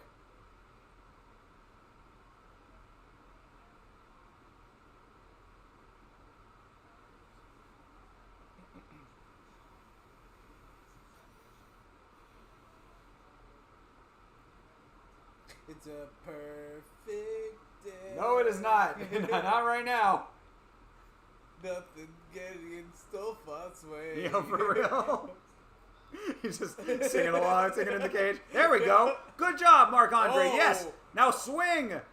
Let's fucking go. Bro, nice. That was a really nice move, actually, to get to his feet. Yep. And now look he's at that. swinging, but He- Stoltzfus is swinging too. Oh no! No! Fuck! God damn it! Yo, he is knocked the fuck out. Fuck!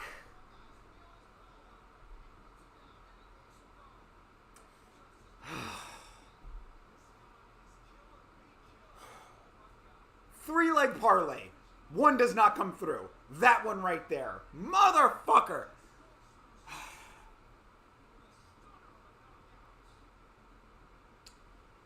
Alright, guys. It's been a good stream. I'll go cry now. See you guys later. Oh my god. How in the fuck?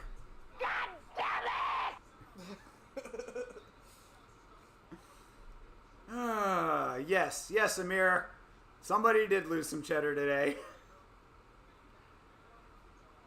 Not much, just fucking couple bucks. But either way, man, I just hate losing my parlays, especially when it's one leg. That was the last one that had to come through. Alright. Well, you know what? That gives me room to do the community parlay. We didn't get the community parlay in at the beginning of the stream because we were having stream issues and shit. But in honor of Beeb Muff, who came in early, going through it right now. Brutal early stoppage, legit, Andy. Early as fuck. Oh, that was great.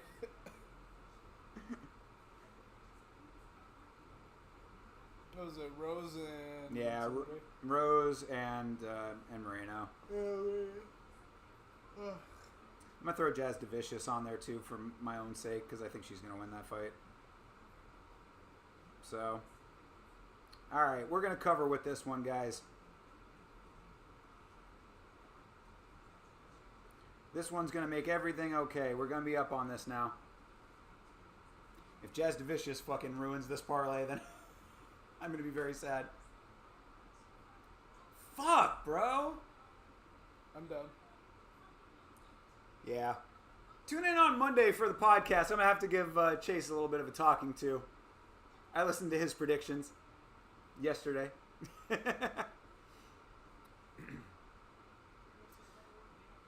Investing in the S&P 500 is boring. Buying and selling stocks is way more fun. Amir, are you doing day trading?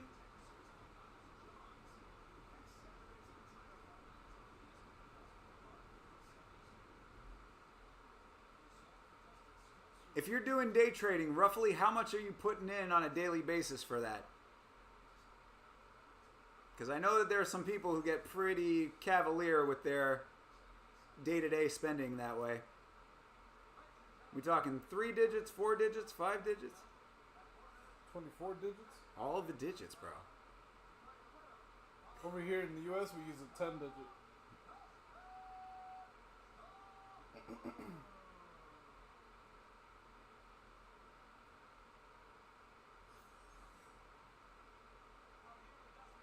Oh, yeah, okay. So you're just doing, like, actual full-on, full share stuff.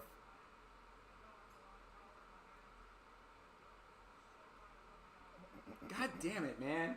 I cannot believe that was supposed to be the fucking safest parlay. I don't know what happened. I got really fucking lucky. I mean, fucking not even, man. If he didn't finish him on the ground, he was. I really do give Stoltz some fucking credit because he went through all of that work to try to secure the submission. When he didn't get it, he stood right back up and was swinging with the same amount of power. So I give him a lot of credit for how he fought.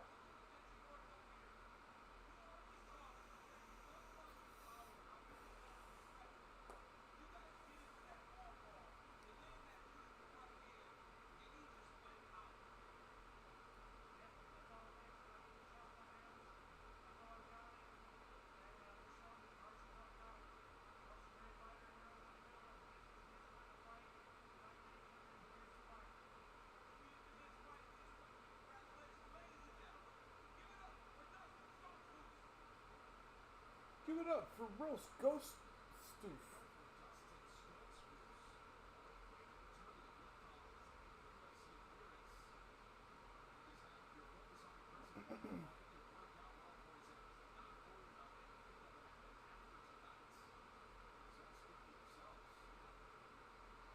I don't believe in trading, bro.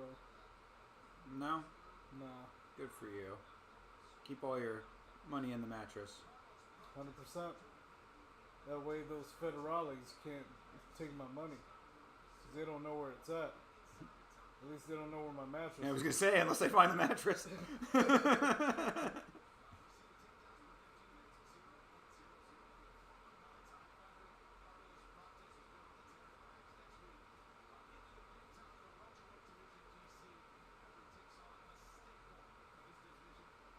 Rest in peace, Magnus nut legs.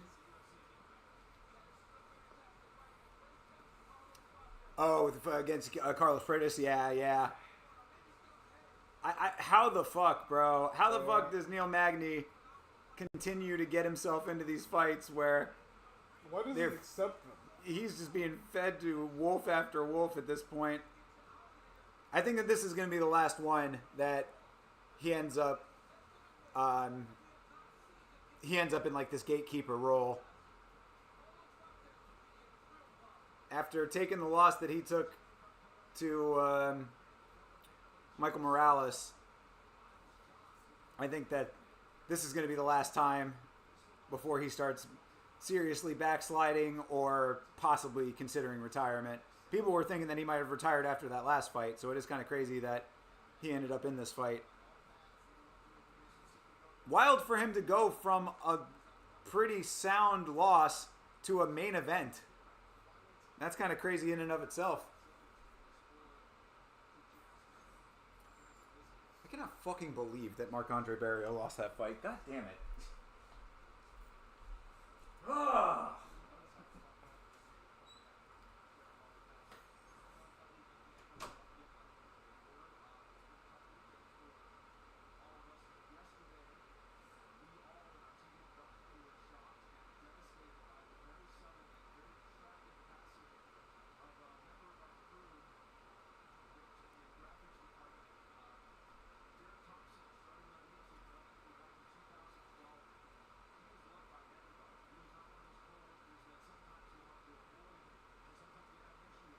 Chicken, what the fuck you doing, dog?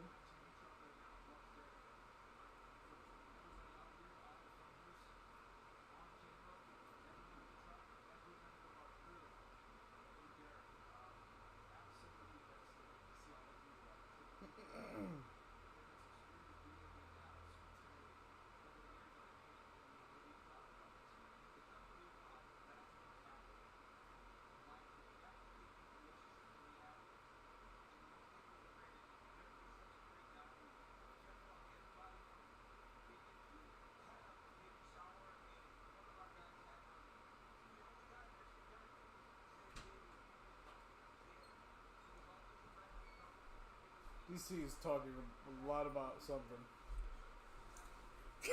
He's looking real depressed, like a fat kid that didn't get his cake. Look at him. Look how sad he looks. Yeah, why is he so sad? Oh, I think somebody passed away.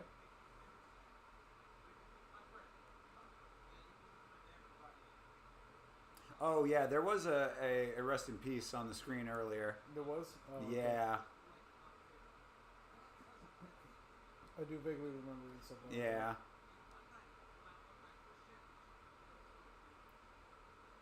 Probably a member of the production staff, I would suspect. Yeah, probably.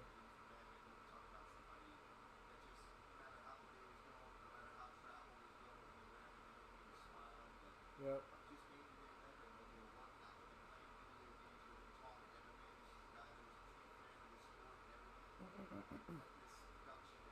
Yeah, Yeah. a member of the production staff. Yeah.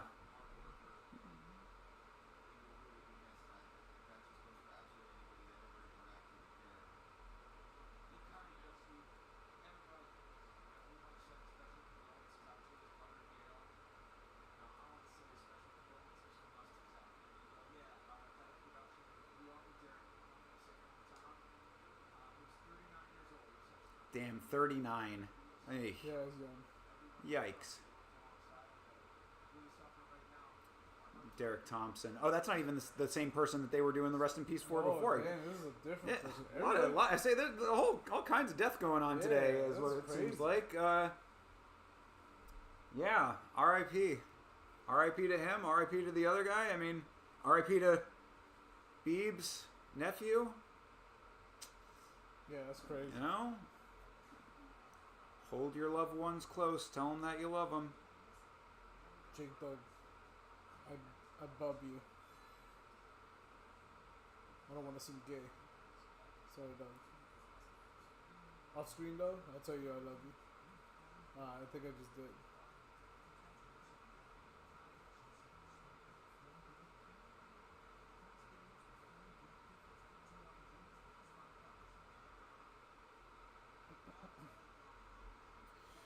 Crazy. Life is crazy that way. Like yesterday at work, one of the my manager's like, "Oh, I can't wait to see Justin Timberlake." I was like, "Oh yeah, he's hot." She goes, "Well, I don't expect that coming from you." And I was like, "What the fuck? I can't be gay?" And then another manager goes, "Yeah, right? What the fuck?" That's super homophobic. I mean, yeah, of course you can be gay, yes, if you want. Yeah. And she was like, "But you're not." I was like, "But I fucking could be." Yeah, I mean, Like, yo, who are you judging right now? yeah, for real. And she was like, I don't know what the fuck is happening. And the other manager's just like, oh my god, I'm so disgusted with you, and she walked away. I was like, fuck yeah. Gotta love it when fucking people play with your shit. Is he coming? Yeah, apparently the 9th or some shit. Oh, okay.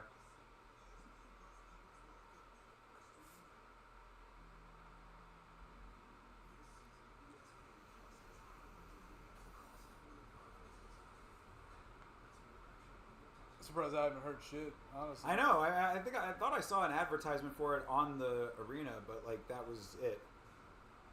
Very weird. Yeah, I only catch those. Like, Probably because he's like so well known that he's just gonna sell out. yeah, I guess. I mean, he doesn't have a record out though. I don't think even. He might just still be touring off his old shit. Yeah, I think he's just bringing Sexy back. Oh, you know. Again, just keeps coming back and coming back and coming back again. Yeah, he came on somebody's back, I'm sure. Oh, good for him. Yeah. Did he date Mila Kunis for a while?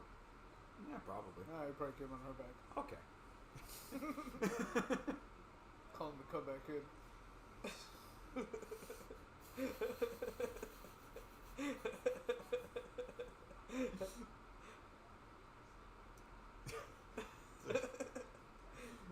Great song by a band called Sleigh Bells, but never Okay. thought of it that way before. My third favorite band, Sleigh Bells. Huh, let me see when he's actually coming and where he's going. You know what I mean? Because like I don't know. Yeah.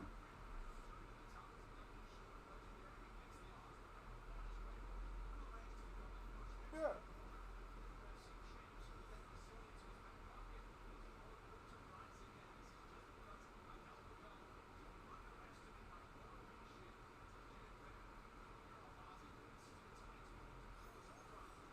Yep, November 9th. Ah, there you go. Damn, tickets start at $66. Have fun. It's the type of show that like I would not at all want to go to. Like, I just that kind of like I mean like I would like to see him like at like a music festival or some shit. yeah, You know what I mean? Be alright with that, I guess. I don't. I wouldn't want to go to like you know what I mean, like the Amway or whatever the fuck it's called now. Yeah, the huge like over the top production stuff like with that. It's just I don't know. It doesn't appeal to me. Well, it's just gonna be a bunch of women. Oh yeah, that part doesn't bother me. It kind of bothers me. They're really loud. They're like really loud and really obnoxious in that setting. Not saying that all women are, obviously they're not, but in that setting, yo, they wild the fuck out. All right. I mean, Oh, that's a nice armbar. yeah, hell yeah, that was a nice armbar for real. Irini. Oh yeah, I do remember her. All right, I do remember that armbar.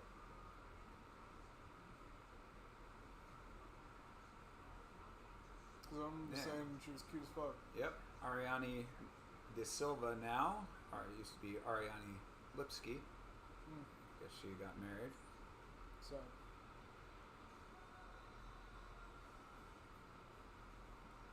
that's something to come out to. But Love armbar. Jasmine Jazz DeVicious is indeed vicious. She beat the fucking brakes off Priscilla Cachoeira, much to my enjoyment. Like, she'll go out there and actually fucking strike, so I appreciate Jazz Yeah. DeVicious. Let's see what she does here. She is now leg number 1 of the new parlay.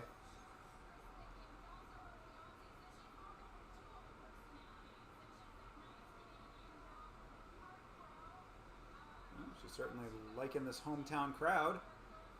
Smacking herself in the So titty. am I. Yeah, you enjoying this Canadian crowd? No, her titty. Oh. Smack. Yep. Hey, come here. Hey, bro, what the fuck? What'd you hit? What'd you hit my titty? Keeps going around smacking tits, eh?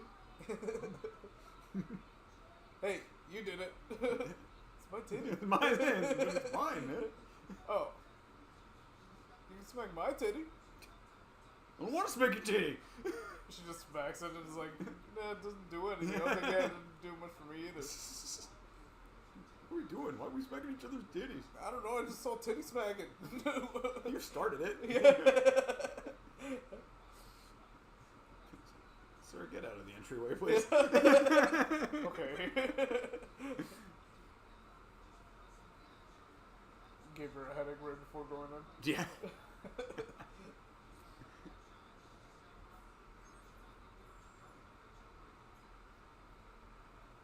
And she's on back-to-back queens. Yeah.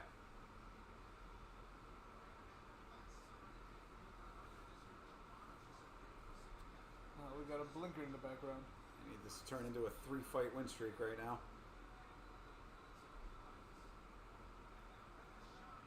This is gonna be a good fight, though. Yeah, I think so.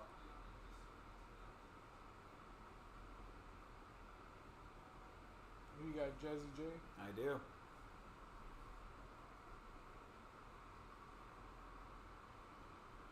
Solid. Why is she rubbing on everything? Woo! she's having a fucking. She's racing the camera guy. Look at this guy run. This dude.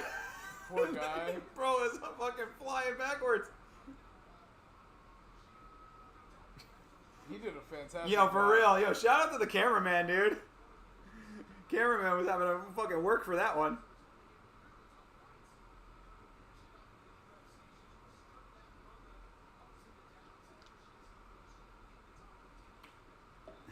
That was wild, bro. Cameraman was really having a run. Backwards, did a fucking turn. Yeah. Mid through.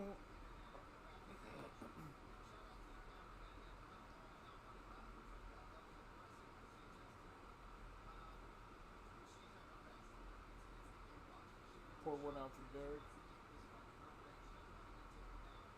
Hey, shout out to Cody Gibson, man. What a fucking G. Dude just is out there fucking wrecking a fight. Still has time to text his boy back. What a fucking awesome dude.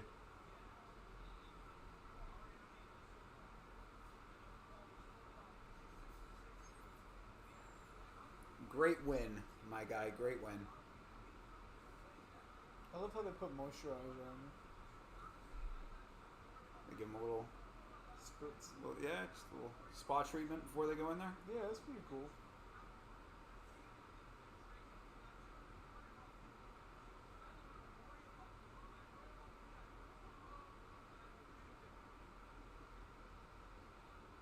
That poor camera guy is fucking dizzy.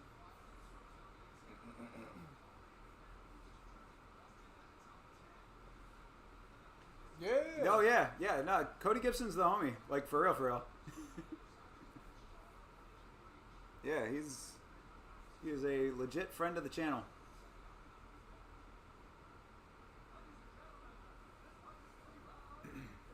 Loving it.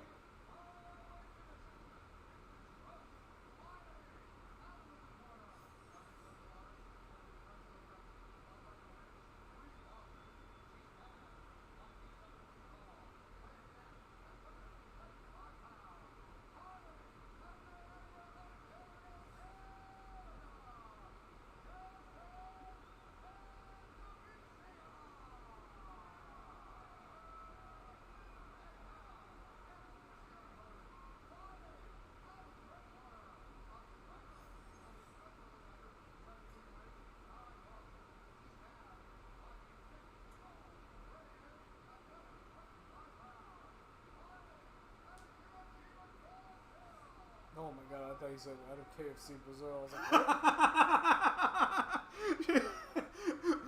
Representing the finger-licking chicken. yeah, right?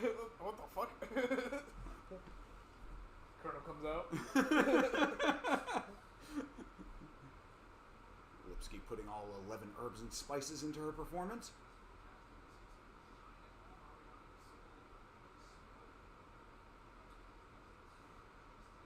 All right, fight's underway.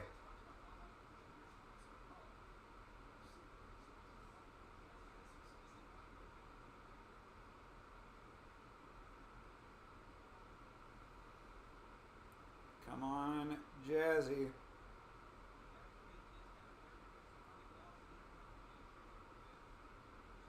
there and throw some fucking hands. Let's see. Go on.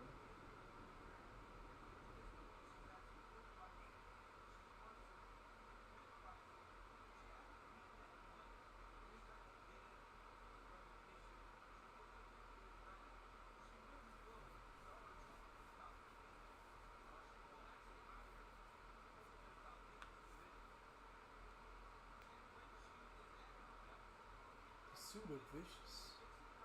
Not yet. Minute of this round gone. No one's thrown anything yet. Looking for counters.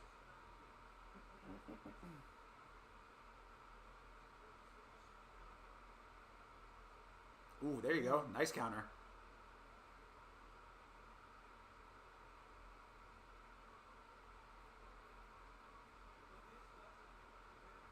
Da Silva looking pretty locked in.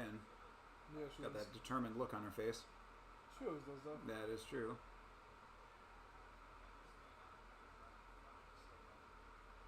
Ooh. All right. Ooh, there you go. Nice trade.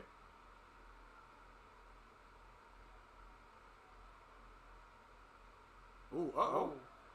Yeah. Silva putting some power on.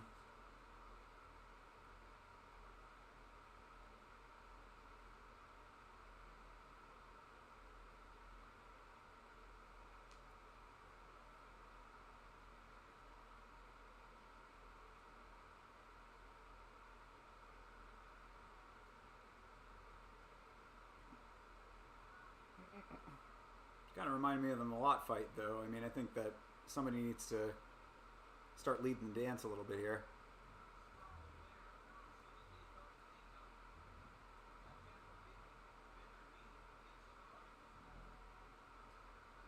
Ooh.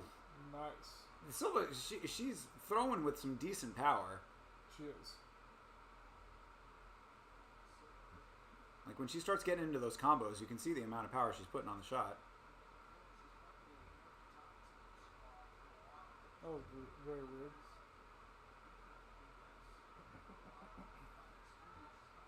We're main card already, right? Oh, yeah, we're well in the main card. That me being gone for like an hour and a half was not fucking... Yeah, you only missed one. Did I? Yeah. Oh, okay. Because, yeah, you came in during the Gibson fight. Mid-second? Yeah, that was, yeah.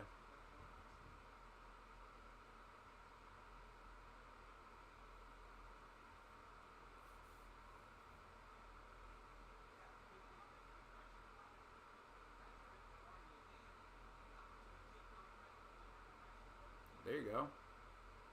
Jessica Vicious just looks like she's a little apprehensive right now, and I don't know why. I guess maybe because the shots of De Silva are powerful, but still, I mean, you got to start throwing your own to counteract that. She's also not getting the counters that she wants, which is probably throwing her off a little bit.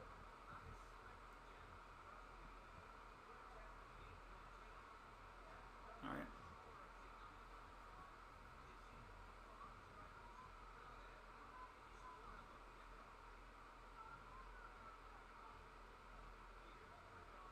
Oof, oof. Yeah, Silva's combos are looking nice right now. Yeah, they are. This is not good. Oh, she could tire herself up. I mean, maybe. She's throwing with a lot of power. It's true, but these women, you know, smaller ladies, generally gas tanks are pretty good. Ooh, damn, that landed. Nice trip, though. Yeah. All right, good way to capitalize on that. Oh, there you go. Throw. Don't let her roll through. You were in perfect position to start landing hammer fists. Oh, my God, she should have thrown earlier. That was really nice of her to catch that, you know, leg, but she did take the shot for it, so. I'll get the ankle hook. And this is late in the round anyway, so this is hard for her to capitalize on. Ooh, yeah. She's getting hit. All right. Now. I mean, I still give that round to De Silva, Yes, but, me too. you know, nice for her to show that she's not out of it or anything. Oh, my God. Come on, man.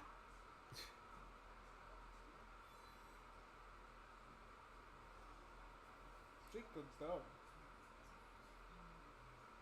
BK, BK, BK, BK, BK, BK, BK, BK, BK, BK, BK, BK, BK, BK, BK, BK, BK, BK. That was a very long jingle. Oh, glad you got it all out. Yep.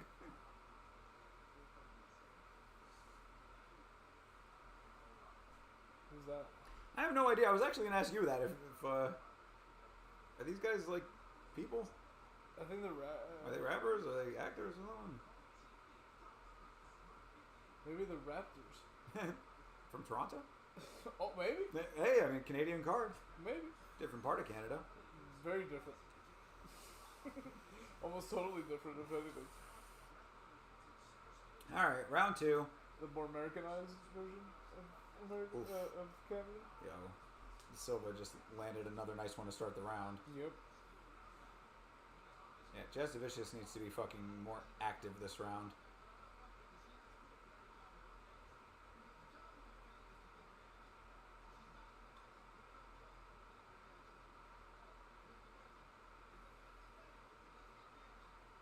Throw some kick legs. Throw some kick legs.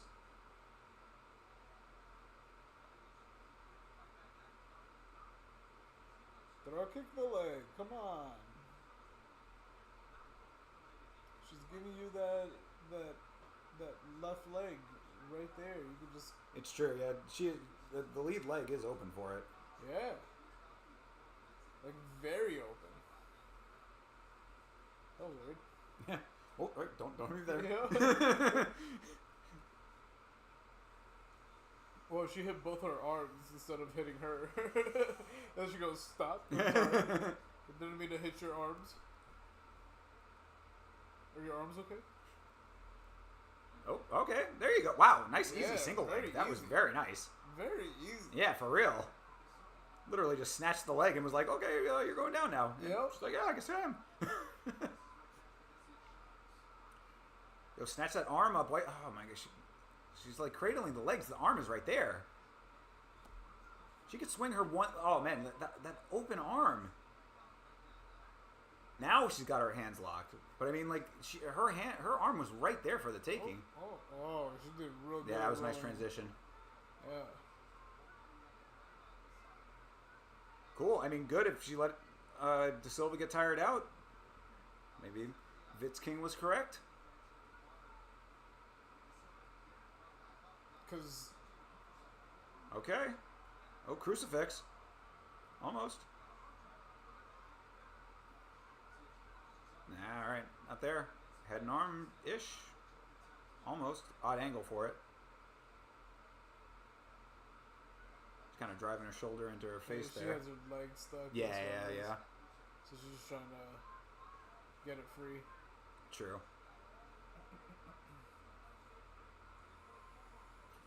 She is capitalizing though. She is fucking working. Yeah, this is much better, for sure. I mean, all this control time's going to add up. Jacob, Chill, bud. yeah, why you gotta kick me, dog? You don't see me kicking you all the goddamn time, dog.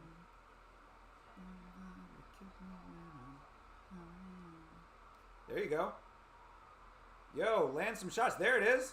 Land the elbow. Yes. Elbows. Throw them bows. Yeah. Drop Huh? bows on him. Hey, punches will work too.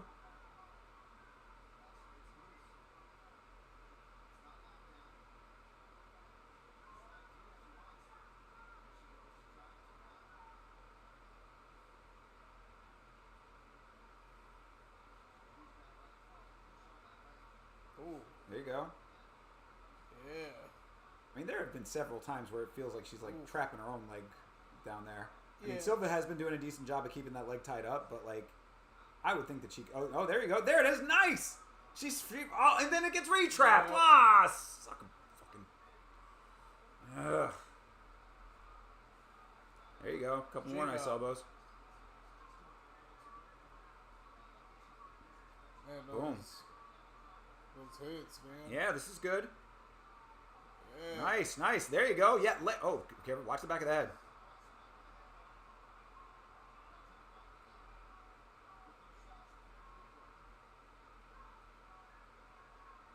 she's got to be careful of these back of the head shots here.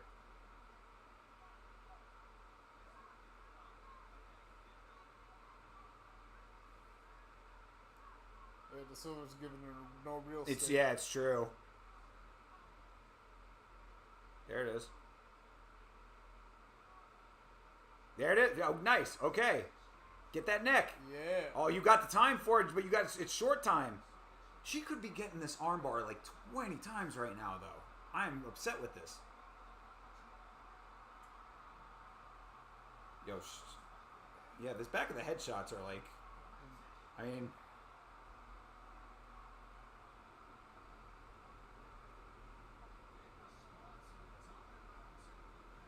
all right, much better round. Some of those shots definitely were back of the head, though. Yep. The referee was right on top of it, too. Hey. Hey, that's the back of the head. You're hitting it. Hey. You're hitting the back of the head. The back of the head is what you're hitting. You gonna do anything about it? What? I have the power to? What do you mean? Do something about it? I am. I'm telling her. She's doing it. Yeah, if I was Lipsky De Silva, I would have gotten up and been like, how many fucking times you gonna hit me in the back of the head, ref? Ref. Yeah, ref. I mean, you gonna do anything about this? Stop kicking me, ref. That's the back of my head, you son of a bitch. You're not supposed to help. Yeah. You're supposed to stop it. Like, oh, I'll show you stop it. yeah. Fight's over, bitch. Yeah. You lose. I didn't like the way you were talking to me. Well, this is unorthodox. All right, round 3 for all the marbles here. Ooh, I love marbles.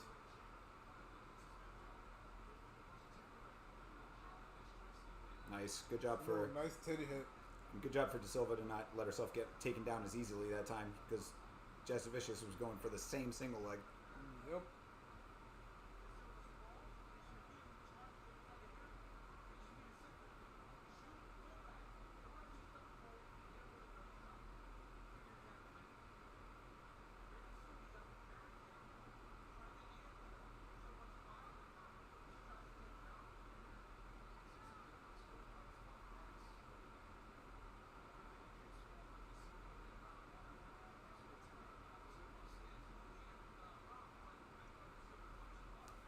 Aaron Bronstetter has a 2017 Jazz Vicious. That's fucking ridiculous. There's no way that Jazz Vicious won that first round. Nice takedown, though. Beautiful. Yeah. Got her This again. this could swing it. Yep. Ooh. Short's just out there.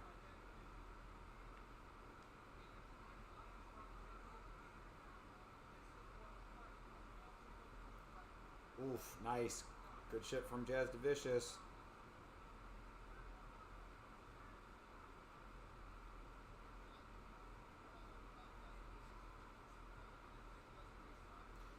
Yeah, I think you might have called this one, bro.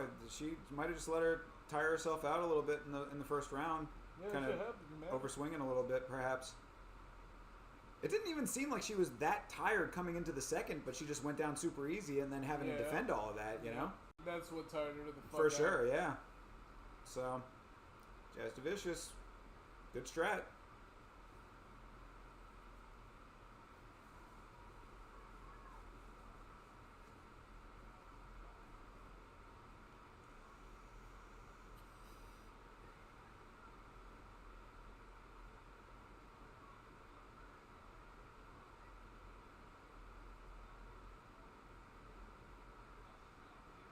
Oh, here we go. Okay. Oh, yeah. Ooh. Darce. Yeah! Yeah, Get the got fucking it. tab. Let's go.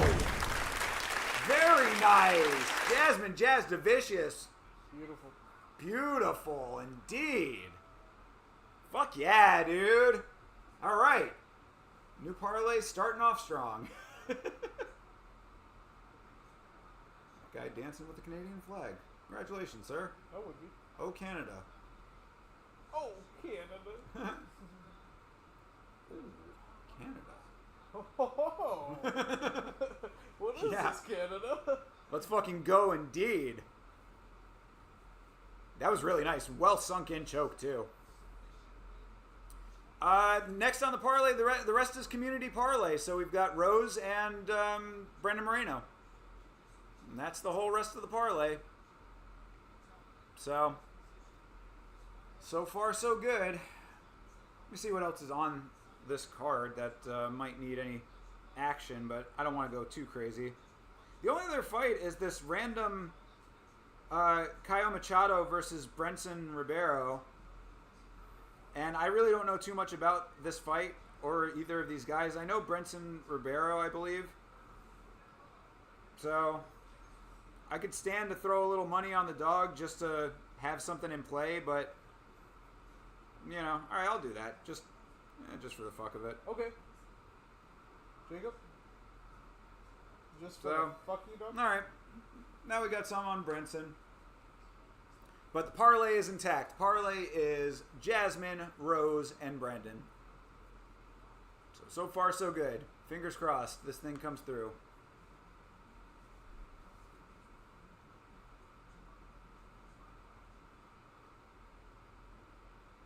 The one I'm worried the most about is Rose, though. And honestly, actually both of them, to be perfectly honest.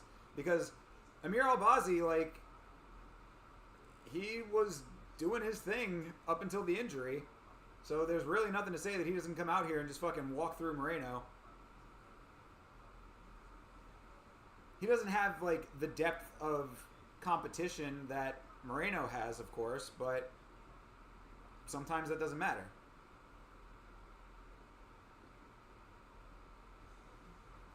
You imagine that the bigger dude is BG from Cash Money Hell yeah. from way back when. Yeah. Didn't age, just got bigger.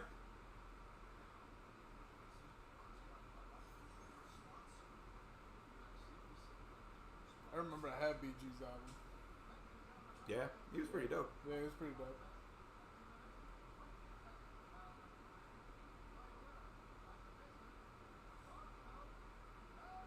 Yeah, Jazzy with the Darce. Getting the Octagon interview. Cool.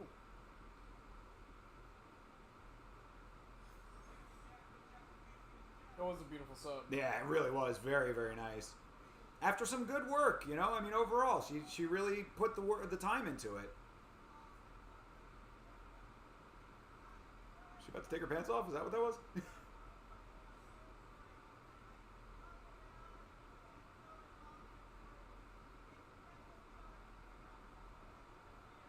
Yeah, very nice. Good job.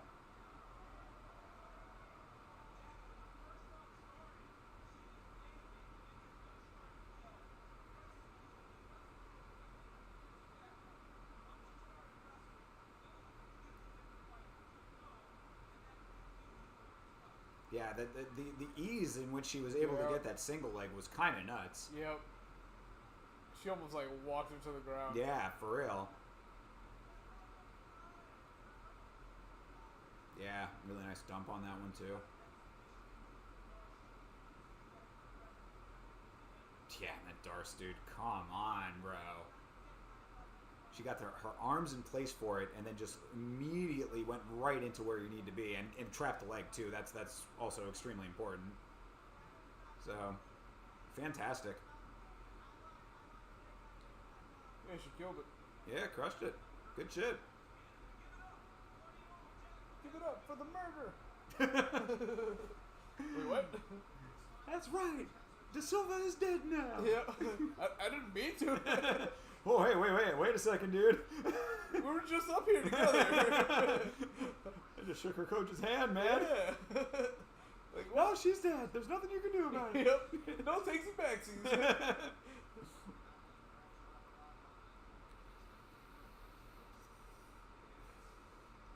There's Tracy. Chick who lost to Rose. Front row to go cheer on Aaron Blanchfield, probably. Those ladies taking a picture in front of the cage. Who's Brian Ortega when you need him? Not with her. Yep. Well,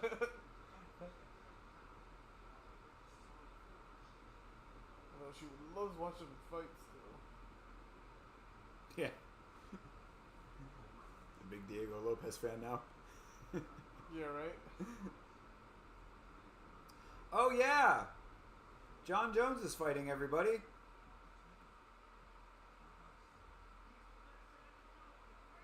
$309. Finally, fucking finally, we can get this goddamn fight over with already. Yep, and then he can continue to duck Espinal, so... Shh, bro. And then we're good. Then we're good. And then Connor ducks everybody, Yep. including himself. Undefeated on Twitter.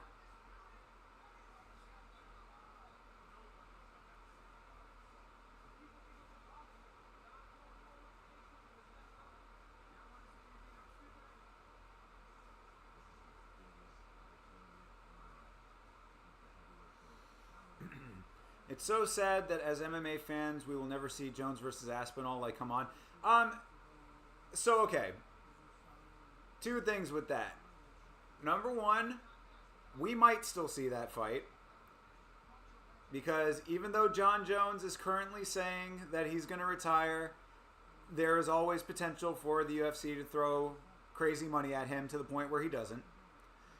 And number two, I think that there is the possibility that John ends up getting... I think that the talk ends up getting to John, basically. I said that if you go back on the channel, I did a video about this very topic, basically. It was more about John Jones's self-perception and his legacy in his own mind. But I talk about that aspect of it. I think that John does not like the fact that this challenge to his dominance and supremacy in the sport is happening in the first place. I don't think that he is comfortable having the narrative out there that he is ducking Tom Aspinall. So, should he beat Stipe, which is very likely, in all reality, I think that there is potential for him to stick around for the Tom Aspinall fight because his ego is not going to let him not get that win. Or if he does end up losing that fight, at least he can then say it's a changing of the guard moment. It's, finally somebody was able to beat me. I'm passing the torch, that kind of stuff. I think that the narrative in his own mind can get written in a way that's favorable to him, win or lose. So I don't think it's entirely out of the question that happens. But if he does decide to retire, then the narrative is written exactly how he wants it, and Tom Aspinall just gets to reign supreme at heavyweight after that. So it's not the worst thing in the world for Tom Aspinall if he doesn't get that fight. It sucks for MMA fans to an extent, but I don't know. I'm not as concerned about it, really.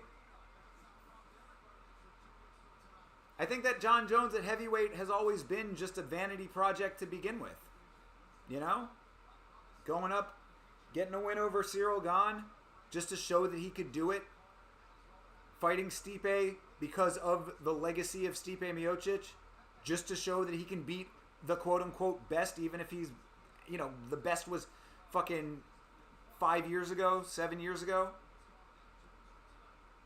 It's all about the narrative.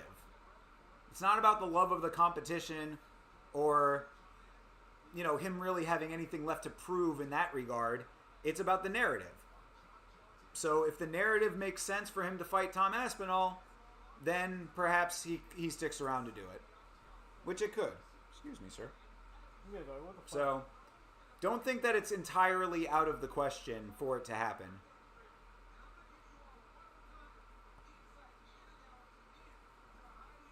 Oh, DC is doing a special presentation breakdown of this fight on the UFC's YouTube channel.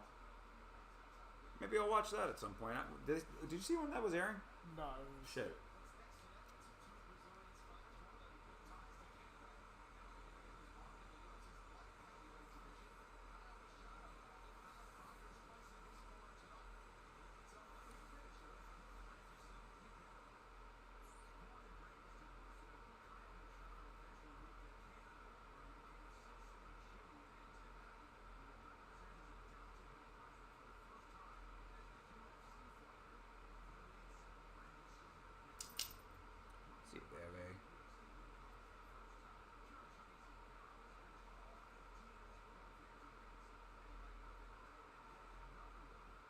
guess not. So yeah, if that's out tomorrow, might do a little watch of that, perhaps.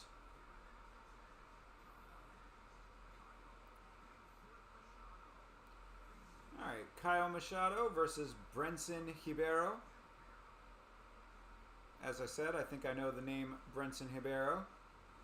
So, put some small money on him. See if the dog can come through.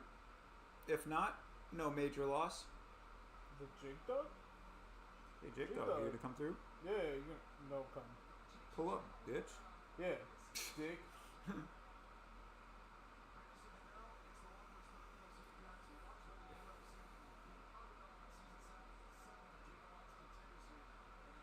Ah, yes. Brenson Ribeiro was on the Contender Series. That is where I know the name from.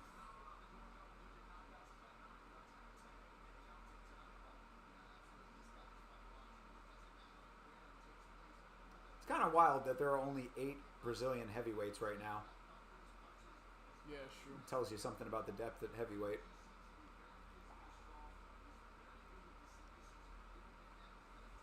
You imagine all their names was Cutman?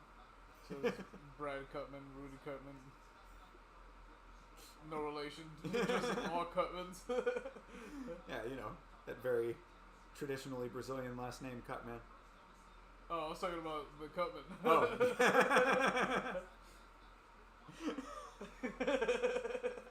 Gotta change conversation there from midway through. All right, fair enough. Yes, Brad Cutman, Rudy Cutman. Yep. What other Cutmans are there? Well, there's a cut woman on this one. Yeah, Swayze. Also named Cutman. Yeah.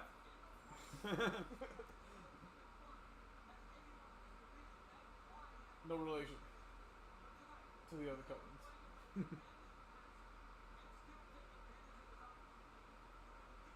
His arm tattoo makes it look like a statue of Jesus. Might be. Yeah, it does. It's not even Jesus. It's like fucking Marcus Aurelius. I was gonna say fucking what's the dude from Thor's father? Oh, Zeus? I want to say Zeus. Yeah, Or okay. Odin? Is it Zeus? Yeah, one of those, yeah. I don't think it's Zeus. It's the other one. Is it Odin?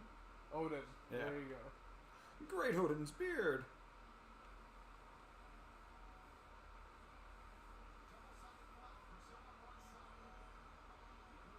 Ah, he's a Canadian Brazilian. He's a Brazilian. Brazilian.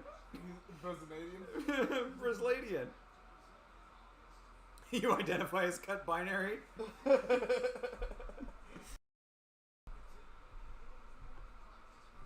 Andy, are you okay?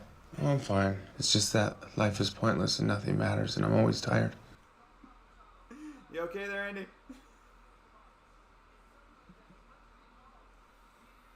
Not after last week's fight. Nobody's okay, yeah.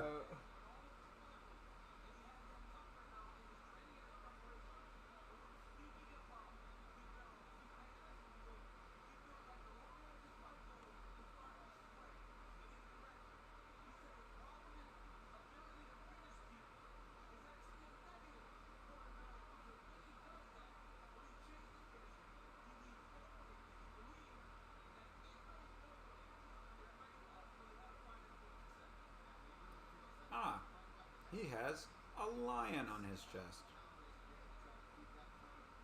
Right. Lion versus Jesus. This is gonna be a good fight.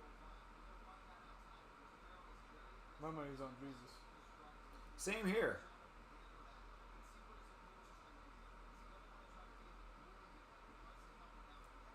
What is 37th? It's the floor. Yeah. His favorite floor. Yeah. So we got you a nice room here. It's going to be on the 14th. Nope. No. No, it's not. Excuse me, I'm his manager. He specifically needs the 37th floor. We don't. Yeah, we only go up to the 25th. Well, and Put a fucking sign. No one cares. Just fucking do it. That'll have to take our business elsewhere, I guess. To go to a new establishment, a taller establishment. This is Machado's debut at light heavyweight. So wait, so Brenson Ribeiro fights at heavyweight and light heavyweight? Okay.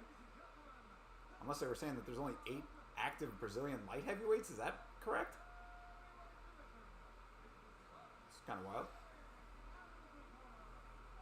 Either way, heavyweight or light heavyweight, that's fucking crazy.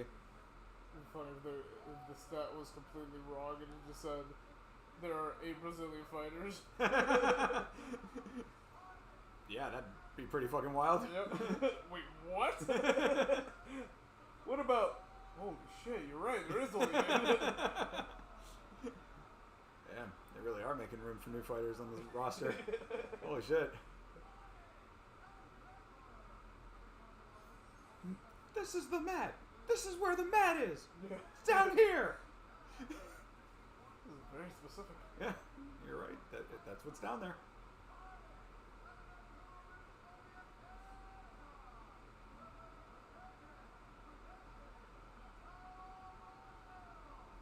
Yeah, he's a Brazilian. Oh, yeah. He's a gazillion. Mm-hmm.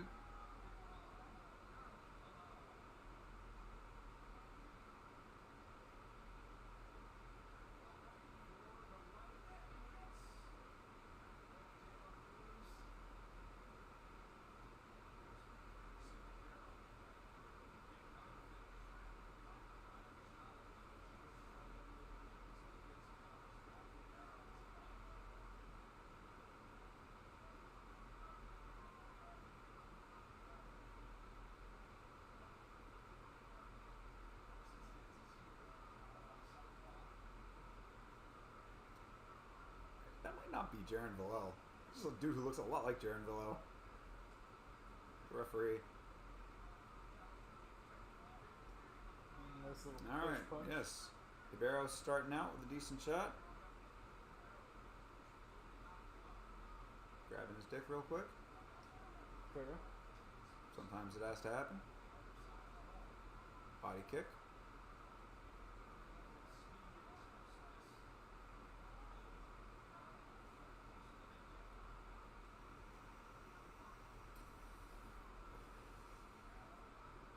Nice punch.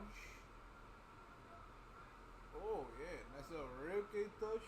I like ribcage touches.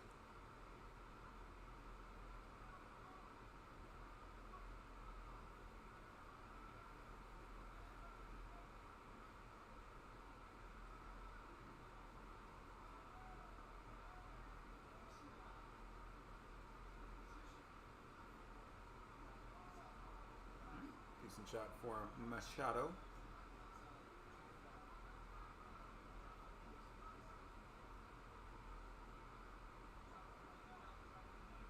Machado moving a whole hell of a lot. Nice body kick from Ribeiro. That was a hard ass hit.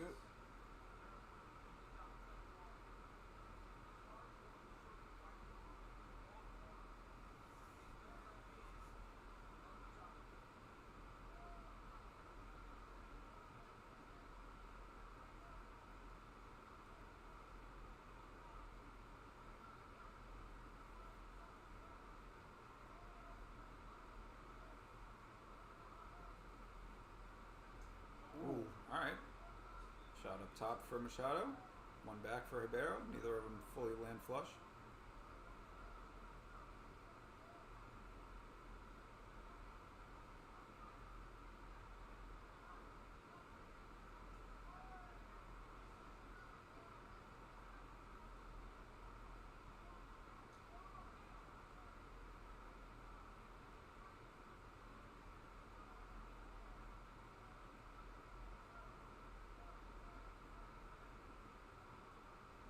Quit dancing. Yeah, for real. Like somebody just like engage, like throw a combo somebody. Yep.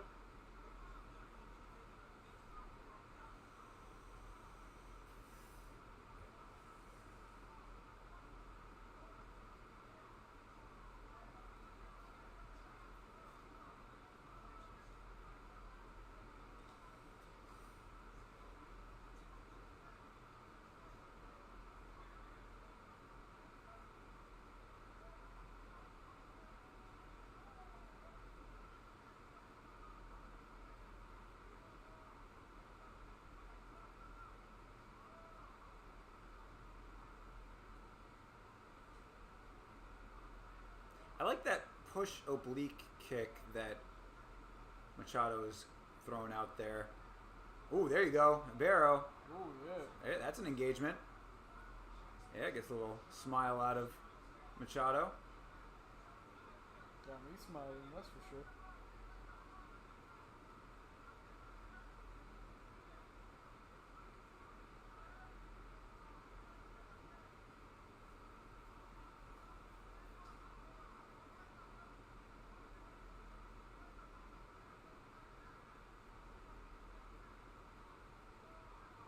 Oh, and a nut shot. Machado taking the brunt of it on the cup. Let's see the replay. Oh yeah, right up Main Street.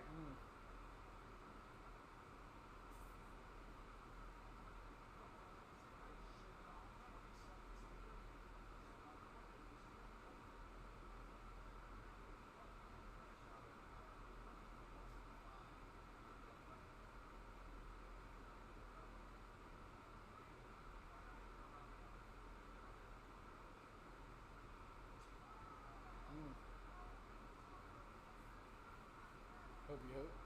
Yeah. Ooh, heavy hit. Yeah, those kicks up top are, I mean, somebody could get fucking wrecked with one of those. But both these guys keep blocking pretty decently, so.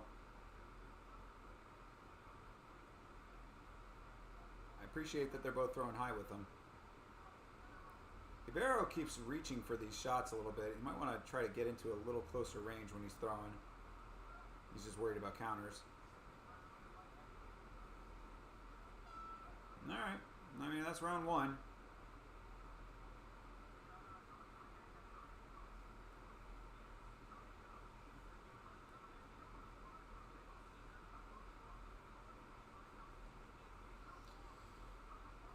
Dope-a-dope-a-dope.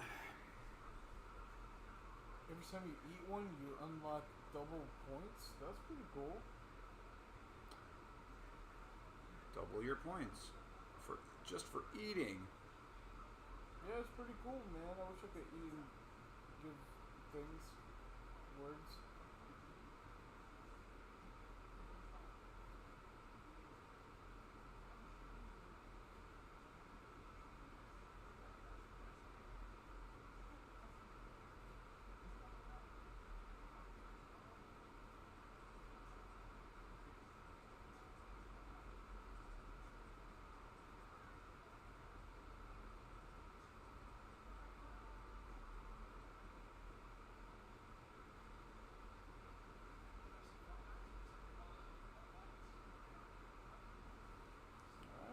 All right, round two.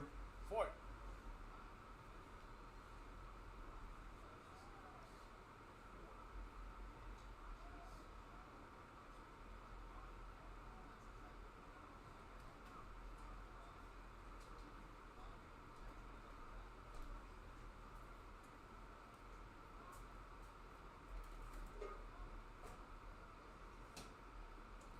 I appreciate that Machado's mixing up the shots. You know, high-low. But nobody's like throwing like true combos, really. I mean, like when Ibero gets close, he'll throw a couple, but he just hasn't gotten close very often, to be perfectly honest. Close that distance, my guy. There you go. Back him down a little bit. Yeah, go buy a closet. I mean, closet distance. Go buy a closet. Just watched a whole video about the depravity of R. Kelly recently. Oh, I'm sorry. Interesting at least. But pretty bad. He's a pretty bad guy. Is he a Scientologist? No, I don't think so. He had his own cult. He didn't need Scientology. Yeah, you're right.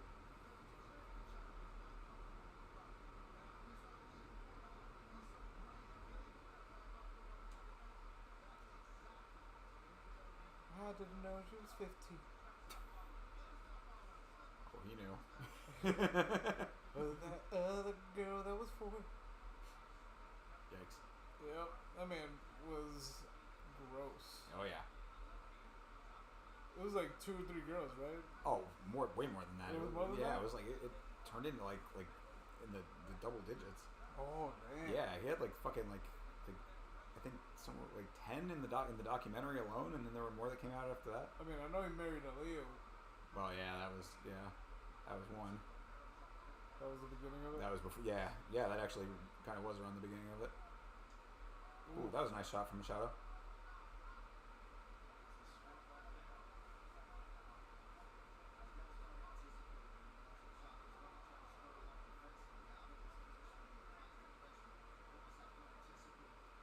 I feel like Ribeiro could like rush him a little bit, get him on the cage. He needs to start blocking or like cutting off the circling, because that's all Machado is doing. He's constantly circling to the left. That's what they're talking about on commentary right now. Actually, that's funny.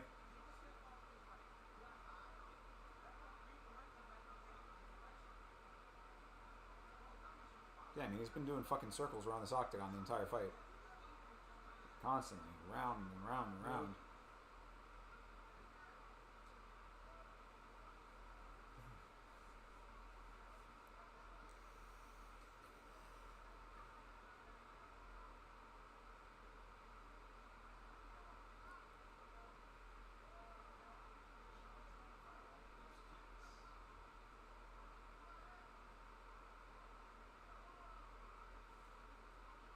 I mean, Machado's taking this round just because Ribeiro's not engaging at all. Like, bro, you need to fucking throw something. There you go. The one time he gets close, he fucking hits once and then gets back out again. Like, bro, you need to, like, turn the volume up here a little bit. You were doing better in the first round. There you go. That'll do it. There you go. Nice straight. The fuck was that? Yeah. Like two wavy inflatable head guys. There you go. Bold strategy. They both did it. Yeah. I mean, one does it, the other's got to answer it, you know? Park two next to each other. To watch them fight. Yep. Oh, they almost hit. Beautiful looping shot.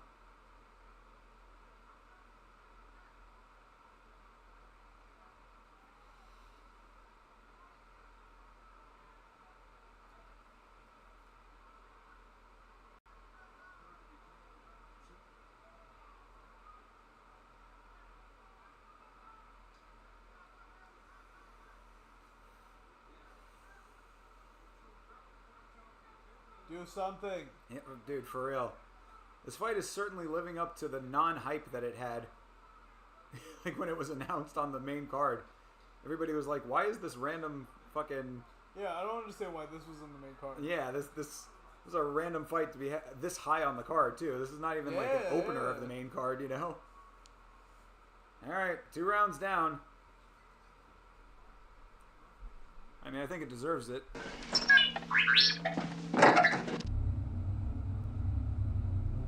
Cerveza cristal.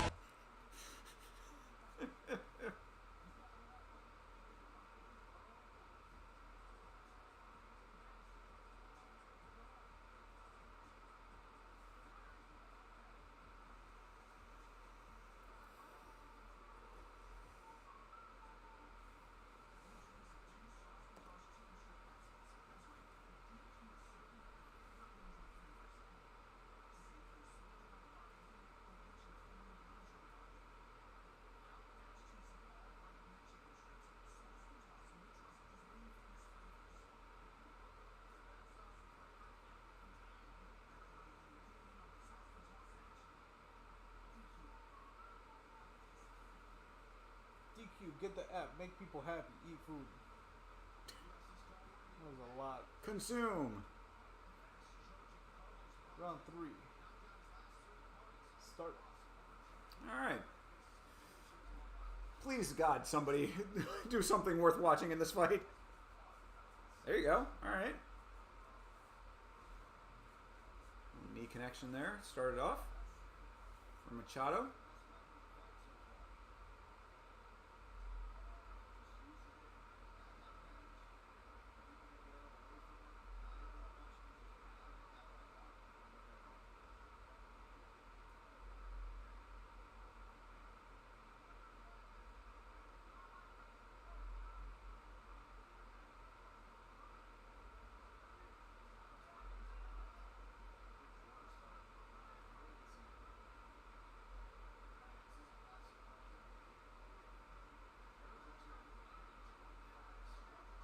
Yeah, time to counter.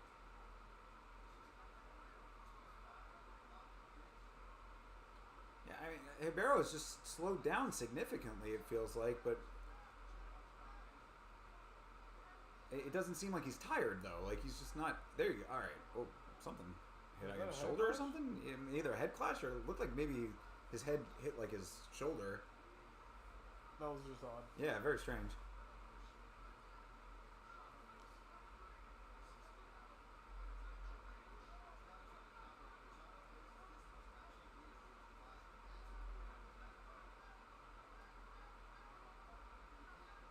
Nice body kick for Ribeiro.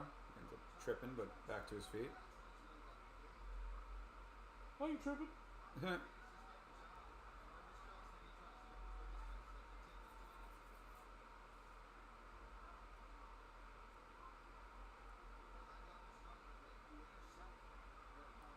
All right. It was weird.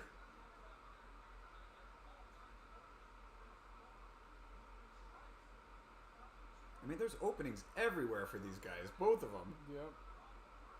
Both keeping their hands low.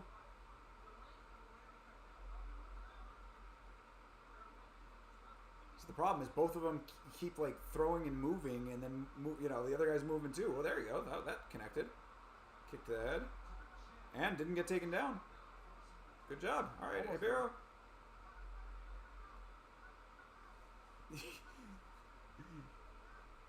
Yeah. There's all kinds of wackiness going on here. You faked it into a head kick, yo, legit.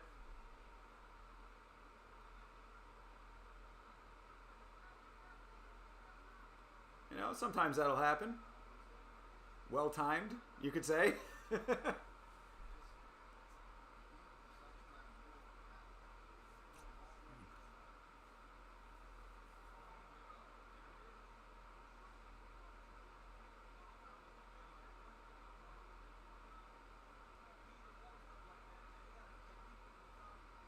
I mean, Rivera's basically selling this fight right now. I mean, like he's not doing enough there. Oh, that'll swing it a little bit though. Looked like he wobbled him for a second there. Oh, and now he's stumbling. What the fuck? What the hell is happening in this fight? He just stumbled right there. Oh, uh-oh. All right, turning it up. Yo, Ribeiro, turn it up, bro. Yeah, what the fuck? He's wobbled. He's still wobbly. I think both of them might be a little out of it, to be perfectly honest.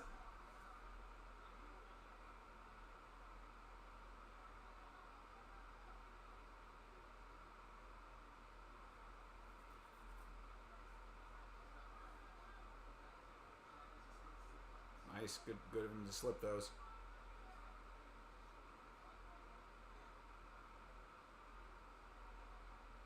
Oh, jeez, nice counter for Machado.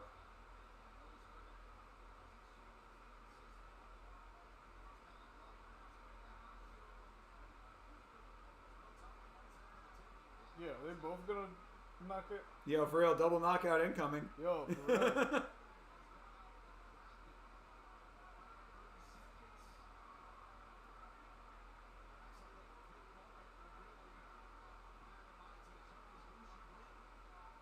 Yeah, I mean, yeah, the judging is going to be interesting on this one because, I mean, the volume was probably Machado. That nice spinning back fist.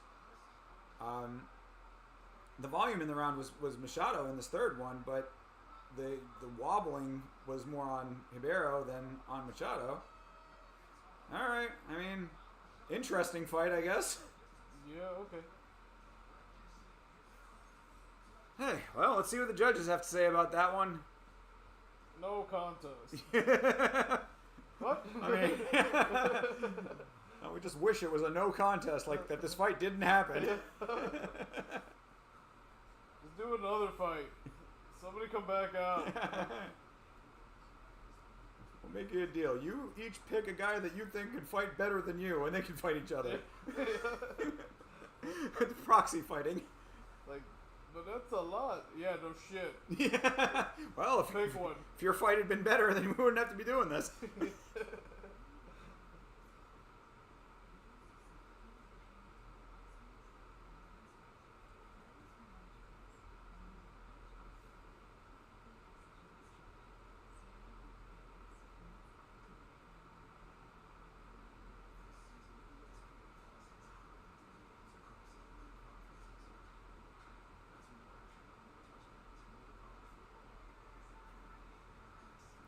Oh, that's hilarious, bro. A bunch of people now online were thinking that when they were talking about that guy Derek who passed away, people were thinking that they were talking about Derek Lewis.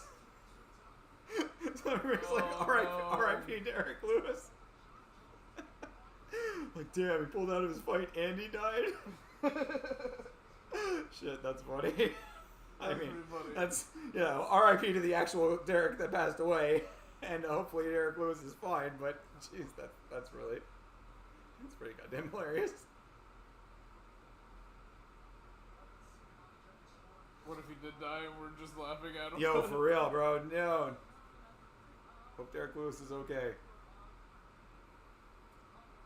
All right, split decision.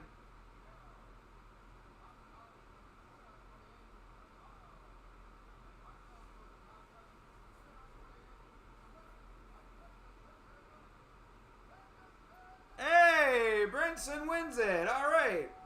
A little small money comes through on the dog. I'll take it. Crazy. Not a great fight. He did wobble him in the third. I'll give him that. Very emotional in his victory. Getting a whole ton of water poured on him. Very weird. Little flash dance moment there. Yeah, that's pretty cool. Vander Kane, one of the most annoying hockey players of all time.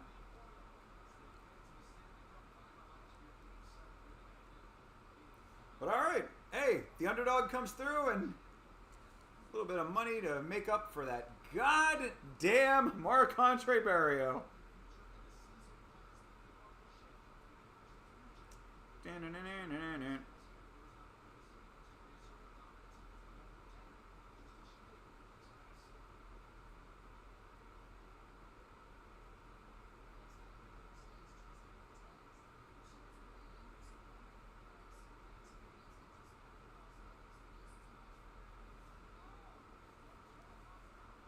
Yeah, now there's a puddle in the middle of the mat. Good point. Yeah, I was looking at that too. I was like, whatever. Yeah. It was right up, hopefully. Go in there with a towel. Get the towel crew in there. They need to get that crew that they had on Fight Island back in the pandemic to come through. Remember that? Remember when they had that, like, pandemic response crew or whatever? Like, the guys who were in there with the spray stuff and all that shit? They were, like, delousing the cage and everything between rounds and between fights and stuff. Between fights. I don't think they were doing it between rounds, but either way. Still crazy. What a wild time. Crazy to think about.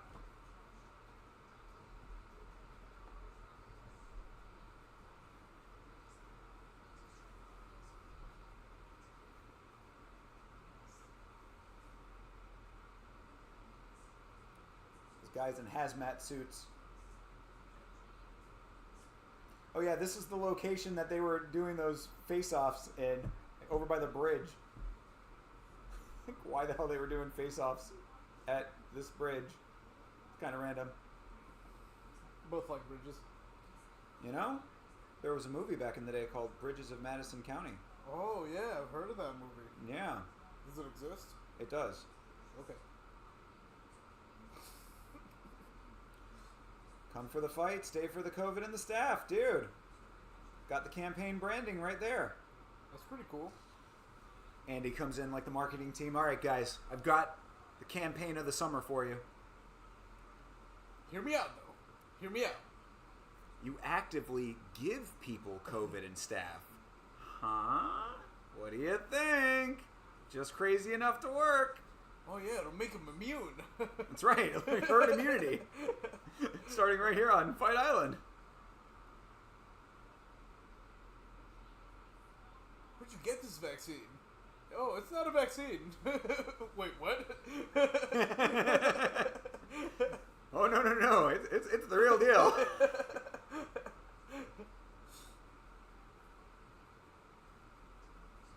Am I gonna die? Probably. Yeah, I mean, you know, it depends on how you look at it. Are people actually dying from this thing? I don't know. I mean, the staff, probably that. COVID, who knows? That's always a gamble.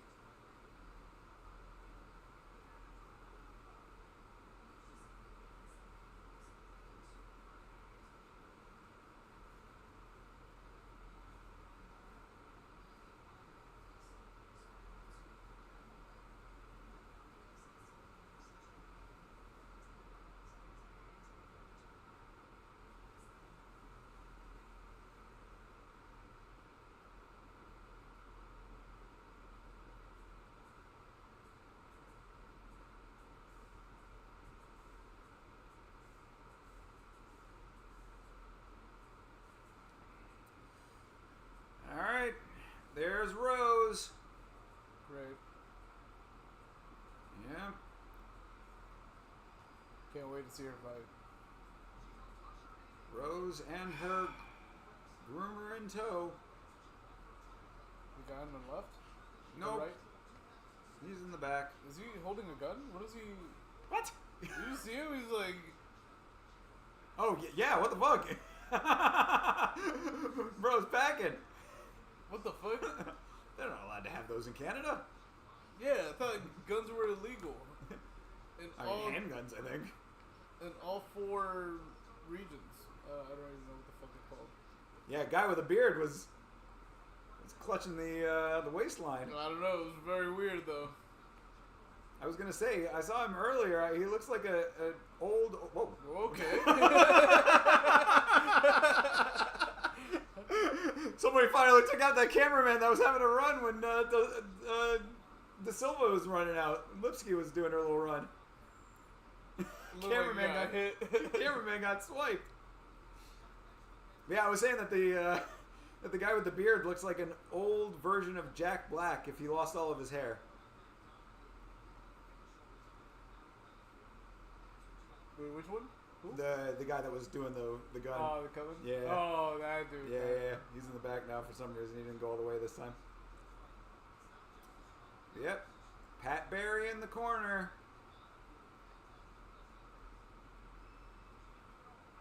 Keep your victims close.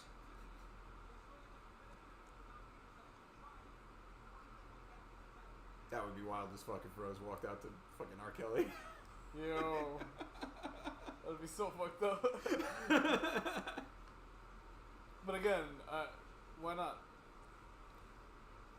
Crazier things have happened. So Rose comes out first because in this weight class she's lower than Blanchfield is. Yeah, I believe so. Yeah, that guy. The guy with the big beard. Hell yeah.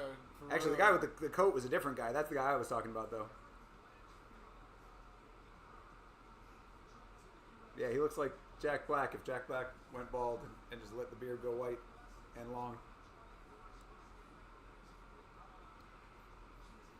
But yes, Rose is less decorated in this weight class.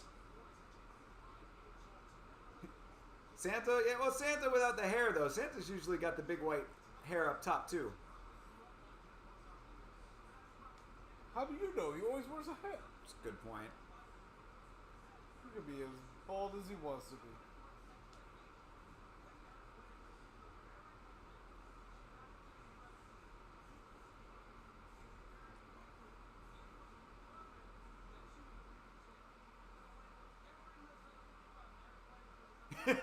William's Canadian Santa at home.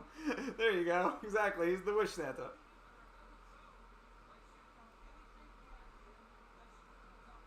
Oh, that guy in the back, though, with the chops. You see that guy with the mutton chops? Yeah. Hell yeah. You know who he looks like? Huh. My boy Javi. Oh, Javi got the chops now? Nah, but he had like the beard with this gone. Yeah. Like the mustache Yeah. that looked like that. Yeah.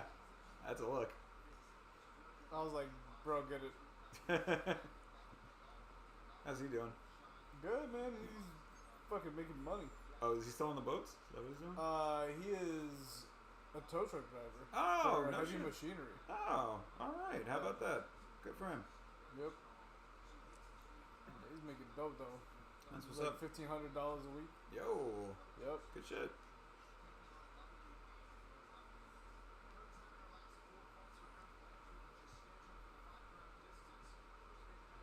Jacob, why you gotta sit on top of my lap, dog?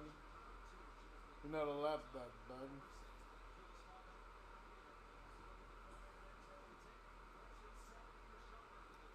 I stand by my original assessment of Erin Blanchfield that she's a little cute, but at the same time, she'd be the type of chick that in the office would be The hot chick. no, just like mad, like Bitchy. yeah, just like Yeah.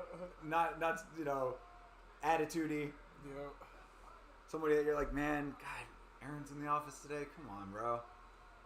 Yeah, kind of tight. Yeah, exactly. Like, can I just like not go to the copy machine today, please? I don't want to have to go over by her. Well, I don't think you should use the machine that way. No, there's a reason that we have rules in this place, okay? I try to follow them. I'd appreciate if you did too. All right, Aaron, thank you. Thank God.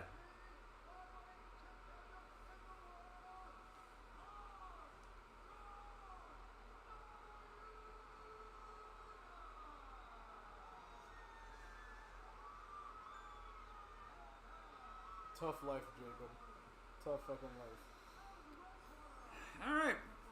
Well, let's see if Miss Rose can take out Miss Blanchfield over here. I mean, Blanchfield was somebody that had a lot of hype surrounding her. I was kind of hyping her up as well.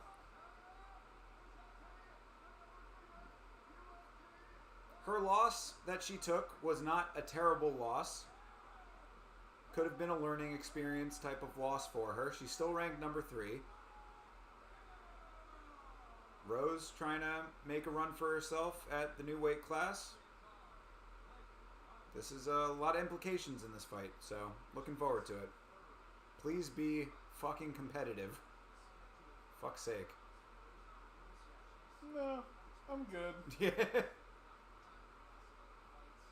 I mean, Rose looked really sharp against Tracy Cortez. Okay. Alright, let's do it. Round 1. I don't like the number 11. Just saying. Okay. What the hell made you think of that? The little girl from fucking Stranger Things. Oh. Oh. Ha.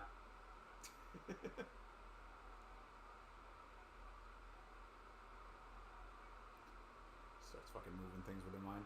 Yep. The ref just moves slightly to the right. Whoa. Alright, nice striking from Rose early. Yep. Throwing the jab out.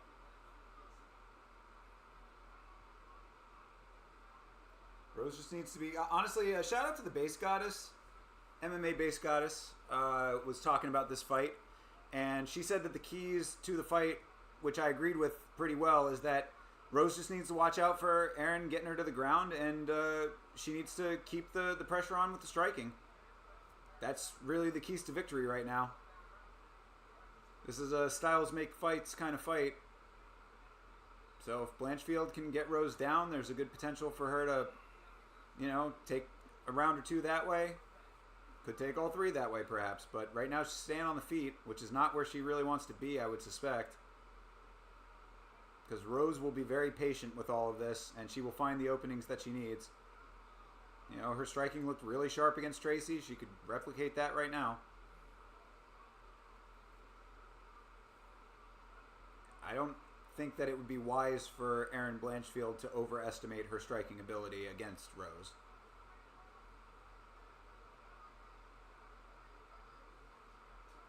Nice leg kick for Rose.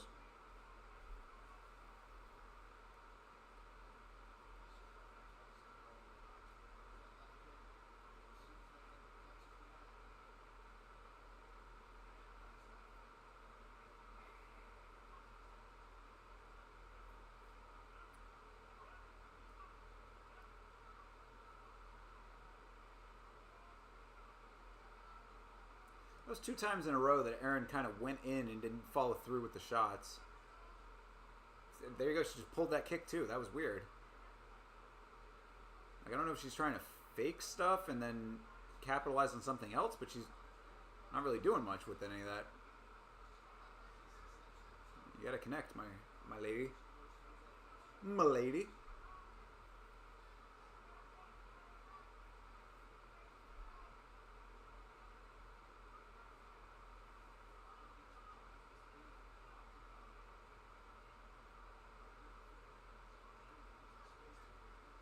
Is there a white vape over there?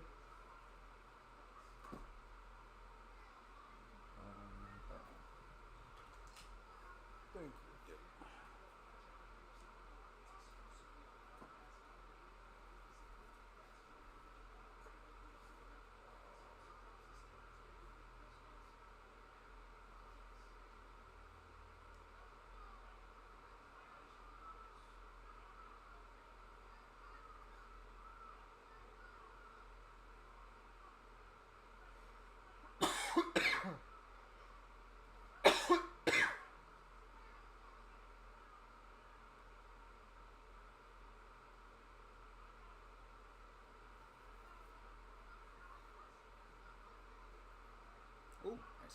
Punch to the titty from Rose. Yeah.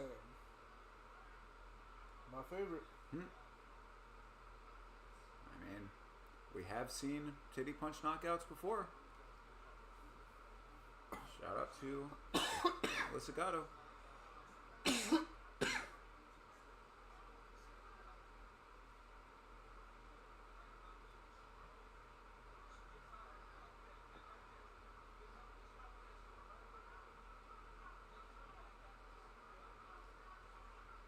Ooh, nice 1-2 for Rose.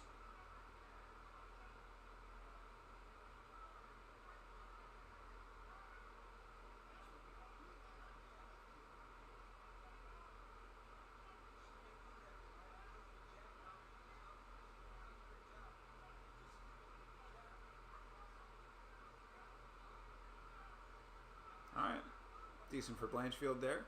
Landed a couple.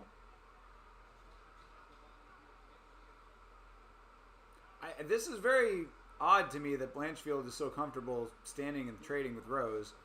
I would really suspect it would be much better for her to try to get Rose down to the ground, but she's staying with the stand-up for some reason. Shows comedy. You know? Who doesn't? Well, I guess people Some in the crowd people, doing yeah. that fucking Tony Hinchcliffe shit. You Oh, saw that nah. shit? That was pretty funny.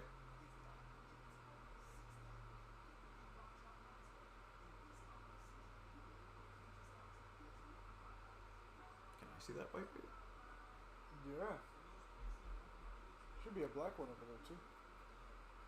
I'm racist. I feel you.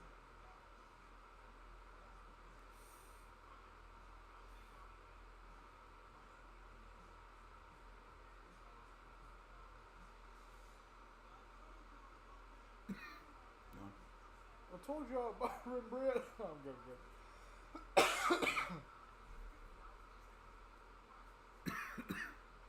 She learned new striking, you think? I mean, she was striking with Furo, though. That's what I'm saying. I thought that... oh, she didn't show this last time? Okay, fair enough. I mean... She was trying to strike with Furo and wasn't really having much luck with that either, so...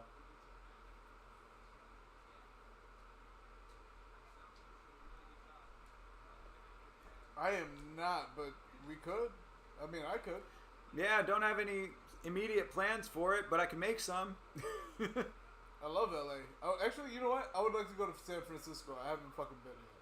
But San I don't know Francisco's if I want cool. to go just because now I hear it's just shit everywhere. That's what I was gonna say. It's a nice place. Like the base of it is nice, but like the actual, you know, the day to Environment. day. Yeah, exactly. I mean, like there's cool stuff there. It's very much the haves and the have-nots in San Francisco. You know, one of, if not the most expensive city in the country to live, and because of that, there's all kinds of problems for the have-not half of that equation. Why Like is it so expensive there? Like, lot what's of the tech. appeal? Because there's a lot of tech jobs. Oh, okay. Yeah, a lot of like companies are headquartered there and stuff. I thought a lot were like in Silicon Valley. They are there too, but they And then- they once Silicon Valley kind of fucking got eaten up, they moved to other places in California, and that's one of them. And not only just tech, but just businesses in general are headquartered there. Yeah. Why? It's a nice place. Got a nice bridge. Yeah, right. I guess it just doesn't make any sense to me. Just because why would you want your business to be based off of a California business? You know what I mean? I don't know. Like taxes just seem stupid. Yeah, yeah. Oh, nice Oh, takedown nice. for Rose. Beautiful trip. Have a nice trip. See you next fall. It's good for Rose. Probably trading in that Jersey smog. Could be.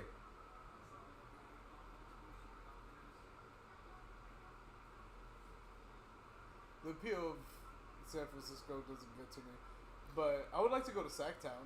Sacktown sounds cool. Yeah, I don't really know what's there, but I don't know liked San either. Francisco when I was there. It was nice. You know, good place to visit. You know, one of those kind of things. So I went to Alcatraz. That was cool. Yo, they're always willing to throw down. Those are the needle ones. Oh, dude, yeah, they're fucking. Oh, you'll have plenty of potential opponents. Also, we'll end up with a prize of hepatitis. There you go. See, you should be doing their marketing. Yeah, right. Come to San Francisco, get hepatitis. You can break into a Walgreens. You seen videos of that shit? Nah. Oh, dude, they literally, like, people in San Francisco will literally, like, walk into a Walgreens and just straight up start chucking shit into bags and just walk out. Because they know that the policy is to not engage, so walk in. No way. Yep.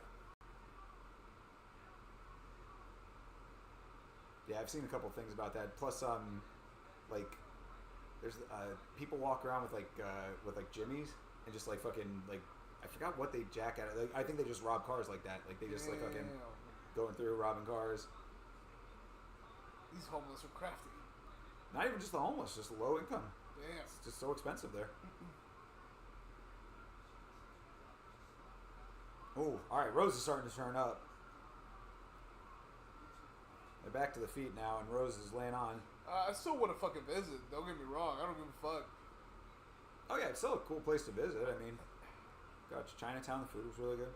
I've never been to San Francisco or like Sacktown or anything in the north, really. We just kind of stuck in the south. Yeah. Ooh, another nice one for Rose, man. She's landing. That was a head Clash of head. Yeah, they both went in straight for the head.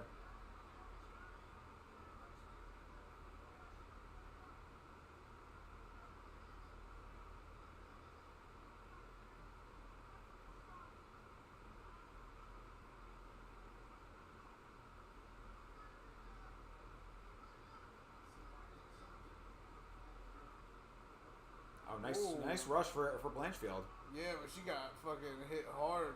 Yeah, Rose off the back foot. Yep. She ducked her fucking punch and punched her right in the face. Yeah. Solid round for Rose. Yep. Nice. Good one.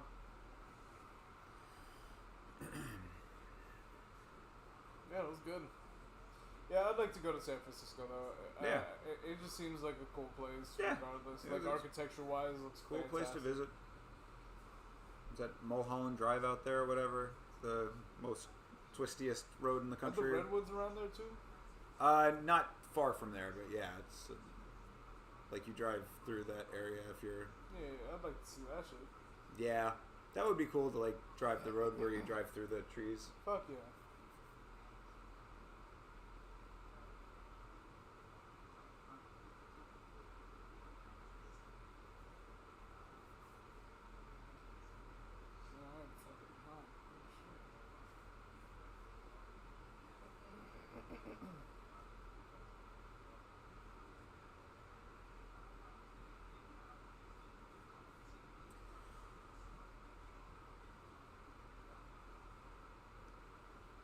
Yeah, when I went to San Francisco, it was a long time ago now, so the problems had not really bubbled up to where they are currently, but I'm sure they were starting around that time. That would have been like 2000s-ish, maybe a little bit later than that.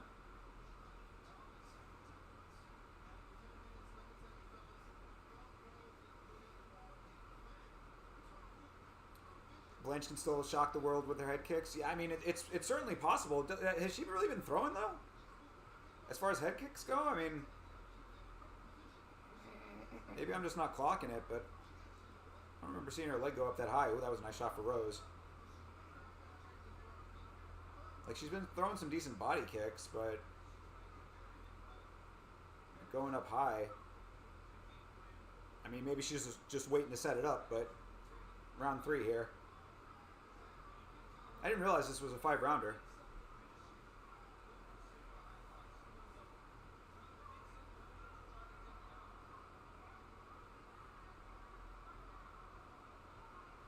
Yeah, if Blanchfield is hanging on to the kicks to go high with one at some point when she gets the opening, that'd be fine. But while she's waiting, Rose is fucking laying on. And Rose goes for another takedown. Good job for Blanchfield there. There you go. Nice. Oh. Good job. Good stuff. And now she gets Rose up to the cage. Smart.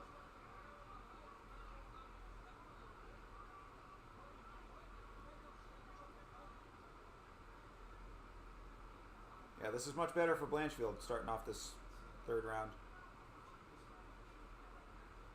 Just over a minute and a half into it. And a night, wow! And Blanchfield gets the takedown. Rose trying to reverse it, but doesn't get it. Good job. That was very fucking nice fight IQ for Blanchfield on that one. Recognized that Rose was trying to get the legs up and over to do roll through it, and then she said no dice. Yeah, this is much better for Aaron right now.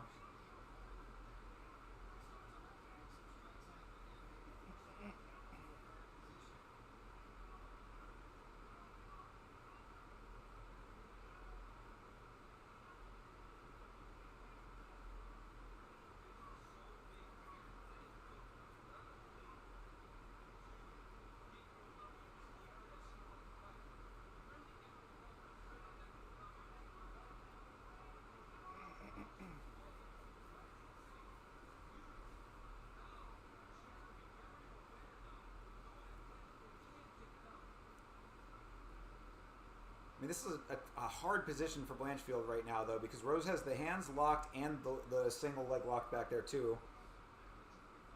So it's like she's kind of neutral right now. Rose hanging on really tight to Blanchfield's neck, too. Which is, I mean, that's fine. Rose just wants to kind of conserve energy a little bit here, but there's really nothing doing on either side with this. Which is unfortunate for Blanchfield because she did a decent amount of work to get here. She did.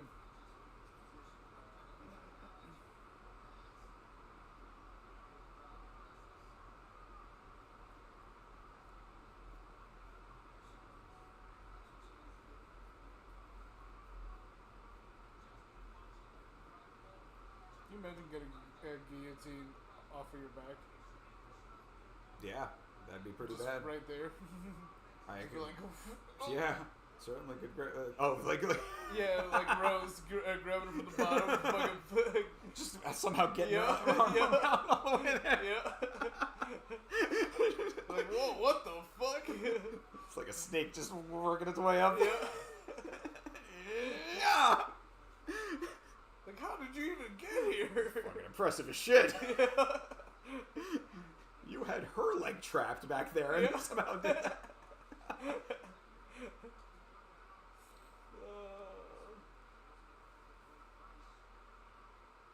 Yeah, I mean, honestly, like, this Blanchfield is doing a good job here to not let this thing get stood back up because, like, Rose is making it so that it probably would have been. Like, it's exactly what you need to do is fucking break back. Like, you're in such good position right now. If you can get those hands broken to just lay down some ground and pound. Yep, she has not done much. It's unfortunate. Oh, almost had her. Oh, yeah. Okay. Rose says, I will fucking pound you then. Damn, kicks her Nice, off like yeah. no problem. All right. I mean, Blanchfield's round, but that's that should be a signal to Rose that A, that could happen, and B, you can neutralize it. So I'd stay somewhat confident based on all of that. Move forward and try to get back to the striking. Like, just, you know, don't let it go back down there, especially if you're initiating anything. Like, if you're going to initiate any kind of wrestling, like, make sure that you absolutely have it. Like, you have it in a position that you're going to get what you want.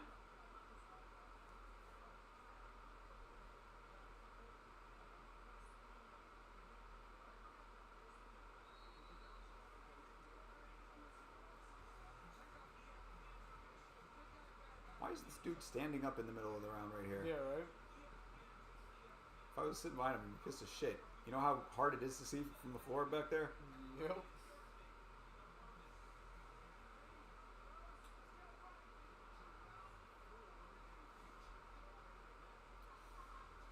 Alright, round 4. Been a good fight so far, honestly. I'm enjoying this fight. Probably also compared to some of these other fights, Yeah, which is, yeah, this for is real. kind of, you know, maybe the 4 out of 10 assessment is not super inaccurate on this one. I mean, it hasn't been that bad. It's not the worst I've ever seen, but it's, you know, just, it's okay. It's no London. London is always going to be the barometer, and it's definitely not that. Yeah.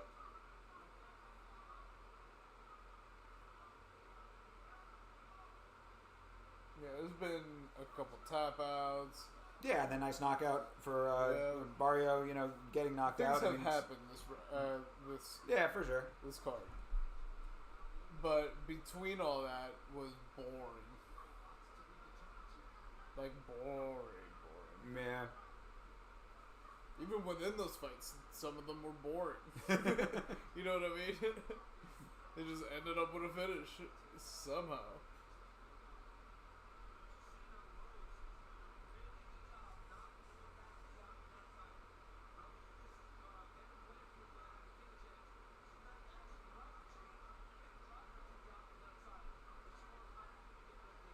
Like, Blanchard just doesn't look like she has much power on her shots when she's throwing. No. That's why I don't know why she like would want to be striking with Rose. There you go. That was a little better.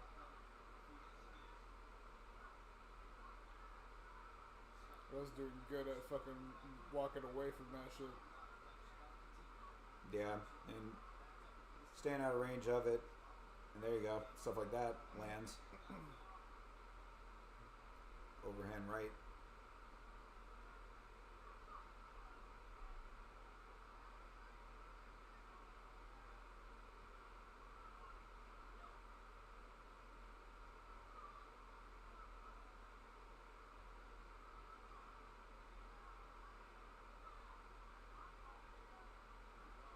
Alright, Blanchfield clenches up. Looks like she's going to try to get her back down to the ground.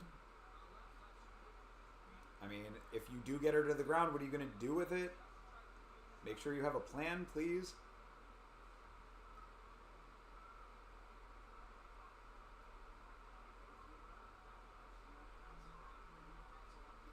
I like when the graphic comes out to tell you the color of the trunks. Like, Yeah. black and blue. You mean the colors that are currently on the screen? Yep, those are them. How do you spell that? Well, let me show you. In the respective color. Right. My favorite of all time was 10 leg kicks, 5 leg kicks.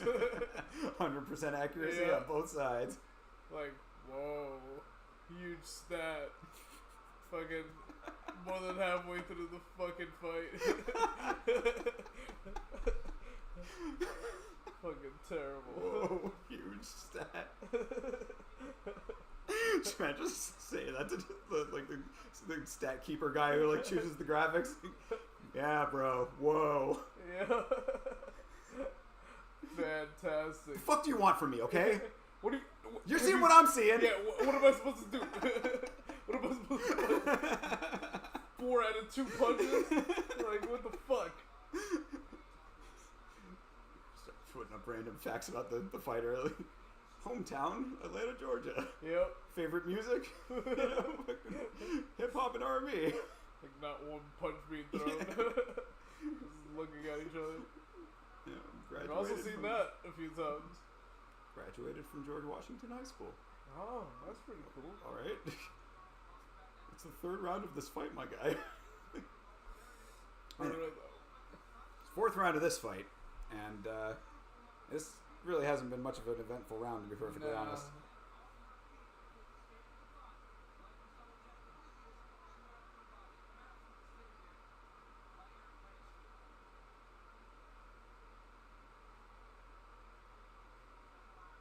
This is the fight, Rosa versus Esparza should have been. Yeah, most definitely that.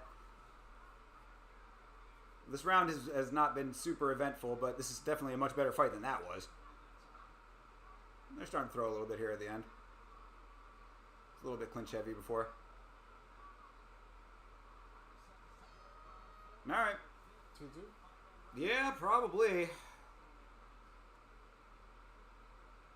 I mean, at worst, it's 3-1. Because Rose 1 and 3. 1 Right, and 2. And then Oh no, 1 and 2. 3 Yeah. and 4. You think Aaron took that round? I guess so. I mean, it was a could've. closer round. Yeah, I mean. Maybe. You know what I mean? Yeah, 1 like, and 2. Yeah. Shit. Well. See what the judges say. Because she did throw a lot more than Rose did in the beginning of the round. And then it was nothing from either side. And then Rose started picking up, and then Aaron picked up at the end. So maybe, you know what I mean? Mm-hmm. Even though Rose was way more effective.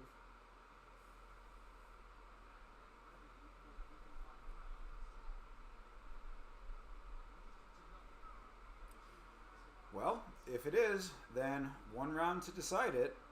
Who wants it more? All right. Oh, yeah. Blanchfield coming out swinging. Oh, Saying Rose- but Rose, Rose Yep. answering back nicely. Oh, there you go. There's that high kick Andy was talking about. Yep. Oh, she hurt Rose. I mean, what they're saying. Oh, maybe yeah. she might be hurt. Shit. Damn, Andy might have called this one for real, for real. See if Blanchfield goes back to that.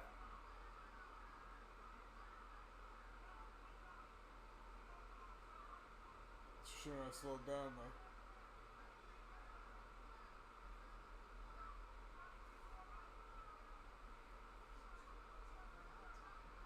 See everybody saying 2020 Yeah. or 18 and 2 times. What am I doing? What am I math? What's my math? 38, I 38. mean, There you go. yo, good takedown for Blanchfield though. Rose needs to have a fucking answer for this because if she did get rocked, then Blanchfield might be able to fucking finish this. I mean, shit, get that leg over and go for the head and arm. She got it. She got it locked. Shit, you might just get it from straight. Rose saw it coming. She. Yeah, I mean, she's locking that other. I mean, like, why she just doesn't try to get the, yeah, because I mean, like, lock the head up with the other arm. I mean, you're right there. And they're in the puddle. Yeah, they are. Imagine he gets fined for that.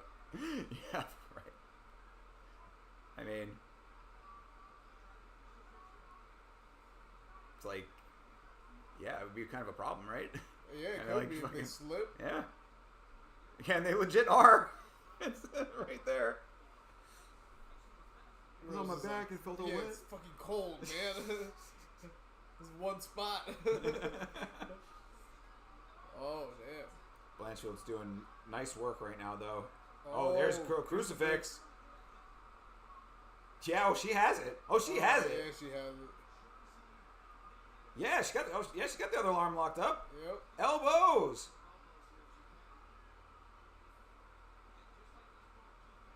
Oh my God. Rose just doesn't look like she has anything left. Nah, she looks dead tired. Yeah. I thought I saw her breathing heavy earlier, and I didn't say anything about it because I was like, maybe I'm just looking at it weird or whatever, you know, but...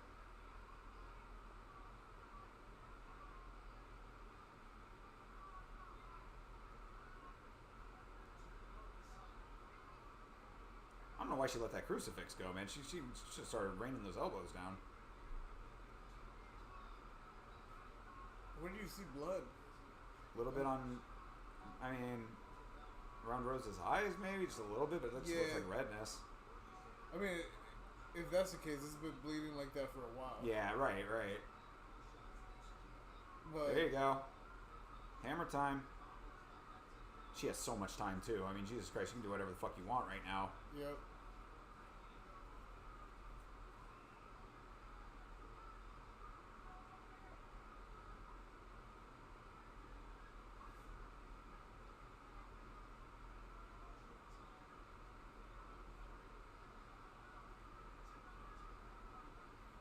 This is not a good look for Rose. Yeah, dude. This is bad news right now. Yeah, dude. Oh my God. Blanchfield just dragging her around. Yeah.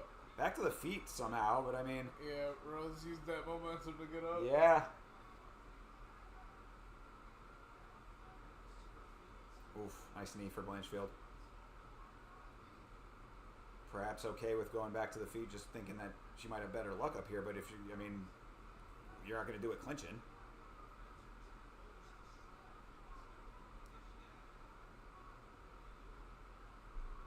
Yeah, Rose looking fucking gassed to shit right now. Yeah, she does.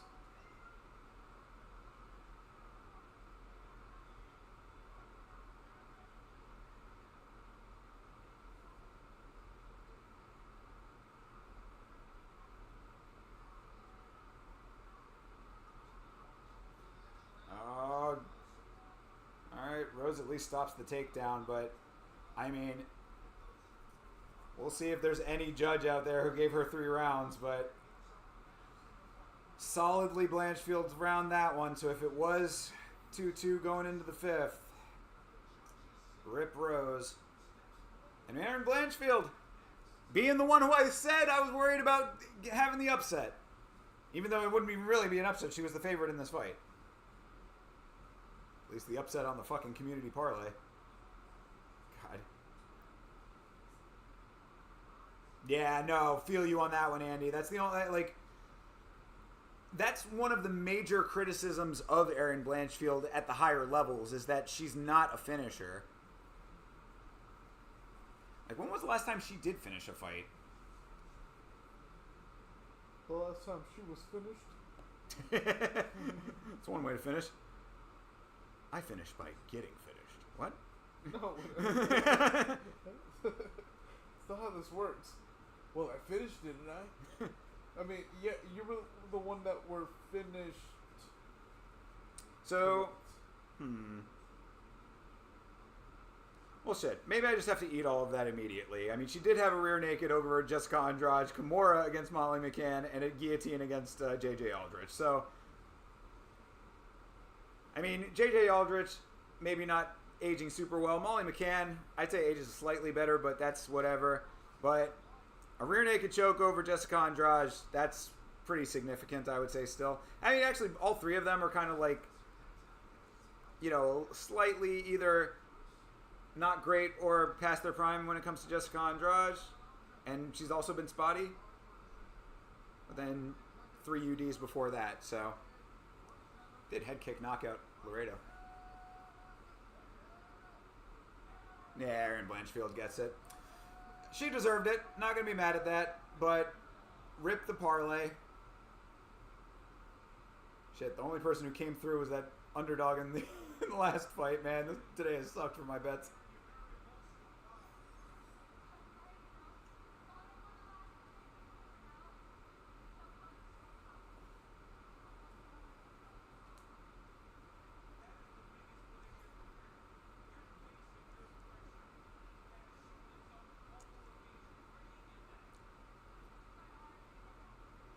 Yeah, good job, Erin Blanchfield. Deserved it. You know, I would say, too, that this is a good victory over a Rose who looked like she was at least herself. She didn't look like she was, you know, in a weird headspace. Kind of hard to tell from body language, but she seemed like she was all there. She was fighting pretty well to the best of her abilities. Seemed like to me, anyway. So, can't take it away from Blanchfield. No excuses. Good win for her. You know, win over a former champion. Always going to hold some weight. So, all right. Well, now that that parlay is blown, I guess the only thing left to do is throw a little bit on the dog in the main event.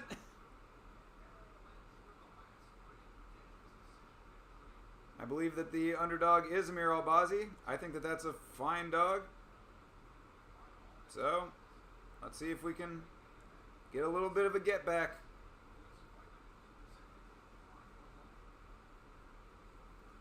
Go Albazi, even though I like Brendan Moreno.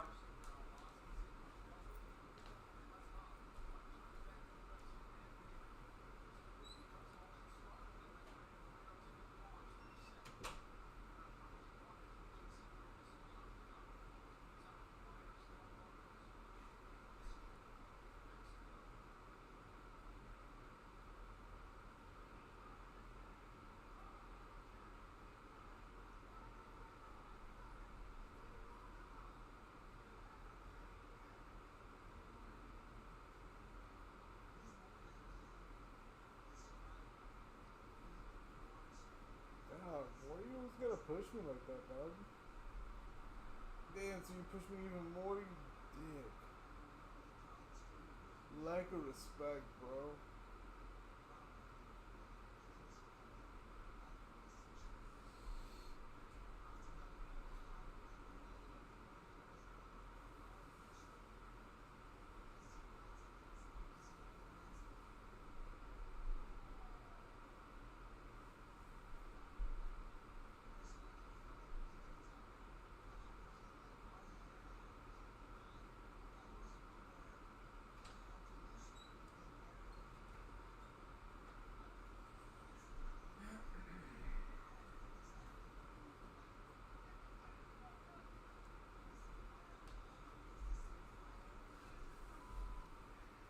Say acid motherfucker?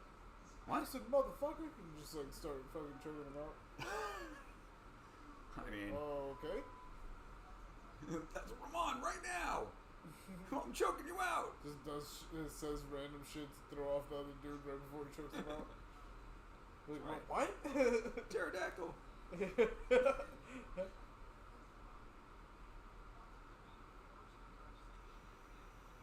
I ate Tootsie Rolls earlier. The fuck? Oh my god. The last thing you hear before you go to sleep.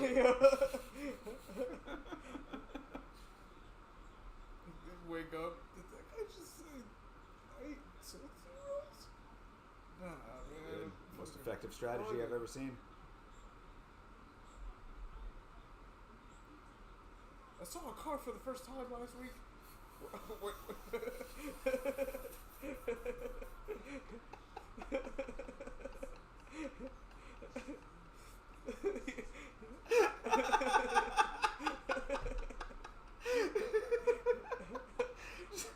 Just like it's the two-part punch. It's like it's a random thing, and then what the fuck? Really, you've never seen a car before? It put a whole lot in my head to process. Like, Yeah, like too much to fucking think about, so you just let go. first I was thinking about the fact that he said it. Then I was thinking about the fact that he'd never seen a car before. And then I was choked out. By that point, I was Shit. Moreno's chin about to get tested tonight. Yeah, I mean, I don't know why a lot of people are counting Albazi out. Like, he wasn't doing great things before he got injured. I remember seeing his last fight. He finished his last fight quick, if I'm not mistaken. That's why I was kind of surprised that he was injured. I was like, what? It wasn't during the fight, I guess.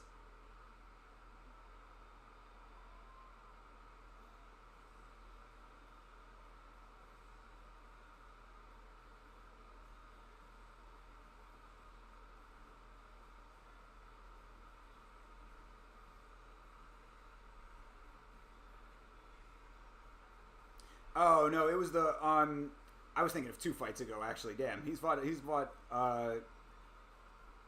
Kai Kara and won in the split decision. Okay, but the in the Alessandro Costa fight, he finished it TKO with in the 3rd round. He finished that one, but the one I was thinking of was the Francisco Figueiredo fight. And that was a first round rear naked. So, I mean, he's got some decent submissions on his record here.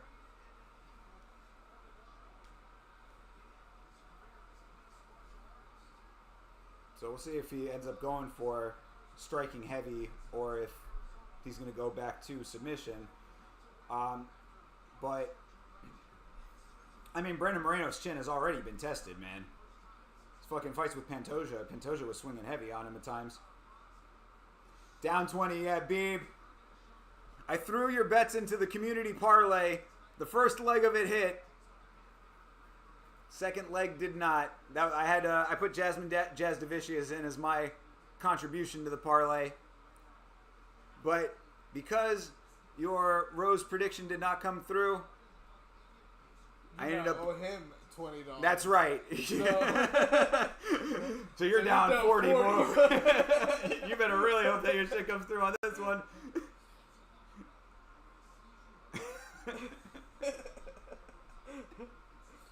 Oh, shit.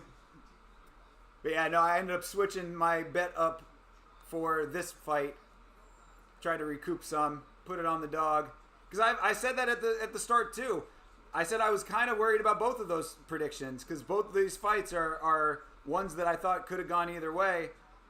Blanchfield getting the victory didn't surprise me all that much, and I thought that Albazi, I don't know why a lot of people are counting him out like he wasn't finishing fights. I mean, I went back. I had remembered him being more of a power striker, but he's got a whole bunch of submissions on the record. And Brandon Moreno was voluntarily in retirement, so, you know, it's not like he's coming off of, like, crazy victories himself right now.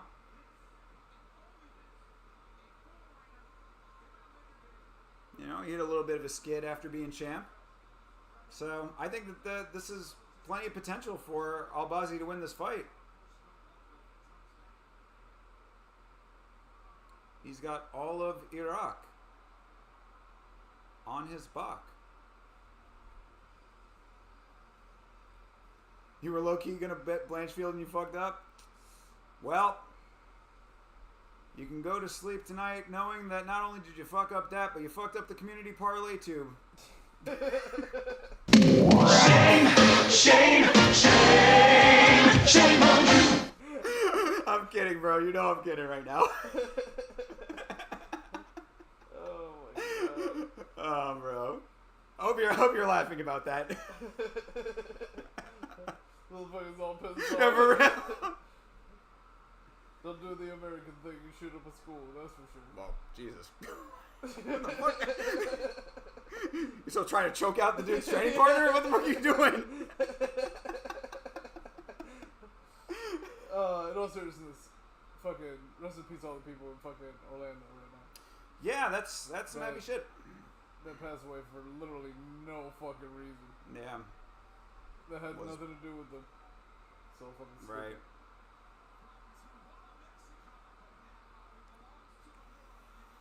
It's just like that anywhere. It's the world. It's the world we live in. Doesn't matter where the fuck you're at.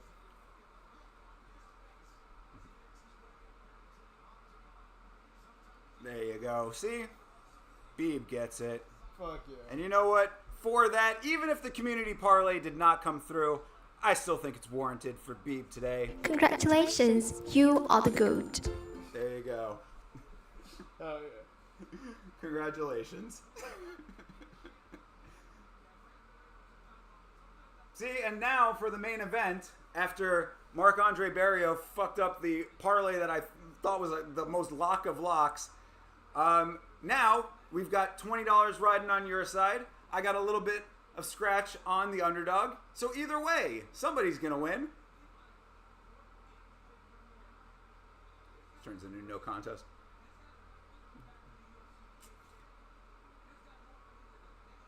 Did he cover up his Mickey Mouse? Oh no, Mickey Mouse is in the back. Okay. Looked like he got fresh ink on the one arm, but I thought he already had a tattoo there. It was clouds. You just covered him up. With the St. Louis thing? Is that the St. Louis arch? I don't fucking know, man. Oh, Tijuana. I guess maybe they have an arch there. Oh, I don't know. Never been. Neither have I. Moreno looking like Albazi broke his Star Wars logo. Hey, let's go. My name is Brendan Moreno. You broke my Legos. You must die.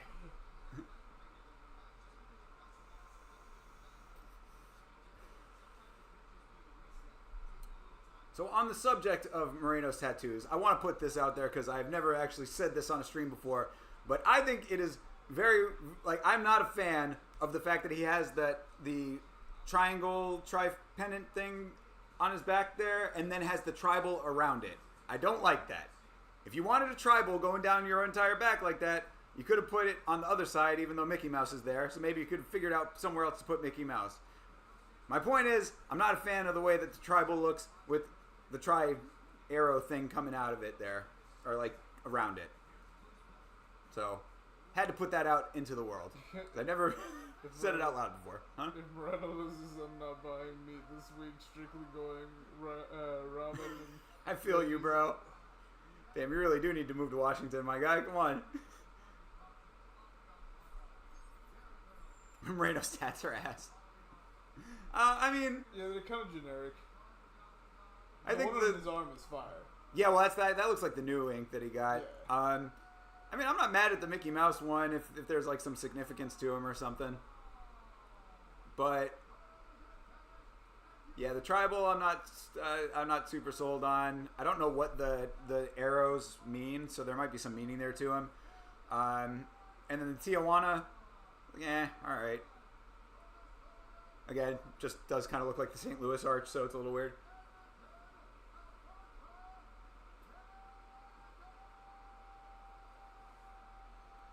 No tattoos are as ass as those ones on Pete Davidson in that fucking King of Staten Island movie. That was a funny plot point in the movie and all that stuff, but, like, yeah, I could not imagine like, actually walking around with some of the terrible tattoos that he had in that movie and then actually has in real life. I think a lot of those are his actual tattoos. He's got some fucking terrible ones. He just seems like a generic AI. Davidson? Yep. Like, you went on fucking Grand Theft Auto and put tattoos on your guy. Oh, yeah, I got you. Type shit. You know what I mean? Yeah.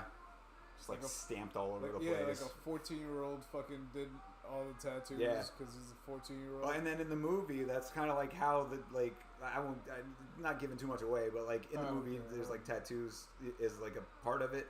I will tell you this: I will never watch a Pete Davidson movie. I didn't think so that I like either. Honestly, I didn't like he. You know, knowing that he was the lead of it, I kind of like avoided it a little bit for that. But then we watched the Bill Burr movie, The Old Dads, and we were like, well, Bill Burr's in that too. So, and Bill Burr is actually a decent actor, to be perfectly 100%. honest. Like, what wouldn't it be?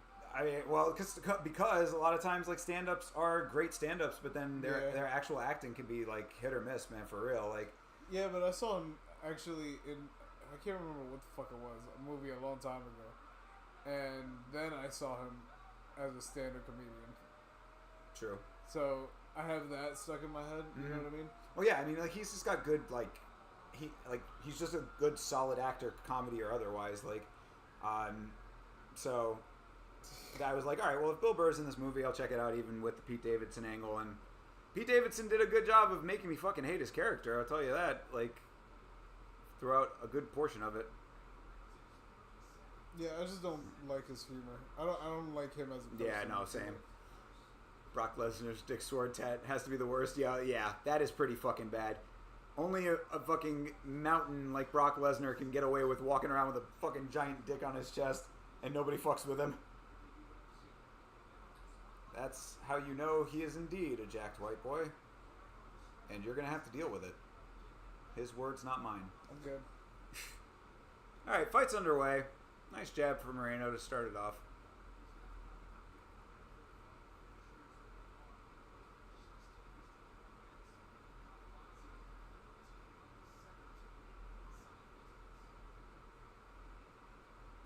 Albazi.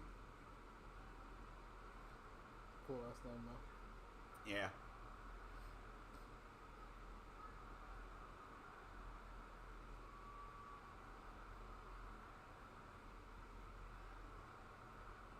Damn.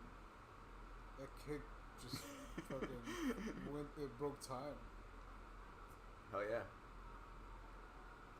Kicked into the multiverse.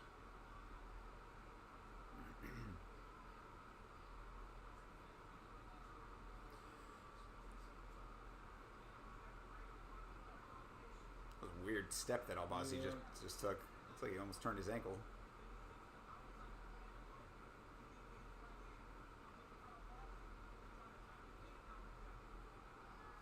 Alright. A little tie up there. They break, of course. I mean, If there's anything that you know is that Moreno can go 5-round war no problem, or at least he has gone through them in the past. So if he's still got it, then a 5-rounder should really mean nothing to him.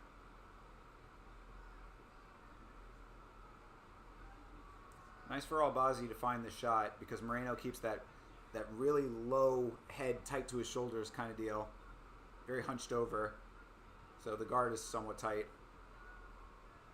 Something I actually give him some credit for with the way that he conducts his defense.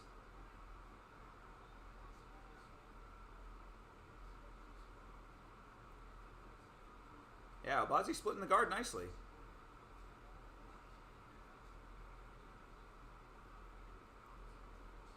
Body kick from Moreno. Like, once Moreno starts to get the rhythm of that was a nice overhand for him. Once he starts getting the rhythm of those jabs that are breaking the guard, he should be able to counter that. Because he's letting it happen a couple of times now. Albazi just did it again. Ooh, a kick up the middle for Albazi. Nice. That's another way to split the guard. So, yeah, he has legs too, huh? He's got this sliver of area to to work with, and he's using all of it. Nice leg kick. Yeah, it was nice.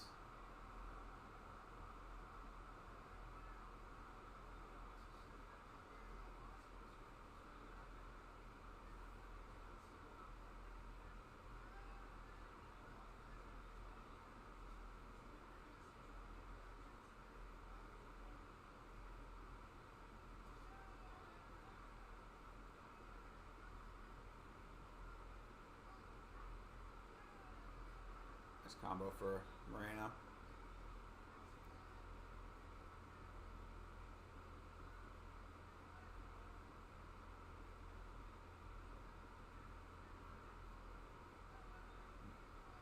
Hey. How's your parlay doing? Your 6 fucking... yeah, for real. 6-fighter parlay. I think you had Marc-Andre Barrio on there. He probably cooked.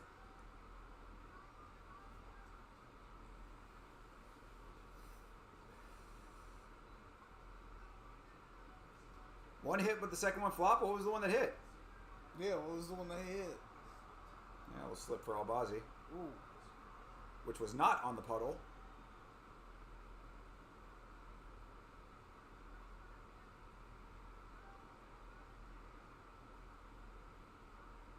Puddle, which is still there.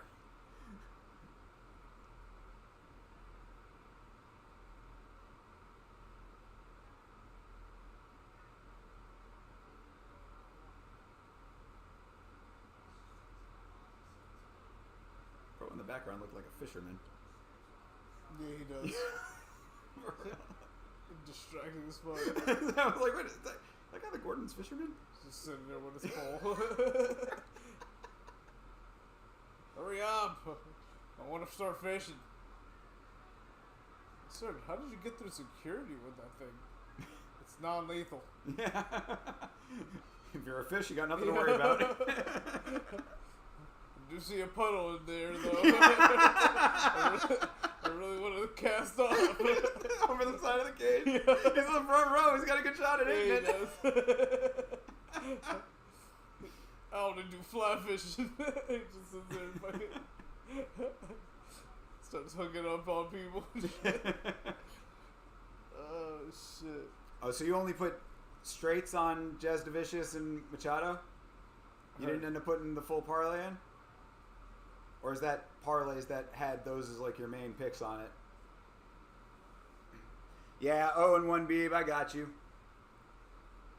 This is where your luck changes though, right? I am It was a close round, honestly. I mean, I think Albazi took that round, but... 1-1. Are you? I broke even because I never put anything in. There you go. Whose fucking rich-ass parents brings those little kids to front row at the UFC? Yeah. Good lord. No, looking at each other through the fucking jumbotron. Did a 4-leg parlay. Oh, nice. Okay. Well, who are the other ones? Who are the other people on the parlay? I want to know the thing. Yes, the entire parlay. Nice leg kick from Moreno.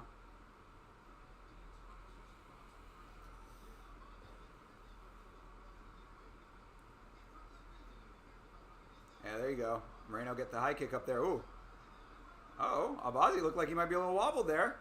That high kick might have affected him.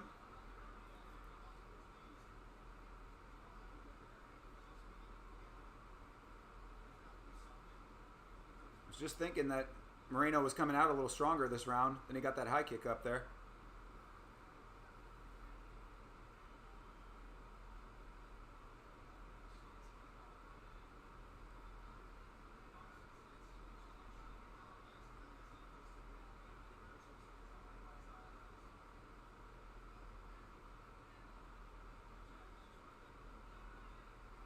Blanchfield and Moreno. Okay. Oh, that was all one parlay. You're saying Jazdavicius, Machado, and Blanchfield Moreno? Damn, that sucks. Sucks you busted by one. I had a 3-leg that busted by one. It's pissed as shit. I was so confident in that one, too. That's what hurts.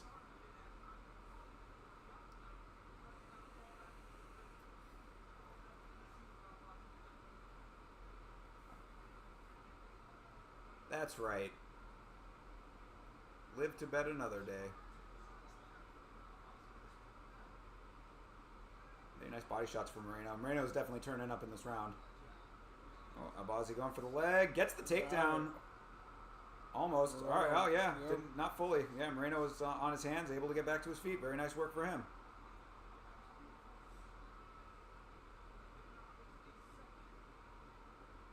But Moreno scraped his elbow in that.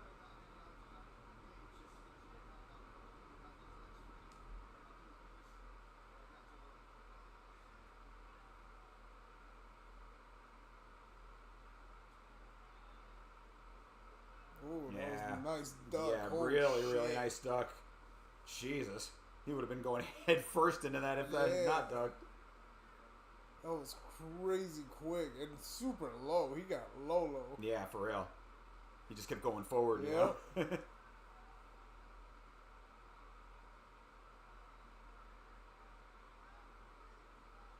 Nice. Good shuffle in. Still out of range was Albazi. Oh, nice. Yeah. Albazi ducking a good shot there. Mm-hmm.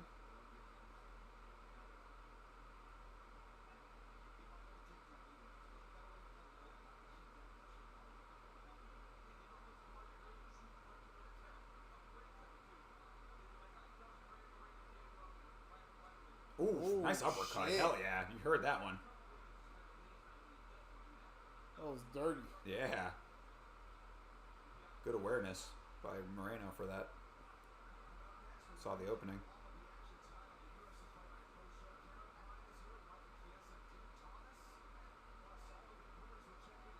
Yeah, this is a much better round for Moreno. Ooh, alright.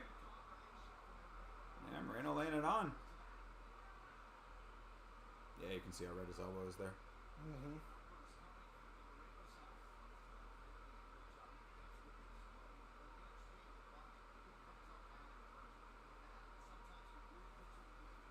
He spun around in the puddle. Hey! I mean, they're just lucky that there's not a fisherman casting off into it, bro.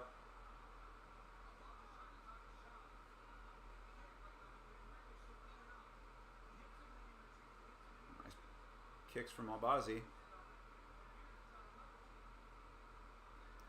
Moreno's throwing those shots out real fast, man.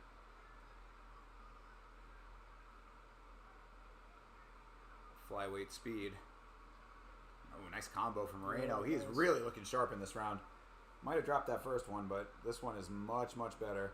Oh, yeah. That was Yeah. a nice one, too. Oh, yeah. Yeah, Moreno has landed some really good shots. Gotten out of the way of some good shots, too. I mean, he's just looking really sharp now. Yep. Needed What to happened? Well, yeah, just finding his rhythm. Seeing what Amir Albazi's going to do, you know. He got the information he needed. Came back looking great. 1-1. Good shit. Yeah, so what happened to his elbow? I believe when he got taken down that he scraped it on the mat. You know, just some ring rash. Oof. It's just the worst because it feels like plastic. Moreno assassin, baby. More like the boss, baby. Let's go. Fuck yeah. He just comes out and he's voiced by Alec Baldwin. I'm going to tell you what I'm going to do. I'm going to kick you in the face.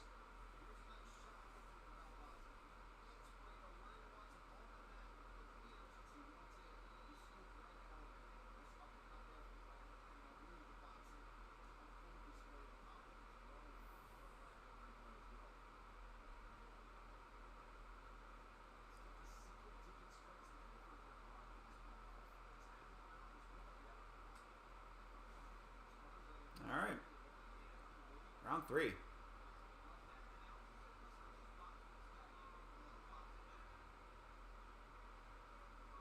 Ooh, nice one for Albazi. Moreno not looking super phased by it, but Moreno turned 17 this year.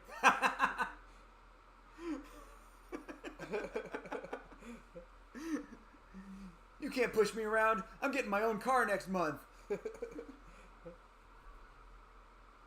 Gets his cheek jacket and walks out the door.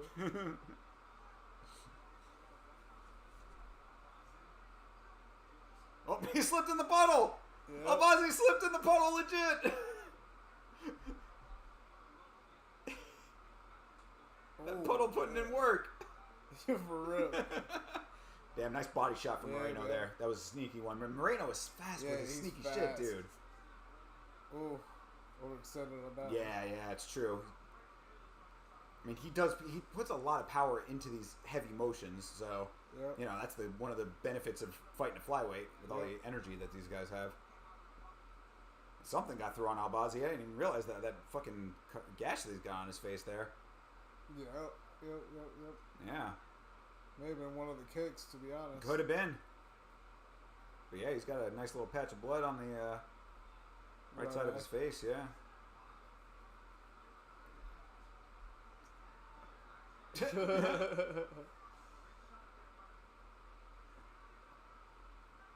Ooh, feeling himself. Yo, for real, starting to really find the groove here. But I mean, Albazi's still putting power on his shots, and it's surprising to me that he's not trying to mix it up more. Like he really hasn't been initiating too much on the ground, or like to try to get to the ground. Oh, Yeah, a couple of shots had him looking a little shaky, but he kind of slid a little bit. I think his feet might still be wet. probably. I'm telling that puddle is legit, bro. Yeah, man. That puddle is a factor. Damn. Andy, Mystic Andy over here. He predicts these things.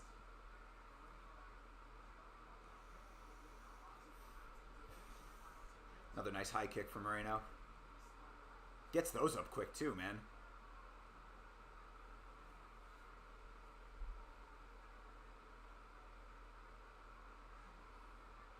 Oh, he slipped this time. Well, it's like they're right on it. Yep. That puddle is dastardly, bro.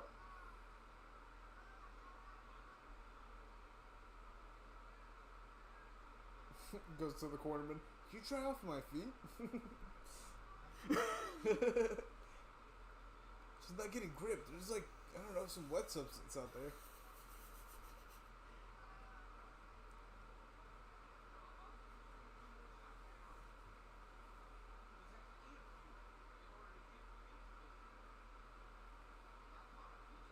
You never want to be the winner by puddle slippage.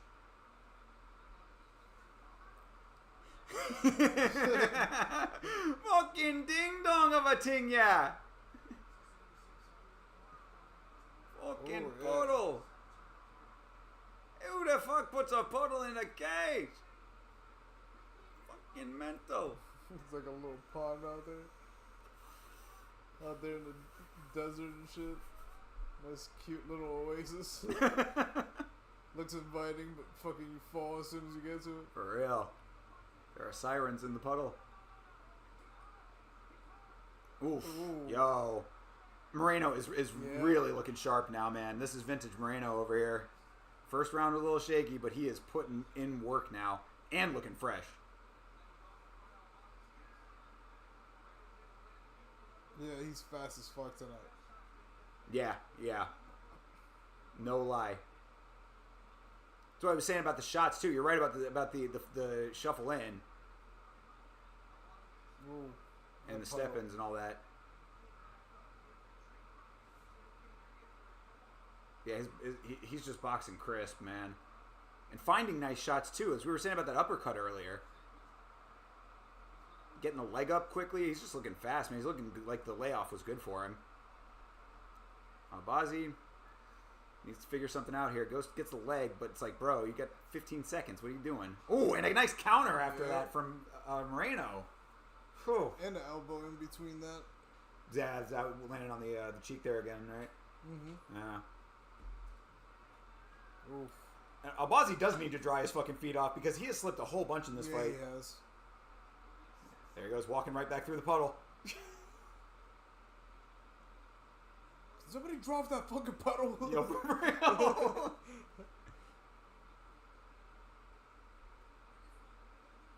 You do realize there's a puddle out there, right? Stop stepping on it. Yeah, seriously. Oh, what's a puddle? Are you out of it? From Iraq, we don't have puddles. Yeah. It's too hot. Yeah. How bad is that cut? I'm trying to look around the fucking... Yeah. You totally did.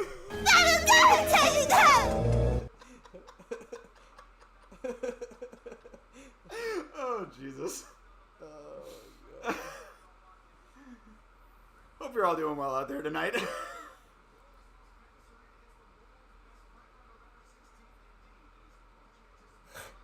Has drips of Rose's blood in it too? Yeah, probably. Yeah, is that the blood that's in there? I can see some droplets in it.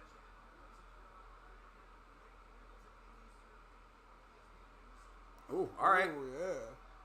Oh, yeah. Yeah, Moreno's turning it up again. Albazi trying to answer back, which is exactly what he needs to do. It doesn't look like he's out of it, even though it looks like at times he had gotten hit pretty heavy. They were saying he was hurt at one point. I mean, he might have been, but he doesn't look like he's out of this fight. Mm-mm. He needs to start, like, not respecting the power and go in there and fucking land. Because that's what Moreno has been doing, like, consistently. He's landing nicely and not respecting the power. And also just moving his head so nicely as well. His head movement has been fucking great tonight. Yep. Faking that elbow, I like that. I'd like him to actually throw that, too. That'd be nice. That step-in back elbow. Mm-hmm. Yeah, no shit. Yeah, Moreno's looking sharp. Fantastic, bro. Yeah.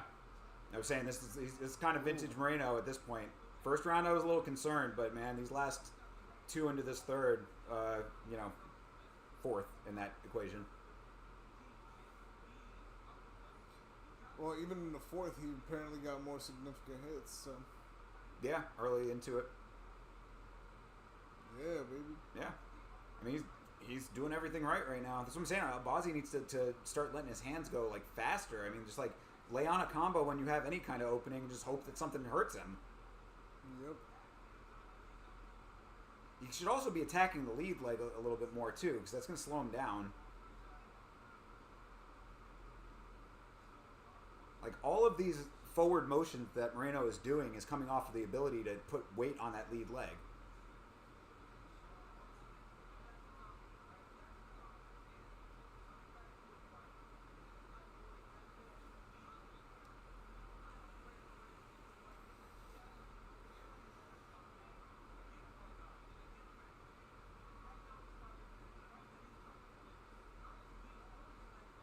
Bro, Moreno's memeing.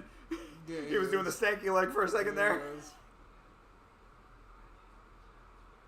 Albazi calls it on, but man, Albazi needs to fucking answer with hands, bro. Yep. Moreno is putting his chin out, dude. He is feeling himself for real, for real.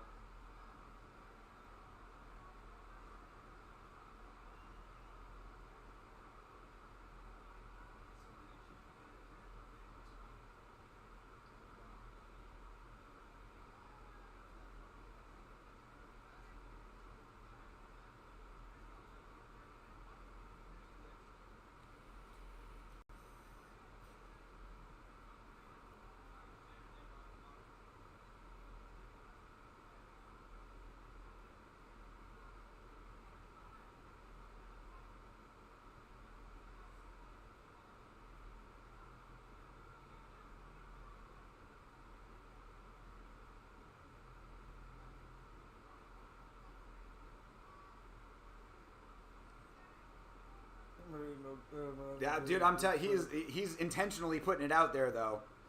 So I mean, Albazi needs to time a shot. That's the thing, is that he's staying with the quick movements, the quick motions. So it's like, even if he puts it out there, like, Albazi needs to recognize it and go for it. Like, and not even think about it. Yeah. Like, go for it. Exactly. It needs to be like instinctual. There's your fast forward right there. Fast in's looking nice.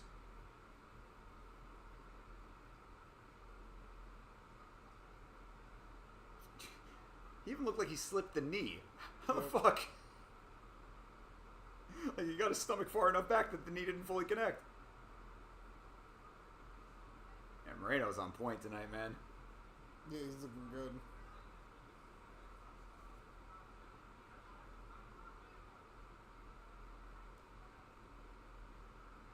Nice. Another nice one for him.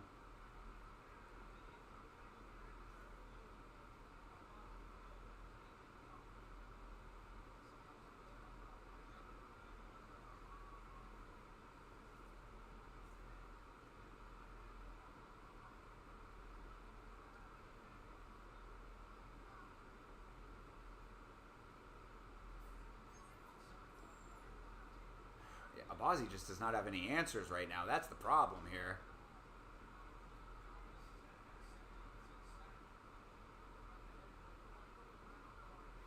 All right. That'll do it for 4 rounds. Jeez. See if Albazi's got anything left. Moreno has never been finished, though. Has he never been finished? Oh, all 8 losses have been decisions. God, I did not know that was the stat. That's crazy. That's some crazy stat right there. Yeah, it's crazy. Oh, he's fucking feeling himself. Oh, yeah, dude. He's all kinds of smiley. Moreno is hacking fucking axe.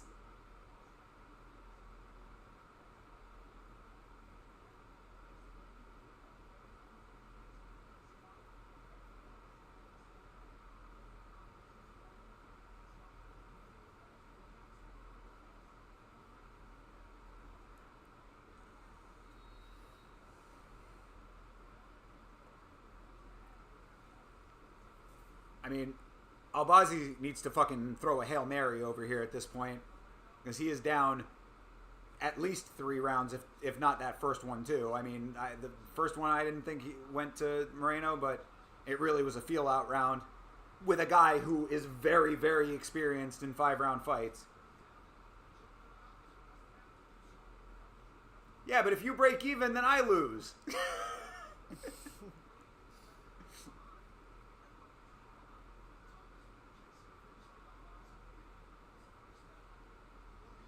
I don't mind. I'd rather you get it anyway, Beeb. You already got hit with the shame drop. We can't have that again. Oof. God, Moreno still slipping. Yep. Still slipping shots. It's amazing. Fresh as round 1. Oh, man. And stuffs a takedown, comes back swinging. Poked in the eye? Poked in the eye. Yeah, all right, good. I'm glad that he called the time. And smart of him. That is exactly how you should handle that situation for Moreno. Moreno backs up, lets him know that he did get poked in the eye, but stays alert enough and focused that if the ref did not stop it, he was going to be able to defend himself. Yeah, that was a bad eye poke too, yeah. But so that was exactly how you should handle an eye poke if the ref does not immediately recognize it and stop the action. Good job for Moreno. That's veteran IQ right there. Moreno is up 2, 3, and 4. Abso-fucking-lutely is.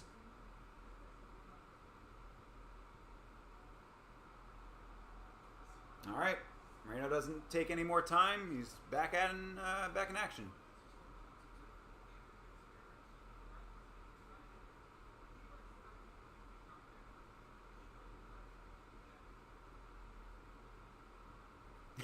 Beautiful eye poke. This guy studied the Weidman-Jones technique.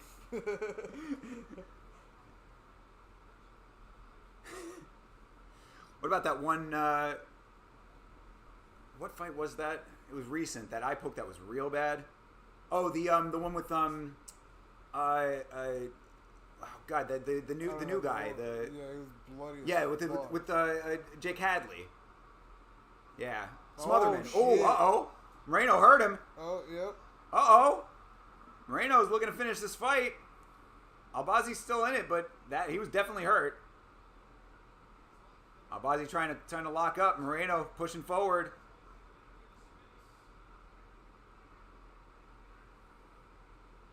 And Moreno being a little cautious. Doesn't want to get knocked out himself with some counter shit. Let's go. Yeah.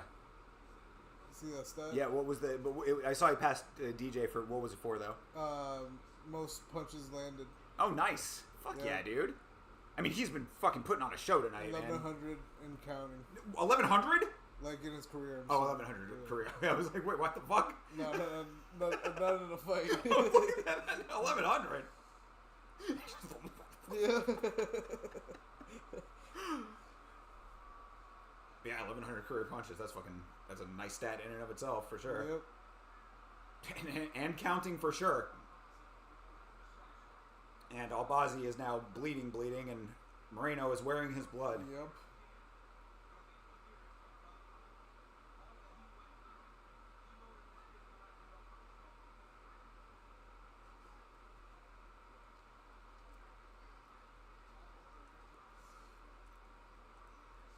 Who's ranked 1 right now with the flyweight? Brendan Royval. Oh, okay. Oof. It's tough. Yeah. Oh, dude, I'm telling you, flyweight and bantamweight are the most competitive divisions right now. You've got absolute killers, all still in prime. Yep. You know, I mean, like, Oof. this is a perfect example of it, dude. Yeah, yo. Moreno is just. I mean, this is just a really masterful performance tonight. And it's not like Albazi is not throwing. You know what I mean? Nah. He's been throwing it at times. I mean, it's just like not enough compared to those numbers. Fuck. 4th round was the most close. Say towards the end. I mean, he wasn't throwing earlier, but towards the end he started throwing some decent volume, but still just wasn't landing any of it. So it's like, what the fuck are you supposed to do? Moreno stuffing takedowns too. Yep. It's like, what am I? Oh, nice lunging elbow. Let's go. Yeah, that's a fucking Christ, highlight and dude. a half.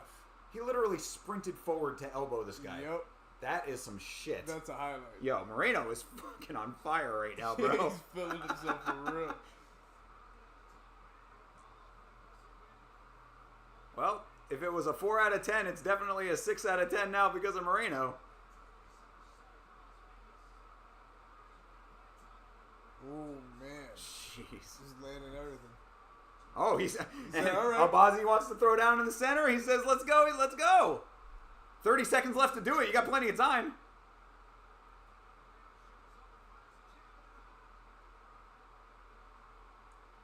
Oh, Woo. shit. Damn, Moreno says, let's go. Yep.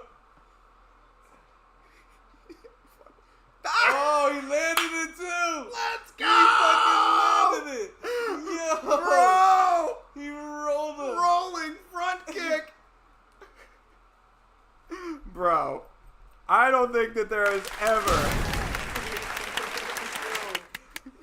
I've never seen this motherfucker feel himself like that. a more confident performance from Moreno there has never been. And for him to end it with a fucking rolling kick. Somersault kick. Moreno W? Yeah, that's an understatement, my guy.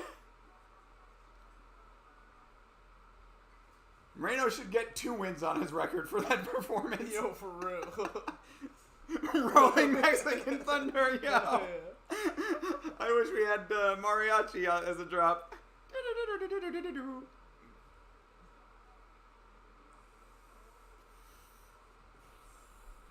There you go.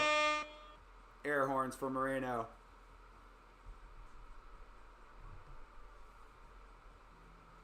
Yeah, exactly. That's legitimately how I see it. Yep.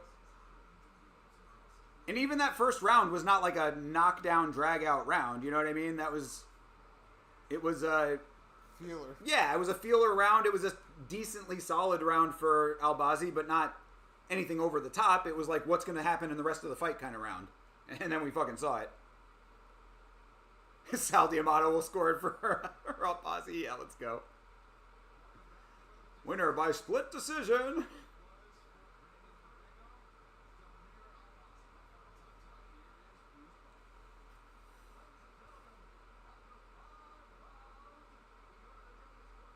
Yeah, man.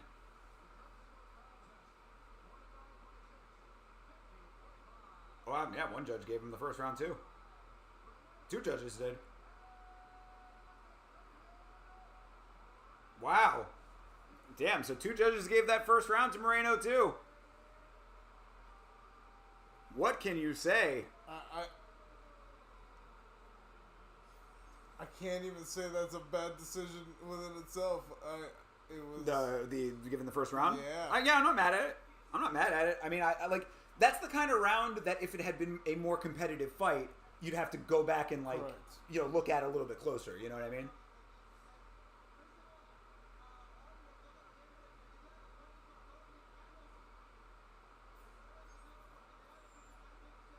Bro, it's Canada. None of us speak Spanish.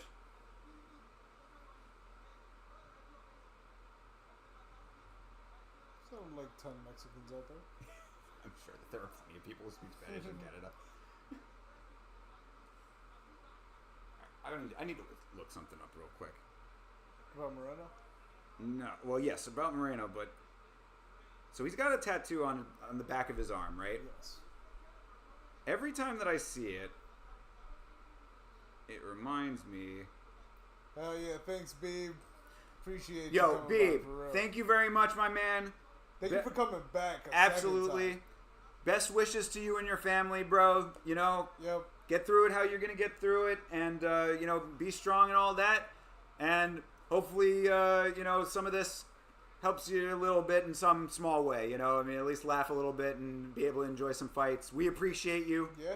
And let me know what you think of the new episode if you get a chance to watch it. Leave a comment. Always appreciate it, man. Have a great rest of your night. Take good care. We'll catch up with you.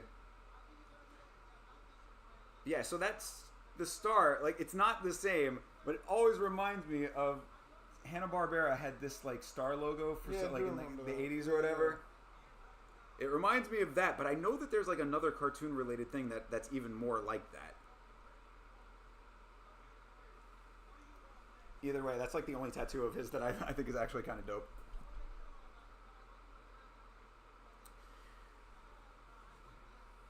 But yeah, I mean, that performance certainly saved an otherwise middle of the road card.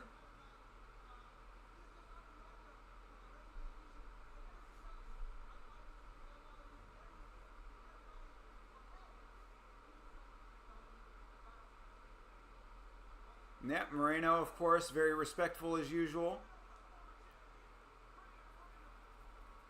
He was a great champion. I've always been a big fan of Brendan Moreno. So me betting against him has nothing to do with how I feel about him as a person, and obviously as a fighter as well. I mean, he's a great fighter. You just never know. You never know how they're going to come back after a layoff, especially when they voluntarily retire. Generally there's a couple of different ways to interpret that. So, you don't know exactly what you're going to get. And I'm really glad to see that he came back looking really sharp. So, what did we learn tonight, everyone? We learned that Brendan Moreno still has it. We learned Marc-Andre Barrio will lose you a fucking sure thing parlay. Youssef Zalal still rolling through on a great, great run. Yep. Youssef Zalal, keep your goddamn eye on that guy. Erin Blanchfield getting a win over a former champion. She solidifies her spot. Stay in top 5. Probably looking for a title shot, I would say, again, at some point. I don't know if she actually... Did she? No, I guess the Minon-Furo fight was probably a number 1 contenders fight, so to speak. And then Furo just hasn't gotten it for whatever reason. But either way, Erin Blanchfield getting a nice win. Appreciated that. And Derek Lewis, hopefully still alive. That's something we got to find out about, Make sure that he's okay. RIP to the Derek that passed away there. The other guy that they were giving the RIP to, I'm obviously the chats, and all of our losses. You know, sadness and death a little bit, but still a good time overall. So enjoy the enjoyment where the enjoyment is good, I guess is the way to look at it for that. New video is out on the channel right now about UFC 308. The Brendan Schaub and Nate Diaz beef. A lot of people have been saying good things about it, so if you want to check that out, check it out. Give it a like if you enjoy it. Dislike it if you don't like it. Leave a comment. Always appreciate all of that. Monday nights, we got a podcast right here on the channel. It's called Last Week's Fights. Myself and Chase Parton will be breaking down each and every fight from the card that we just watched here. I'll be doing my rewatches tomorrow. Catch anything I might have missed. You can follow me at Yama Show for the start times for that podcast and for anything else that I'm posting on there. Follow on Instagram. That is a place that I'm pretty active on, and the stories are always pretty fun. Like the stream if you enjoyed this one. Thanks for everybody for sticking with us through the technical issues that continue to plague us and bother the hell out of me. Appreciate that. But liking the stream helps to get out to more people that might also enjoy it, so we appreciate when you do that. And that's about all I got. Vitz King, anything else from you? Shit, I'm tired. Yeah, me too. So, I guess we'll leave it right there, everybody. Have a great rest of your weekend, and until we see you next time, fight on, y'all.